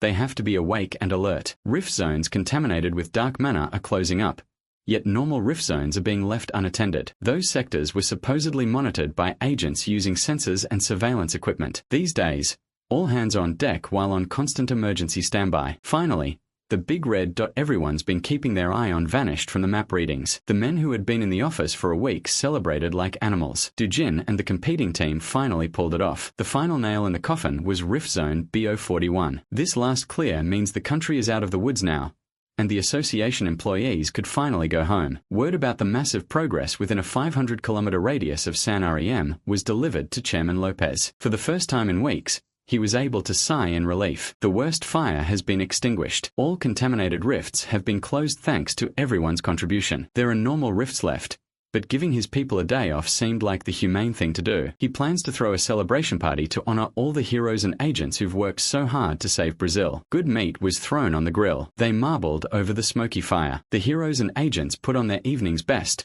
ate, drank, and mingled. The chairman was kind enough to provide some live music through a faceless band. Ju-yun and Inju dragged Do-jin into the shindig to pay their respects to the chairman they just finished robbing. The team is planning to return to their home country soon. Before that, Chairman Lopez really wanted to talk with the young man who saved his country first. He tried to get them to stay a little longer to help with the leftover rifts, but from the start, their team was assigned to the San Rem sector. Technically, their job is already done. When they panicked, Lopez dropped the pretense and just asked Do-jin to stay behind. Inju could see that this sleazy chairman is up to something. When she tried to get a read on her unreadable comrade, Lopez dragged Do-jin away to talk somewhere else, without the ladies. The dude already made plenty of money. He's got loads of valuable materials like blue croco hearts. There's no reason for him to stay. Ju-yun says it like that, but Inju could tell that her friend just doesn't want to miss her man. From afar, Lopez looked like he was trying to sell Do-jin a proposal. It only took a few moments for him to walk away like it was a bad Shark Tank pitch. Right after ditching Lopez,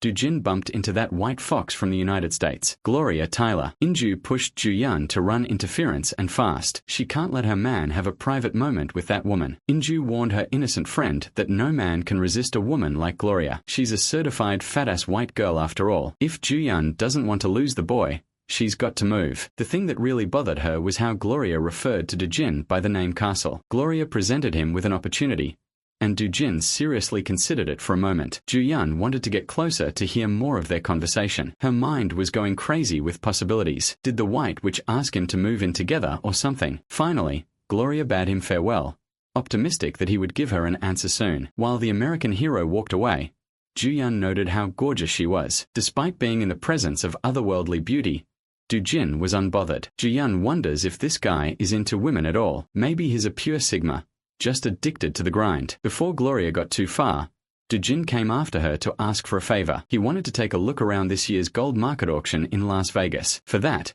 he'll need an invitation. Something like this was no problem for Gloria, but she does have one condition. All Do-jin has to do is come to her house a week before the gold market opens. Maybe she could show him a thing or two beforehand. Hearing that bold invitation, Ju-yun knew that she was outmatched. She could imagine how Gloria Tyler would look naked, and even she was flustered. No matter, it's up to Seo Do-jin to accept or refuse. Gloria noticed the young woman looking at Do-jin like a helpless puppy on the sidelines. She excused herself and gave Do-jin some time to answer. Since she's hoping for a yes, she decided to give the gold market ticket in advance. Without a fuss, she sent him something better than a one-time invitation, a VIP membership. Ju-yun watched as two beautiful specimens stood still in time in front of her. It was a nice picture. Before she could wallow in self-pity, Kang Yongpyo interrupted with an inappropriate comment. He saw the top beauties of Korea and the United States crowding around his OPP. He had to pull up. Yongpyo joked that only a real talent could secure the prettiest flowers in each hand. The banter was unpleasant,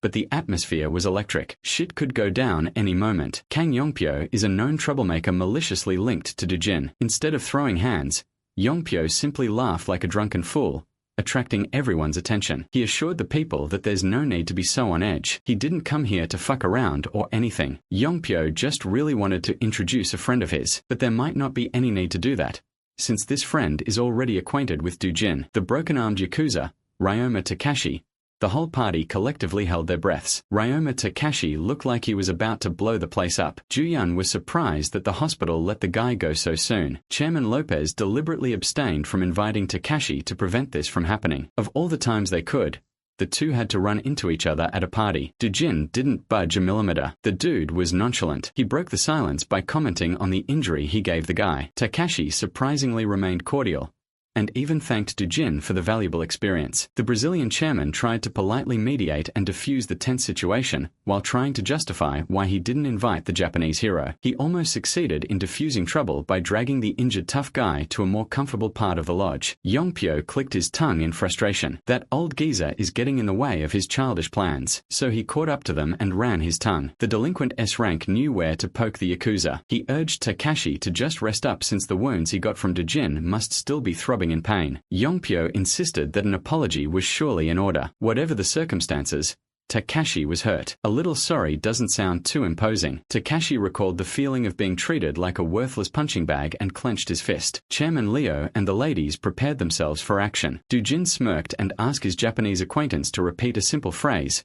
Yakuza are shit. Every hero and agent in the party was struck silent. What the hell was Seo Dujin trying to do? The Yakuza are known for their pride and ferocity. Takashi turned his head around and looked at Dujin with his empty eyes. At the top of his lungs, he agreed that the Yakuza are indeed shit. Kang Yongpyo knew this guy. He never could have expected this twist in 100 years. Dujin continued that the Yakuza are trash who contribute nothing to society. Absolute, total trash. Unlike everyone else, Ju-yun had seen this trick before. Hearing the poor guy talking wild trash against his own people, Yongpyo implored Takashi to stop spouting nonsense. When he saw those eyes, all the hairs on his body stood up in fright. There was something deeply wrong with them. In Takashi's hand was a phone with a curious audio recording playing on cue. With his one working appendage, he played the recording. Immediately, everyone recognized Kang Yongpyo's voice in a call recording. The delinquent never bothered to hide his tracks. He called to inform Takashi that there was someone in Brazil who needed a good killing. Takashi even played dumb enough to make Yongpyo dump Seo Dujin's name in a recording. The plan was simple. Handle the boy inside a rift and reap the rewards. Other than killing their target,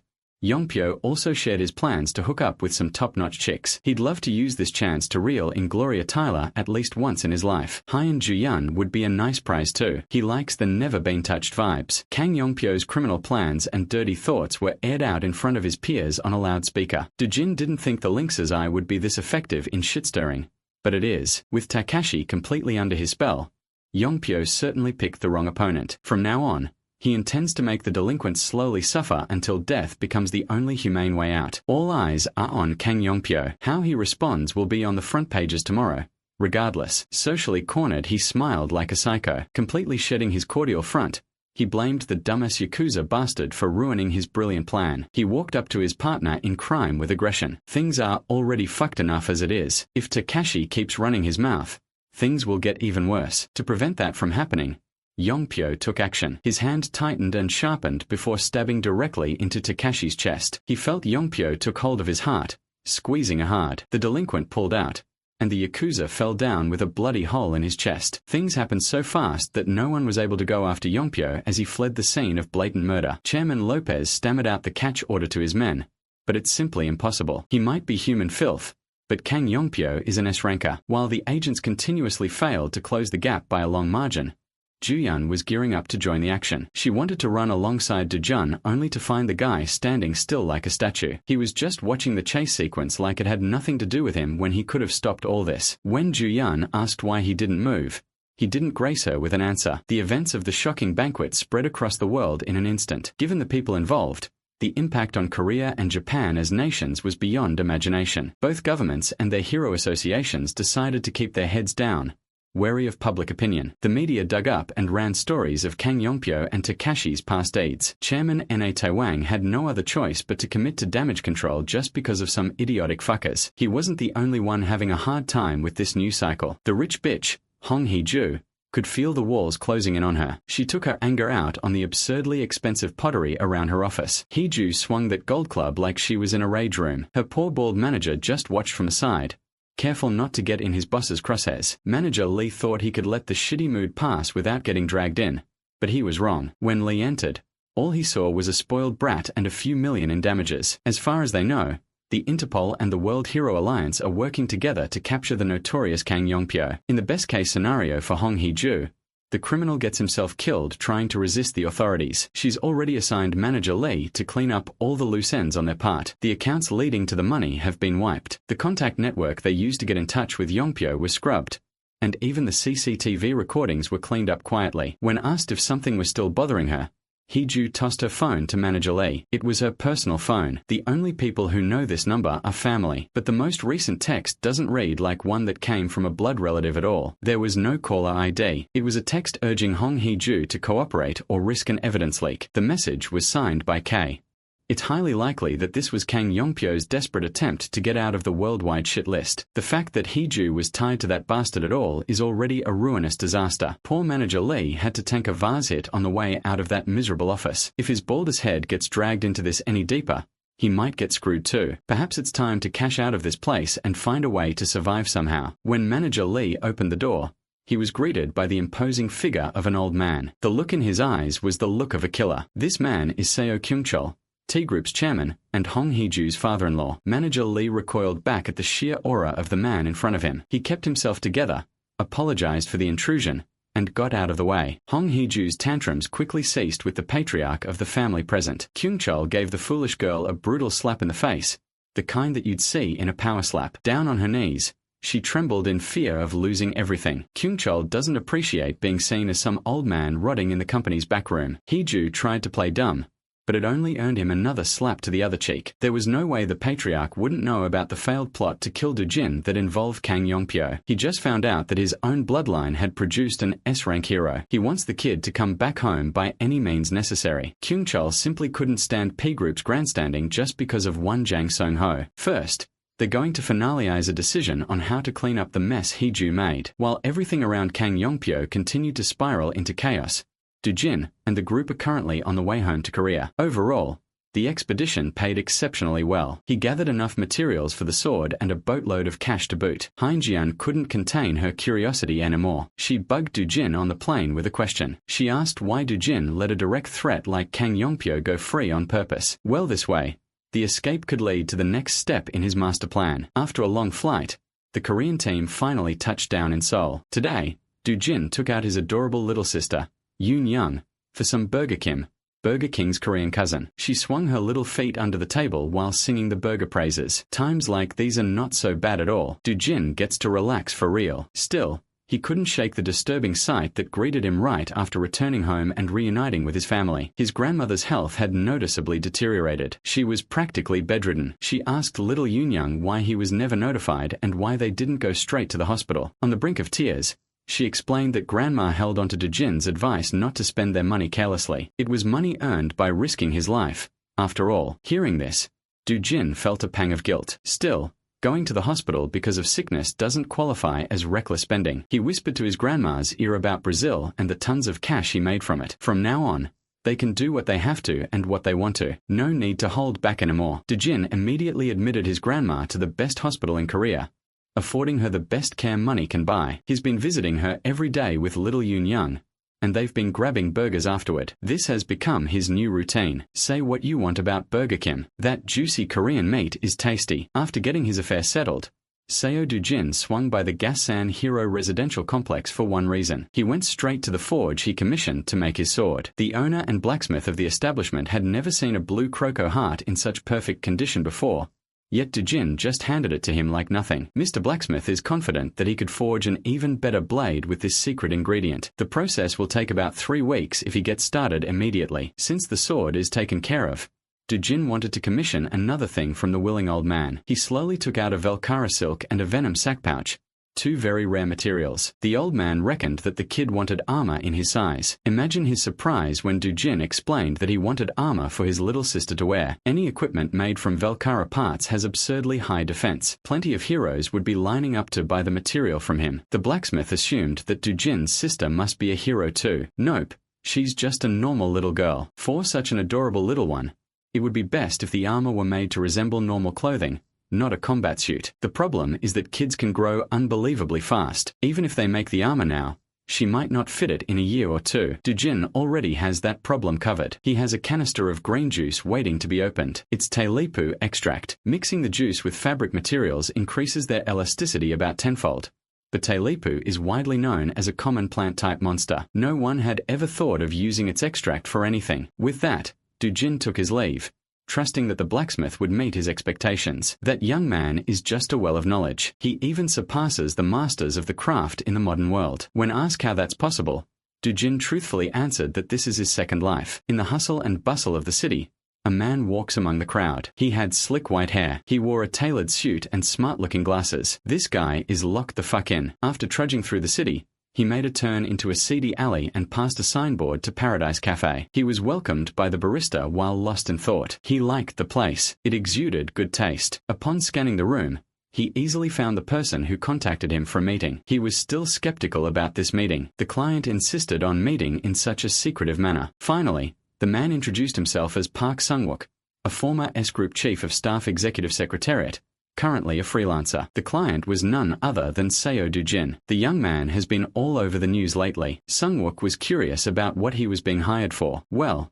Do-jin got Sungwook's name and contact details from Hyun Ju-yeon. She vouched for Sungwook as the guy who helps when the ultra-rich or heroes need to do something low-key. As long as it doesn't cross the line into something legally dubious, he's the best guy for anything. Do-jin's task is simple. He's looking to build a house. Since he's asking a shady fixer instead of a construction company to do the job, it's fair to assume that he's looking for something out of the ordinary. Do-jin wants to build the safest house in the world. When the coffee arrived, the two discussed the finer details. Do-jin would prefer the location to be in Seoul. As for the budget, he has set aside around 500 billion won for the project. Hearing such an absurd figure melted Park Sungwook's professional mask. He spat his coffee all over the client. Even Do-jin was weirded out. Sungwook hurriedly grabbed some napkins and cleaned the coffee spit out of the S-ranker's face. The issue wasn't the budget. With how much cash is going into this, they're not building a house, but a castle. Do-jin liked the sound of that. Maybe they'll go with the castle idea. In that case, he could stretch the budget up to 1 trillion won if necessary. Sungwook thought he was going to get a normal contract today. Since Do-jin is adamant about getting what he wants,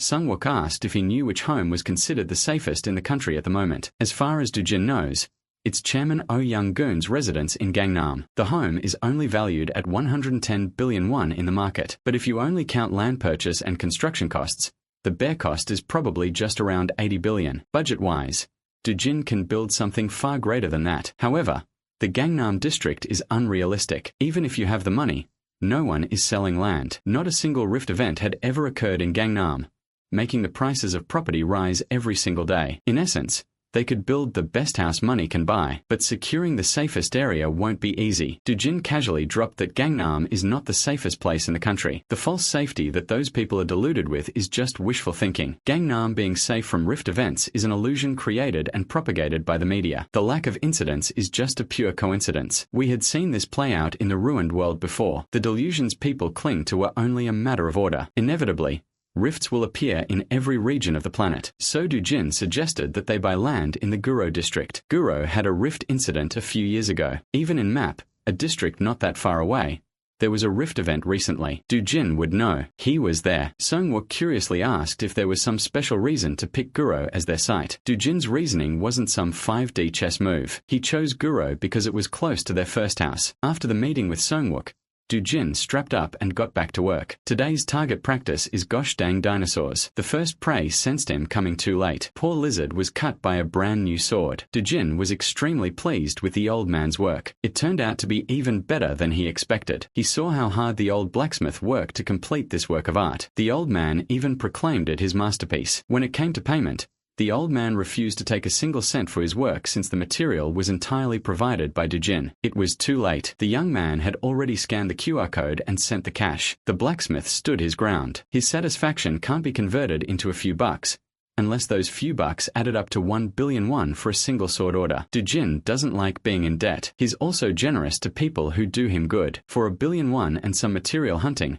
he was able to upgrade his combat capabilities by a ton. The poor dinosaurs of this rift were experiencing a second extinction event. With the way he was dicing them up, these lizards would probably prefer being wiped out by another asteroid. Having committed to building the house with Park Sungwook, Do-jin committed himself to crack hunting for the next several weeks. He just wanted a 10,000 pyong 33 square kilometers of land in the Guro district. It will cost at least 400 to 500 billion won to acquire everything. Sungwook suggested reducing the purchasing area to be mindful of the budget. Why do that? Do-jin can just raise the money by spilling blood. Another day, another rift was shattered out of existence. By evening, Do-jin is back home to play and walk around with Yoon-young. Grandma's getting discharged in a few days. Things are looking up. Do-jin has been so busy lately. His little sister just wanted Big Bro home. Knowing how hard he works, Yoon-young told him that he no longer needs to visit every day. She'll do it herself. Do-jin felt an ache in his heart, stopping him in his tracks. At that moment,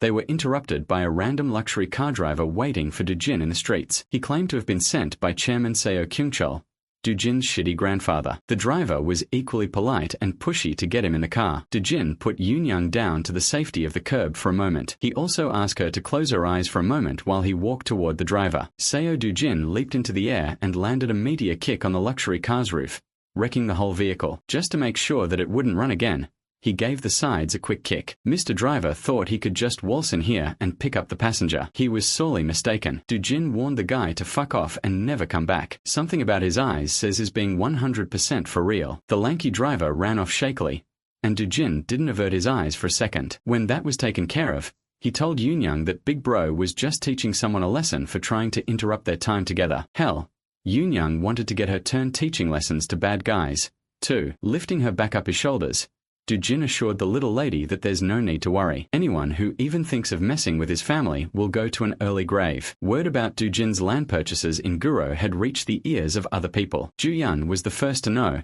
since she knew Seungwook. Inju found out from her and took it as a massive opportunity for her best friend. Inju insisted that Ju-yun's next mission should be moving in next door to become Dujin's warm and caring neighbor. She's been saving all her hero money and has nothing to use it for. This is the moment when she should open up that wallet. Dinner with the girls was very passionate and rowdy tonight. If she doesn't make a move, that seductress, Gloria Tyler, might get the last laugh. She might worm her blonde ass into his life, becoming closer to Dujin. That would be the worst-case scenario for Ju-yun, and there's a real possibility of it happening. And that man is not just moving, he is building a new place. That means he's not just staying in Guro for a year or two. Getting aside, Ju-yun can't deny Dujin's magnetism. Inju could see and feel that too. Hell, now she's thinking of moving closer to Guro too. Inju likes seeing her best friend squirm, so she suggested that absurd idea to get a rise out of Ju-yun. Well, she was partially serious about it, but not for dramatic reasons. Inju is eyeing Guro for a different end goal. After Brazil, she became sure that no matter where they go, Cleum Guild needs to be on the right side of history. It would be a lot easier to do that if they hitch their wagon to a sports car flying down the highway. They can't deny that Seo Dujin is moving like a sports car these days. Everyone who's seen him in action would understand that he's on a different level compared to other S-ranks. There are levels to this shit. So Inju is thinking of putting up a mixed-use building and running the guild office out of it. If she's going, then Ju-yun has all the more reason to pull the trigger on a crazy stalker plan. They already toast to the idea. There's no going back. A few days later, Dujin paid an overdue visit to the Hero Association to talk with the chairman. In the past 2 weeks alone, the young man had cleared 9 rifts consecutively. The payout isn't small, so Na Taiwang thought a face-to-face meeting and payment were necessary. He also wanted to hear the reason for the rift hunting spree straight from the culprit. The old man is worried that the kid is rushing in fear that Korea might become a hot zone like Brazil. Dujin was just focused on watching the cash hit his account. For some light work, he was paid $45.2 billion won. With this cash injection,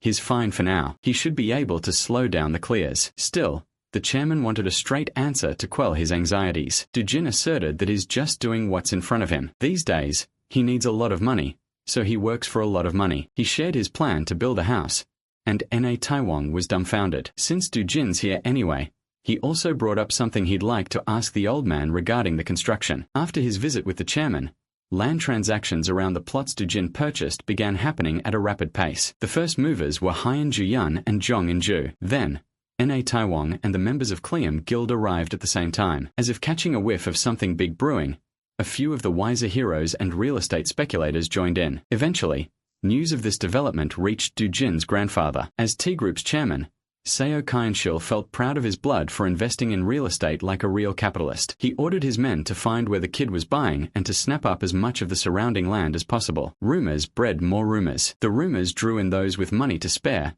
the buyers, and before long, land prices in Guro district skyrocketed to the moon. Before the inflation of land value, Dujin had already secured his 10,000 Pyongyang, or around 3 hectares of land. Now comes the crazy part. Dujin already has a design in mind. It involves a gigantic dome covering the whole area. Seungwook continues to be baffled by his new client's decisions. The plan shows a tiny house that's only about 150 Pyongyang in the middle of a 10,000 Pyongyang site. He's got hectares of remaining empty space to fill. Dujin doesn't see the problem in his design. He just needs a safe house built. It's basically just a rounded outer wall, a really tanky and chunky castle wall in every sense of the word. Since there is no need for elaborate interior construction, the timeline should be pretty quick. As for the property's designated use, they have to figure out how to get this approved by the district office. Thankfully, Dujin has Chairman Na Taiwang handling all the troublesome bureaucracy. Having someone that powerful working for you certainly speeds things up. Seungwook would have never dared to imagine a property designation that would require the Hero Association's chairman to step in. Just because construction is ongoing doesn't mean hunting work must stop. Flushed with cash,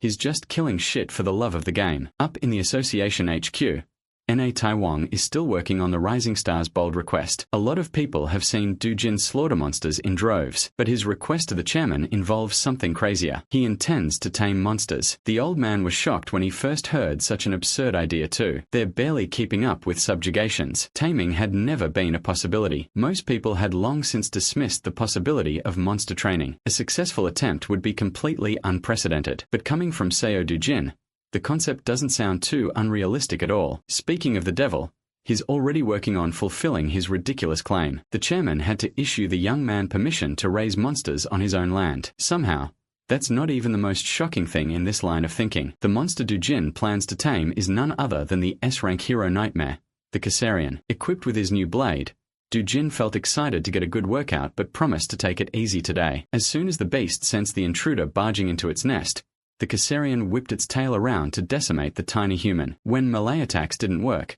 it opened its maw and unleashed some kind of nuclear blast. It roared and flew up, its centipede-like body supported by massive wings. 1 hour later, the sounds of combat had subsided in the volcanic mountains. The beast, trying its best to kill him just 60 minutes ago, is now behaving like a spoiled puppy. Caesarian looked exhausted and beaten, yet completely submissive. Dujin patted its snout and promised to come back in a bit if the little monster behaves. He entered this lair ready for combat, and he exited while humming a tune. The beast, notorious for being one of the toughest to hunt, is now down on its belly, purring like a cat. In the middle of the night, Hyen Juyun was woken up by a phone call from Seo Dujin. Still half asleep and with drool on her face, she picked up. He could tell that he woke her up, but he really needed to ask her something. Dujin wanted to know if they distribute magic stone powder at Stonemen by any chance. It was a strange question. She is lost when they get crushed into powder form. No one in their right mind would turn precious magic stones into fine dust. Well, Seo Dujin is not in his right mind, and he needs some powder for something. Slapped out of her peaceful sleep, Juyun felt like she had to know what Dujin was trying to do with the magic stone powder. He refused to answer and hung up. He'll just continue with his plan A and get the stones himself. Juyun really started her day in such a foreboding manner with Dujin's inquiry. After dropping the call, he immediately stepped into the rift in front of him. Songwook is currently overseeing the construction efforts. They established that the most basic thing to make a house safe is the outer wall. After that, they just need a sentinel to protect the house from inside that outer wall. The sentinel Dujin had in mind should be readily transported at the tail end of construction. Another component he's trying to get is a device made to suppress external shocks such as earthquakes. In that vein, he had to visit a familiar enemy in the rift, the Cyclops. To make the shock suppressor, he needs the magic stone inside their one-eyed heads. Not wasting any time, Dujin switched into combat mode and got to work. One can never underestimate the agility of a giant Cyclops. Be off for just a few inches in your dodges and you're toast. If you're too slow in your responses, that beast would beat your nuts into paste with their club. Thankfully, Seo Dujin doesn't have any of those problems. At this point, dealing with mobs at this level doesn't pose a lick of danger to him, so he decided just to do this thing the most efficient way possible and opened his spatial storage. He grabbed onto the handle and drew his sword out. Armed with some crisp metal, Dujin's aura turned sharper and faster. It's time to showcase the swordsmanship of the Van Dane family. He readied his body and entered the third form, Spiral Vrex Carters. From up above, borrowing from the brightness of the sun, he rained down destruction upon the unfortunate Cyclops. Scorchingly sharp sword winds cluttered the area, homing in on the target. The hidden spiral destruction within the splendor. Each swirl was like a high-caliber bullet, riddling the monster's body with repulsive holes. Dujin gently landed at a safe distance, carefully observing the aftermath of his attack. This man is all about aura farming and height moments. That's his overpowered quirk. After dismembering a monster corpse, Dujin retrieved a decent-sized magic stone ripe for crushing. He closed his hand, and the durable mineral turned to countless shards. Without any elaborate machine assistance, Dujin turned that precious resource into a low-value powder with his bare hands. Come to think of it, rifts are a kind of external shock too. Maybe a suppressor would also help suppress rift activity. That would be a nice addition to his safehouse project for sure. While Dujin was busy going between hunting rifts and visiting his sick grandma, some major news broke out to the public. The whole world found out that the newest and hottest S-ranker of the country is the grandson of the T-Group chairman. Of course, the media campaign was a deliberate ploy. It's gotten so widespread that Dujin had to whip up a sudden press conference. Now that the rumor has spread, the old man thinks he's already won the war. No matter what the kid says, people will only see Seo Dojin as the wily old man's grandson. Dojin got cleaned up and suited up for this press conference. Under the flashing lights of cameras, he faced the entire nation on a live broadcast. The populace immediately theorized that the T Group must have poured tons of money into the young man to prop him up in the public eye as an S-rank. Hell,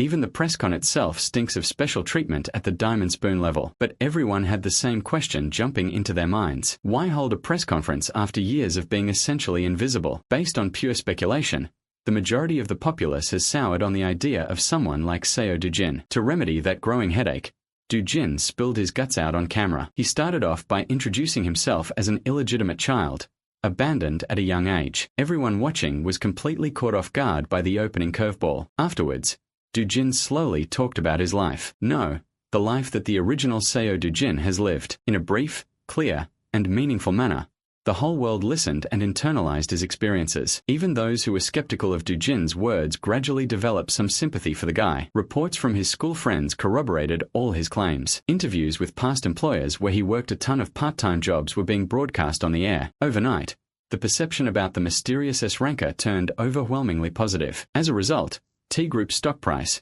which had been steadily rising until the press conference, tanked and plummeted by 30% in no time. He gave his scumbag grandpa the only wound that would hurt, the financial kind. The old Seo Dojin, meek and weak, had one simple wish, for his grandma and little sister to live safely for the rest of their lives. Soon, that promise will be fulfilled. The current Dojin is working hard to make it happen. Through his own efforts, he's about to secure the greatest safety of all. He already dealt with loan sharks long ago. T Group quieted down after the press conference tanked their stocks. Kang Youngpyo is still out there, but that dumbass will eventually fall into his trap. The only thing left to be wary of was the rifts that could appear at any time without warning. But once the house is completed, it'll be able to withstand any rift-related incidents. As instructed, the engineers prioritized the outer wall first. The residence itself will be finished soon after. Dojin would like to expedite the construction to move in as soon as possible. The project manager argued that constructing the home of the world's greatest hero will take a bit more time because they cannot afford to overlook even a single screw. Dojin offered to double the construction fee,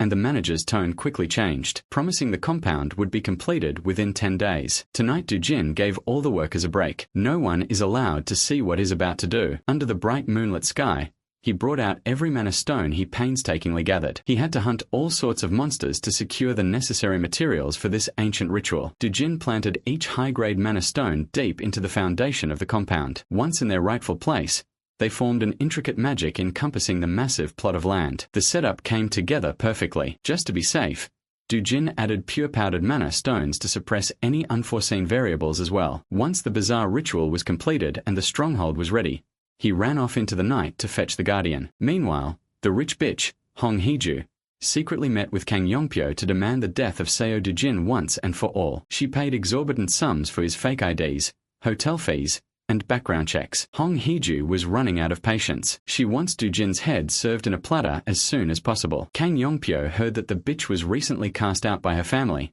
so she's taking her frustrations out on him. He asserted that he's put all his businesses and paid hits all so he could focus on taking Seo Dojin down. Heju thought calling him a scaredy cat would spur Youngpyo into action, but she was sorely mistaken. He wanted to turn her into a fine mist of blood and guts right then and there. Usually the easiest way to deal with a fellow S-ranker was to grab some old geezer or brat as hostage for leverage. But Dojin never leaves his family's side these days. Youngpyo is barely holding himself together. Given the chance, he's ready to wipe out Dojin's entire bloodline if he has to. Yet this which had the balls to call him a coward. S-rank Kang Youngpyo insisted that he's not scared of some little punk. He grabbed Hong Heju by the throat just because his ego got bruised. Youngpyo vowed that the moment Dojin slips, those he holds will become lambs to the slaughter. He threatened to include Hong Heju in the death toll if she didn't shut up and get out of his way. This is not even a job for him anymore. This is a vendetta. While his ops were crumbling, Seo Dojin was busy hunting. He visited a rift where only Death Knights spawn. There is no boss monster in this castle,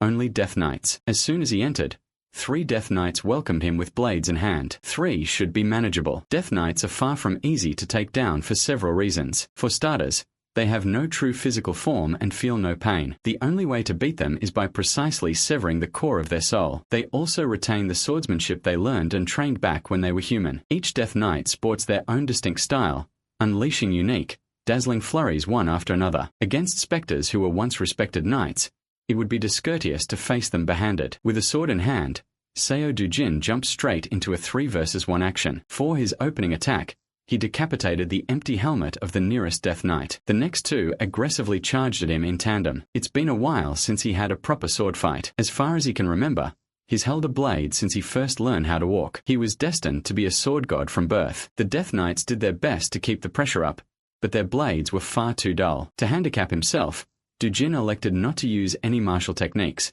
just pure swings and fundamentals. With a handicap in place, the hunt should be far more enjoyable and challenging. It also makes every exchange infinitely more exhilarating. The last Death Knight out of the 3 that welcomed him couldn't even get an attack in. Dujin was a bit disappointed. He thought at least one would stand out even among the so-called normals. Thankfully, his wish for a challenging match was answered by a new arrival. The Rift must have recognized his level and sent out an elite to give him a run for his money. Judging from her breastplate, this one must have been one hell of a lady knight back in the day. From the first exchange, Dujin could tell that this one was a cut above the last 3 he massacred. The edge of its blade was razor sharp. Keeping up without techniques was a challenge. This was what he was searching for, a chance to let off some steam through earnest combat. He parried a perfect swing, complementing the Death Knight's fine strike. Exploiting the opening made by the parry, he made the busty Death Knight drop down to her knees in defeat. With his blade, Dujin properly christened her to stand as his sentinel. Dujin had inducted 5 elite Death Knights over the course of 2 days. It was a rewarding number for the effort exerted. He could have gathered the same number sooner,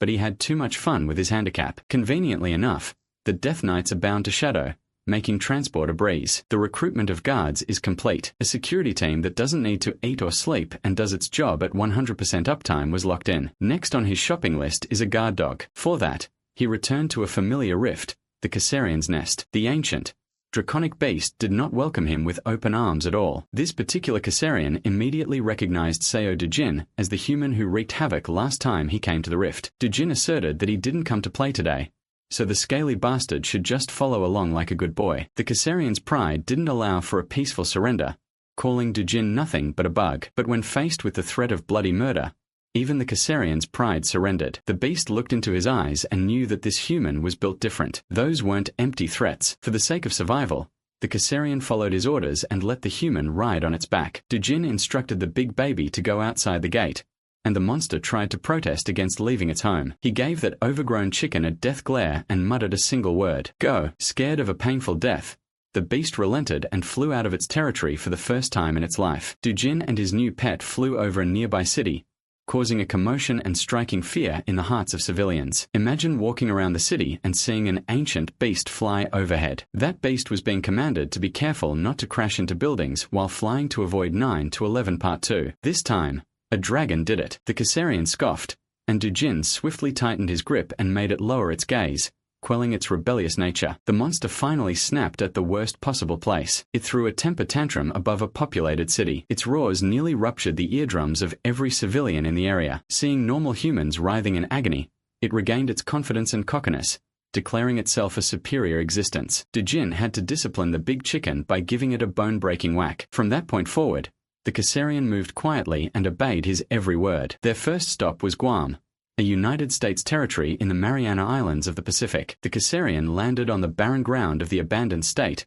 and Dujin dismounted. Rift zones can form anywhere in the world. One rift tragedy struck the remote island, leading to mass evacuation and total monster takeover. Right now, Guam has become an isolated monster lair. Seo Dujin brought the Kassarian to this chaotic place for one simple thing. In here, the ancient draconic beast could go crazy to its heart's content. And so, the big chicken unleashed its fury and frustrations on the monsters that ravaged the territory. Amongst some run-of-the-mill rift beasts, Kassarian looked like an invincible raid boss. Dujin just watched from the sidelines and harvested mana stones from every kill. As long as Kassarian earns its keep, he'll make sure it gets its daily walks like a good dog. Eventually, Dujin's new house was completed within the agreed timeline. The house itself had 1 basement level and 3 above-ground levels. The interior is equipped with state-of-the-art tech and home systems. Grandma, Yoon Young, and Hyen Ju-yeon saw the massive residence for the first time and were overwhelmed by its size. It's not even a house anymore. That shit is a palace. Aside from the scale of their new home,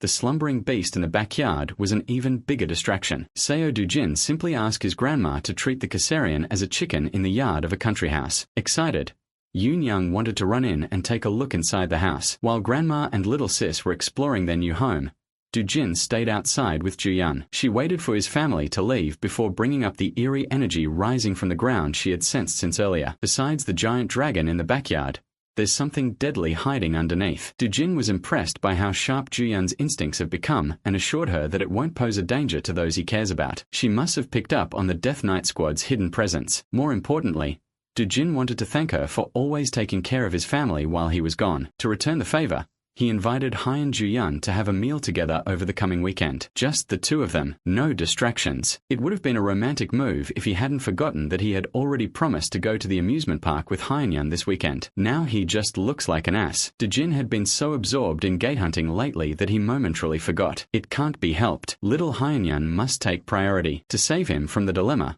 Juyun offered to go together. He can just take little sis and waifu to the amusement park together. She's the best girl for real. The days flew by and the weekend arrived. Two of South Korea's most powerful S-rankers and a little girl went to the amusement park like a happy family. Given their high profiles, they cannot avoid the public eye. From afar, they look like a match made in heaven couple, and the general public agreed. Dujin made Juyun's as hurt in bumper cars. The roller coaster barely had an effect on the S-rankers, but Hai and Yun was having the time of her life. By sundown, the little girl was knocked out cold, drooling on Big Bro's shoulder. On their way back home, Juyun caught him stealing a glance at her. He remembered how fondly Hai and Yun talks about big sister Juyun. She would frequently come over and cook for them. It was nice to see Hai and Yun being a normal kid, loved and cared for by many. Once more, Dujin thanked Juyun for always being there for his family. If possible, he would like to keep that going from now on. She was confused by his words. They already live in the safest house in the world. What could he even mean? Realizing what he was possibly implying, Hai and Yun's face turned red. She tried to make him clarify what he meant, but Dujin refused to elaborate. Halfway through their drive home, Dujin's spidey senses tingled. He felt the presence of the last bastard he needed to take care of. A familiar killing intent has invaded the house. It would be faster for him to return on foot. So Dujin left Eunyeon with Juyun. He jumped out of the car and ran back home. Dujin used the skyscrapers as stepping stones, soaring into the clouds like a rocket ship. In just a few minutes, he reached Seolgoro-ji-yu, where his compound resides. When he touched down, he spotted Kang Youngpyo struggling against his Death Knights. The thug was trying his hardest to break through the tin cans, but their tricky swordsmanship and coordination kept him locked up. To make matters worse, the Kassarian finally woke up to join the party, making it even harder for Kang Youngpyo to resist. He was caught off guard. Who in their right mind would keep a dragon as a guard dog? Dujin expected this bastard to make his move when neither Juyun nor he was around. If Kang Youngpyo had been a little less cowardly, he wouldn't have gotten caught in the trap. Having seen enough of his pathetic power,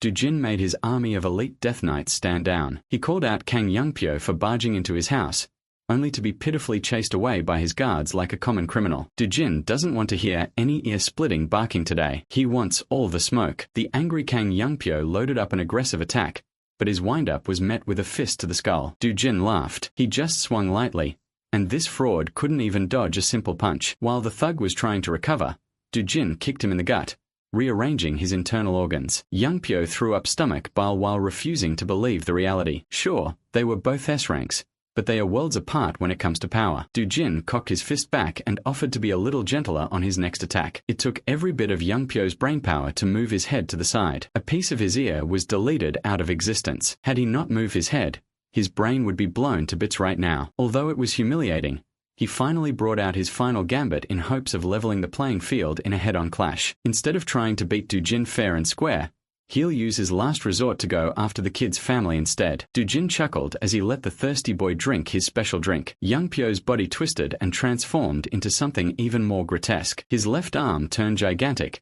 nearly bursting at the seams. He looked like he had just come out of a long goon session. This was the effect of the Okeanos potion, which grants the user the left arm of a titan. It's a valuable one-use item. This thug must have gone into debt just to buy one from the black market. Youngpyo pounded the ground with his titan arm, thinking that this maneuver would put Dujin's grandma in mortal danger. He pounded the ground with enough force to generate tectonic movement, but the house remained motionless. The overgoon thug was banking on the earthquake to distract Dujin with his grandma's peril. But nothing happened. He tried to use his head, but it was useless. The magic stone powder he sprinkled on the land absorbs all kinds of shock. Right now, Grandma Dujin is chilling like a villain in her luxury massage chair. Everything Youngpyo tried miserably failed. He was in despair. From now on, he'll be paying the price for targeting Dujin and his family. Grabbing Youngpyo by the hair, Dujin slammed the shitty gangster to the reinforced ground. He gave that man CD, knocking him helplessly unconscious. For good measure, Dujin gave that empty skull a good kicking,